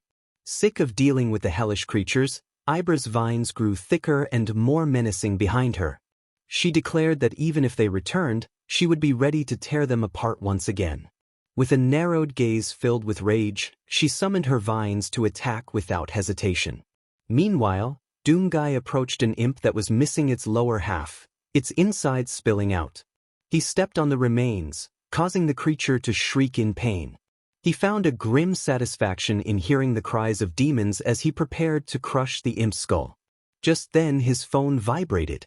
He placed his foot down beside the imp's head and pulled out his phone, noticing it was Izuku calling. Izuku's voice was filled with concern as he asked why Ibera was killing imps while defending a bunny. Doomguy was surprised that Izuku was aware of the situation, but Izuku explained that he was watching it on the news alongside Eri, who cheered for Ibera's efforts. Doomguy felt the weight of the situation and wished he had called for help earlier. Izuku expressed his frustration, reminding his father that he could have reached out. Doomguy explained that Ibera insisted on helping and let Izuku sleep. Realizing he needed to assist Ibera, Doomguy took off in her direction, unaware that the imp he had left behind was beginning to regenerate. Meanwhile, Izuku donned his armor, with Eri watching eagerly from the doorway. She asked if she could help, insisting that she was ready for a real fight after being trained by her grandfather. Despite his initial hesitation, Izuku was swayed by her enthusiasm and agreed, instructing her to stay close. As Ibera fought valiantly against the imps, she began to grow weary, her vines weakening. The bunny she was protecting had been hurt but managed to reach safety. Overwhelmed by the approaching imps, Ibera used her last bit of energy to form a protective dome around herself and the bunny. However, the dome was quickly being destroyed as the imps slashed at her vines, causing her pain. She reminded herself that she could not fail, not with the power of God by her side. Just as the imps began to breach her defenses, one of them was suddenly pulled away. Doomguy shouted for her to keep her dome up while he dealt with the remaining imps. He slammed one imp into another, sending them crashing to the ground. An imp leaped onto his back, biting into his shoulder. He winced but quickly grabbed the creature by its face, yanking it off and crushing it beneath his palm. Despite his strength, more imps swarmed him, stabbing and biting relentlessly. Alone, they were easy to defeat, but together they formed a dangerous pack. Just when the situation seemed overwhelming, bullets flew toward the pile of imps, creating an opening for Doomguy to break free. Izuku charged in, using his gauntlet blade to stab one of the imps, splitting it in two. Eri sat on his shoulder, her eyes wide with a mix of fear and excitement. She aimed her small handgun at an approaching imp and pulled the trigger, hitting its knees and causing it to crash to the ground. Izuku then stomped down on its skull, praising Eri for her efforts. He handed his father a sawed-off shotgun, commenting that Doomguy should have kept a weapon with him. Together, they returned to the fray, determined to eliminate the remaining imps while Ibera maintained her protective dome. When the battle finally ended, the dome fell, leaving dead vines scattered around Ibera and the bunny as she collapsed to her knees.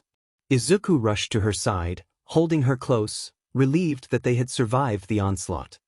He noticed the worry on her face and approached her with genuine concern. She hesitated for a moment, feeling a mix of emotions swirling within her. After a brief pause, she managed to express her uncertainty about her feelings. He reached out, offering a comforting presence, hoping to ease her distress. The atmosphere between them was thick with unspoken words, and he could sense the weight of her thoughts. As they stood together, the world around them faded, leaving only the connection they shared. He wanted to reassure her that she was not alone in her struggles, and he was determined to help her find clarity amidst the confusion. In a bustling city, two friends found themselves caught in a whirlwind of adventure. They had always shared a bond that was unbreakable, forged through years of laughter and challenges. One day, while exploring an old bookstore, they stumbled upon a mysterious book that seemed to glow with an otherworldly light. Intrigued, they decided to take it home.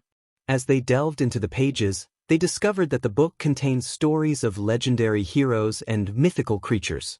Each tale was more captivating than the last, igniting their imaginations and sparking a longing for adventure. They felt an inexplicable connection to the characters, as if the stories were calling out to them. Driven by curiosity, they began to experiment with the book, reciting passages aloud. To their astonishment, the words came to life, transporting them into the very worlds they had been reading about. They found themselves in enchanted forests, battling fierce dragons, and solving ancient riddles. Each adventure brought them closer together, strengthening their friendship and revealing hidden strengths within themselves. As they navigated through these fantastical realms, they encountered challenges that tested their courage and wit. They learned to rely on each other, facing fears and overcoming obstacles that seemed insurmountable. With every victory, they grew more confident, realizing that their bond was the key to unlocking their true potential. Eventually, they uncovered the book's secret. It was a portal to endless possibilities, but it required a pure heart and unwavering friendship to access its magic. With this knowledge, they vowed to protect the book and use its power wisely. They understood that their adventures were not just about escaping reality but about discovering who they truly were. As their journey continued, they returned to the real world, forever changed by their experiences. The book remained a cherished treasure, a reminder of the adventures they had shared and the strength of their friendship. They knew that no matter where life took them, they would always have each other and the magic of their adventures to guide them. In a quiet town, a young woman named Clara found herself drawn to the mysterious allure of the old library. It was a place filled with stories and secrets, where the scent of aged paper lingered in the air. Clara had always been an avid reader, but this library held a special fascination for her. One rainy afternoon, she decided to explore the library's hidden corners. As she wandered through the dimly lit aisles, she stumbled upon a dusty, leather-bound book that seemed to call out to her. The cover was worn, and the pages were yellowed with time. Clara carefully opened the book, revealing tales of adventure, love, and magic that transported her to another world. As she delved deeper into the stories, Clara felt a connection to the characters. Their struggles and triumphs resonated with her own life experiences.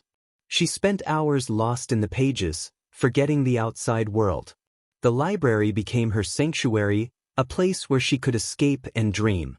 One day, while reading, Clara noticed a figure watching her from the shadows. A tall, enigmatic man stood at the edge of the aisle, his presence both intriguing and unsettling. He seemed to be drawn to the same book that captivated her. Clara's heart raced as she wondered who he was and what brought him to the library. Days turned into weeks, and Clara continued to visit the library, often catching glimpses of the mysterious man. They never spoke, yet an unspoken bond formed between them. Clara found herself anticipating his presence, feeling a sense of comfort in knowing he was nearby. As the seasons changed, Clara's feelings deepened. She began to imagine the stories they could create together, weaving their own narrative filled with adventure and romance. The library, once a solitary refuge, transformed into a backdrop for her dreams of connection. One fateful evening, as the sun set and the library bathed in golden light, Clara gathered her courage. She approached the man, her heart pounding.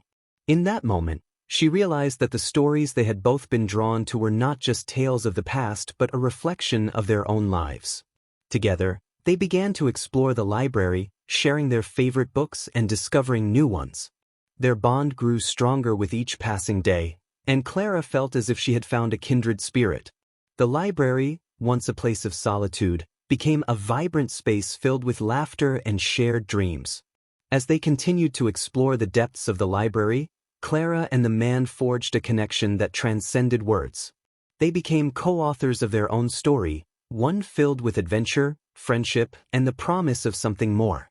In the heart of the library, amidst the whispers of countless tales, Clara discovered not only the magic of books but also the magic of love. In a quiet corner of the bustling city, two friends found solace in each other's company. They often spent their evenings together, sharing stories and laughter, creating a bond that felt unbreakable. As the sun dipped below the horizon, casting a warm glow over the streets, they settled into their favorite spot, a cozy nook in a local cafe. The atmosphere was filled with the rich aroma of coffee and the soft murmur of conversations around them. They discussed their dreams and aspirations, their hopes for the future intertwining like the steam rising from their cups. Each word exchanged deepened their connection, revealing layers of understanding and support. As the night wore on, they reflected on their past adventures, reminiscing about the moments that had brought them closer. The memories flowed freely, painting a vivid picture of their journey together.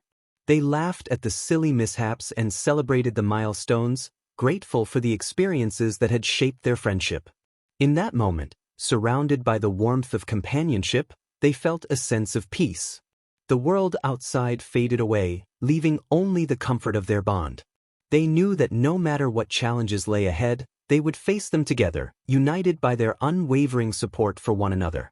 The night continued, filled with shared dreams and the promise of many more adventures to come. She felt a wave of gratitude wash over her as she looked up at him, appreciating his presence.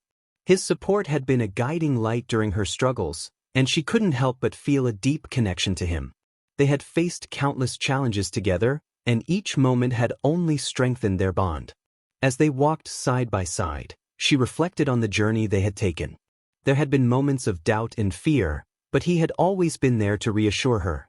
His unwavering belief in her abilities inspired her to push through the toughest times. The sun began to set, casting a warm glow around them. She felt a sense of peace enveloping her, knowing that she was not alone in her journey. Together, they had created memories that would last a lifetime, each one a testament to their resilience and friendship. In that moment, she realized that their connection was more than just companionship. It was a partnership built on trust and mutual respect. She cherished the way he understood her without needing words, how he could sense her feelings even when she struggled to express them. As they continued their walk, she felt a renewed sense of hope for the future. With him by her side, she was ready to face whatever challenges lay ahead. Their journey was far from over, but she knew that together, They could overcome anything.